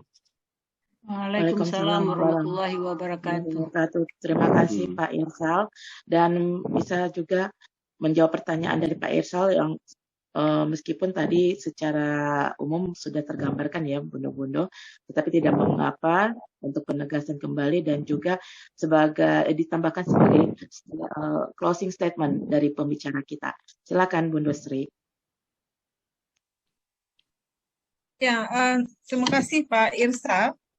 Ya, Berale ale adat ya. Kalau ada istilahnya berale itu identik dengan berale adat ya. Berale adat itu di dalamnya ada peran-peran ya, tokoh-tokoh aktor di dalamnya. Jadi ada status dan peran yang harus dimainkan. Ya, ada si pangka ya, ada masing-masing harus ada peran di dalamnya. Nah, ketika peran itu digantikan dengan uang. Ya. Jadi kan physically kehadiran barale itu kadang-kadang fisik yang diharapkan datang, membantu, menyumbang dalam bentuk bareh dan memberi apa gitu loh. Nah, ketika kini diambil alih oleh IO ya, barale itulah diambil alih oleh IO. Artinya otomatis akan membawa dampak. Ya. Kehadiran secara fisik dan kontribusi di dalam perannya di dalam ale itu bisa digantikan dengan uang. Tidak datang dikirim transfer uang. Selesai dengan uang. Dan selalu itu hari itu terjadi. Nah, raso itu mulai berkurang. Ya. Kehadiran bagian di dalam ale itu yang menjadi bakonyo, yang menjadi komandannya, menjadi peran-peran itu tidak berjalan. Ya kan? Tidak sesuai jalan, tidak sesuai dengan peran yang dimainkan. Statusnya di dalam ale itu jadi apa? Itu nggak jalan, Nah, ketika awak ingin balik ale itu menjadi ale adat dengan status masing-masing di dalam ale itu, mainkan peran itu balik. Itu harus ada aturan. Nagari harus bikin. Kalau mau nagari membuat ale adat, harus ada kontrol dari nagari. Gitu. Bikinlah peraturan di dalam nagari yang cara ale adat dan niniak mama yang menjadikan dan sebagainya, bikin aturan. Kalau tidak memenuhi kaidahnya seperti aturan yang di dalam adat itu, ya udah diselenggarakan dengan cara adat, cara modern aja, pergi ke gedung dan selesai pakai IO dan selesai di situ gitu. Nah, yang itu harus dipilah. Yang lucunya rumah gadang tuh tak tutup di tenda, Bu. Ibu hati rumah gadang, jadinya pelaminan ke bawah gitu. Padahal rumah gadangnya cantik dan bagus, rancak gitu, Bu. Nah, kini banyak persoalan, ya, banyak persoalan, termasuk pakaian pengantin. Tadi si Minang baba suntiang tapi aurat terbuka. Ya, suntiang itu tidak dihargai sebagai hal yang sakral, dengan aurat yang terbuka, dada yang terbuka. Ya, kita lihat banyak itu artis-artis Minang yang pakai suntiang tapi dada terbuka. Itu apa? Harusnya kan fungsi sebagai bundo kandung, maaf ya, punya kontrolnya di situ gitu. Aturan-aturan yang memakai yang pakaian adat Minang yang pakai suntiang itu dianggap sebagai yang dianggap sebagai hal yang sakral, ya. Nah, itu yang harus disesuaikan dengan pakaian lah gitu. Warna-warna gini lah macam-macam modifikasi dan sebagainya. Ya, Iya. itu Karena banyak berbenturan dampak dengan modernisasi ya Bundo. Itu modernisasi sebuah, karena macam-macam. sebuah dilematis Nah, sebetulnya. Iya. itu dari kalau beralih Pak Isal dari ujung cerita sampai ke ujung akhir banyak yang bisa awak kupe. Iya, Bu. Awak kupe dan di situ malah yang sebenarnya oke gini, awak misalnya Pak Isal anak ke beralih mau undang orang ini ganti gulu-gulu. Iya. Yang bagian di dalam pan. Ini lain tadi Siriah gitu. Ya, Siriah itu kan ibarat simbolnya kan tahan gitu. Iya. Ya kan orang menyiriah gitu loh, awet gitu. Nah, diganti gulu-gulu lah mani habis itulah perkawinan kadang-kadang dianalogkan seperti itu, seperti permen gitu. Ini mudah aja orang mau undang orang pakai gulu-gulu permen dan sebagainya. Itu yang kamu pikir hal itu seperti mempraktiskan semuanya dan gampang dan nggak ngerti maknanya di situ. Gitu. Makna Siriah tuh menjapui mengundang bagian di dalam pawik sendiri, mengundang bagian tako. Itu kan ada etika di dalam aturan. Nah, aturan itu mulai ndak ada, bentur lah gitu. Iya. Nah, itu hal-hal yang seperti itu ya, termasuk pakaian dan sebagainya. Kemudian beralih kini sampai ya macam-macam lah ya. Jadi di dalam individu-individu di dalam ale itu yang si pangka mainkanlah perannya sesuai dengan perannya. Ya, jangan hanya diartikan dengan uang, udah kehadiran tidak hadir dengan uang dan selesai urusan dengan uang. Ini Kembali itu modal. kira-kira ya. Solusinya adalah kuatkan kembali pemangku adat dan perannya itu balik. Aturan kalau perlu bikin aturan di dalam nagari, sepakat bersama-sama. Iko ale adat dan iko ndak ale adat. Jaleh pula aturan itu dimainkan. Mungkin itu kira-kira. Iya, Bu. Terima kasih, Bu. Ya, Baik, sama-sama terima Pak Irsal. kasih Pak Irsal dan Bunda Sri. Iya. Berarti sini memang PR berat bagi kita semua ya, terutama bagi kita yang ingin memang tradisi itu tetap bertahan dengan kemodernisasian saat ini. Bagaimana inovasi-inovasi kita, tentu nanti kita akan temukan dari berbagai webinar ataupun seminar tematik dari unsur-unsur pemuka adat ataupun sejarawan dan seperti Bunda Sri sebagai akademis dan juga peneliti. Baik, Bunda Sri, satu kalimat saja nih Bunda Sri. Solusi perempuan untuk menjawab kegelisahan perempuan Minang kalau kita sangkut pautkan dengan tadi kedudukan Bundo Kanduang. Satu kalimat. Perempuan Minang harus jago dan tagih. Itu aja. Tagih padusi Minang itu harus mulai main, harus dikonkretkan. Tidak hanya diskurs, tidak hanya wacana. Ya, lakukan mesti kecil. Berbuat awak di lingkungan diri awak sendiri dulu dengan keluarga kecil awak. Itu aja, cukup. Baik, terima kasih Bundo Sri, sukses untuk Bundo. Dan closing statement, ditunggu juga doa penutup dari kegiatan. Kita minta kesediaan dari Bundo Eli Warti Maliki. Silakan Bundo. Menambahkan seketik pertanyaan dari Pak Irsal tadi tentang bagaimana mengembalikan ya jiwa gotong royong itu ya kan dalam masyarakat Minangkabau, jiwa gotong royong dan lain sebagainya lah yang serba kurang ya kebersihan, etos kerja, kebersamaan dan semuanya itu bisa ya kan dikembalikan. Sebab apa? Di dalam nagari kan lah langko istilahnya. Ada mama ampe jinih. Ada itu dari adat. Ada wali nagari. Ada ketua kerapatan adat nagari. Jadi semua perangkat itu sebenarnya sudah lengkap. Cuman yang belum ada peraturan dan penerapannya. Saya beri contoh ya di Arab Saudi sekecil-kecil urusan diatur sama negara. Contohnya apa? Sekarang ini sedang diatur untuk menulis nama toko aja itu harus huruf timbul. Oh iya. Nama toko apapun, benar nggak Bundo Mela? Ya, Nama dan toko apapun, salon atau apapun harus huruf timbul. Semua toko diganti dengan huruf timbul. Kalau tidak nggak ikuti peraturan, kena sanksi. Nah, masalah di kita ini yang nggak ada, peraturannya nggak ada juga, apalagi sanksinya gitu ya.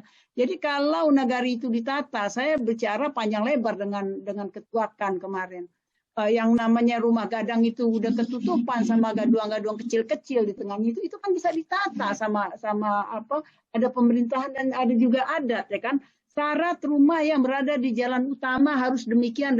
Kalau membangun warung di jalan utama harus demikian. Kenapa tidak bisa? Kalau kita ingin negeri kita indah. Cuma dibiarin aja orang selepasnya saya lihat. Di situ ada bengkel motor. Ya Allah kotornya hitam. Nggak pantas untuk dilihat. Terus mana pemerintahannya? Siapa yang mengatur kehidupan? Nah kayak mengatur kehidupan kan nggak ada pemerintah. Ada nenek mama dan lain sebagainya. Cukup udah perangkatnya. Jadi yang diperlukan oleh kita adalah berfungsinya semua unsur, wali nagari, kerapatan adat, nenek mama dan sebagainya. Kemudian buat aturan yang membuat nagari itu rancak, yang membuat karakter masyarakat Minang itu kembali ke adat Basandisara itu dengan ada sanksi di belakangnya. Kalau cuma peraturan aja nggak ada sanksi nggak akan jalan. Jadi seperti itu Pak Asril ya, Pak Irsal. Ya Bu, terima kasih Bu. Dan semua nagari itu harus bersama ya. Nanti bersama Ibu Gubernur itu perempuan Minang juga harus bergerak di situ.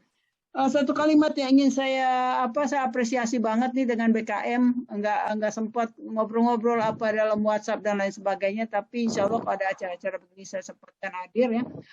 Satu kata untuk closing ini dari BKM Padusi Minang bangkit membangun peradaban baru era milenial.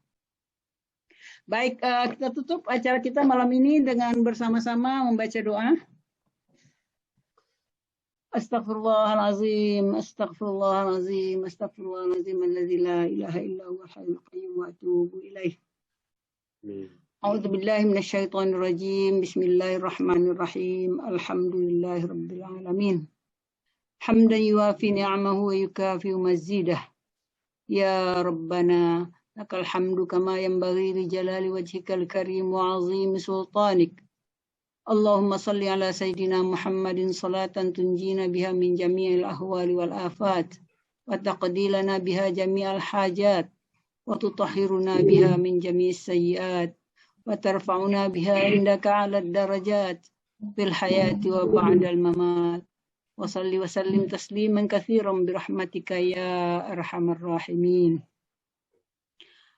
اللهم اصلح لنا ديننا الذي هو عصمة أمرنا واصلح لنا دنيانا التي فيها معاشنا واصلح لنا آخرتنا التي إليها معادنا.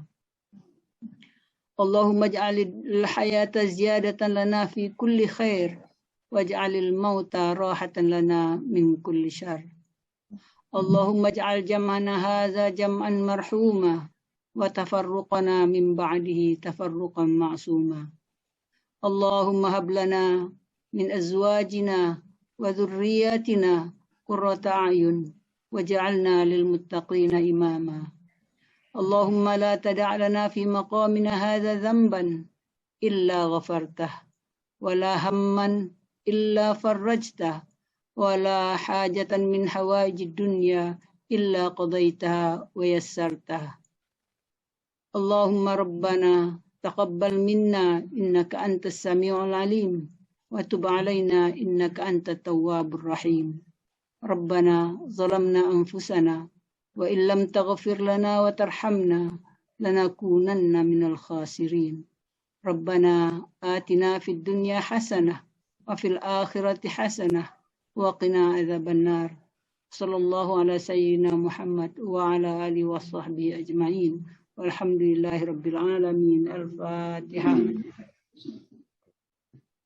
الحمد لله رب العالمين.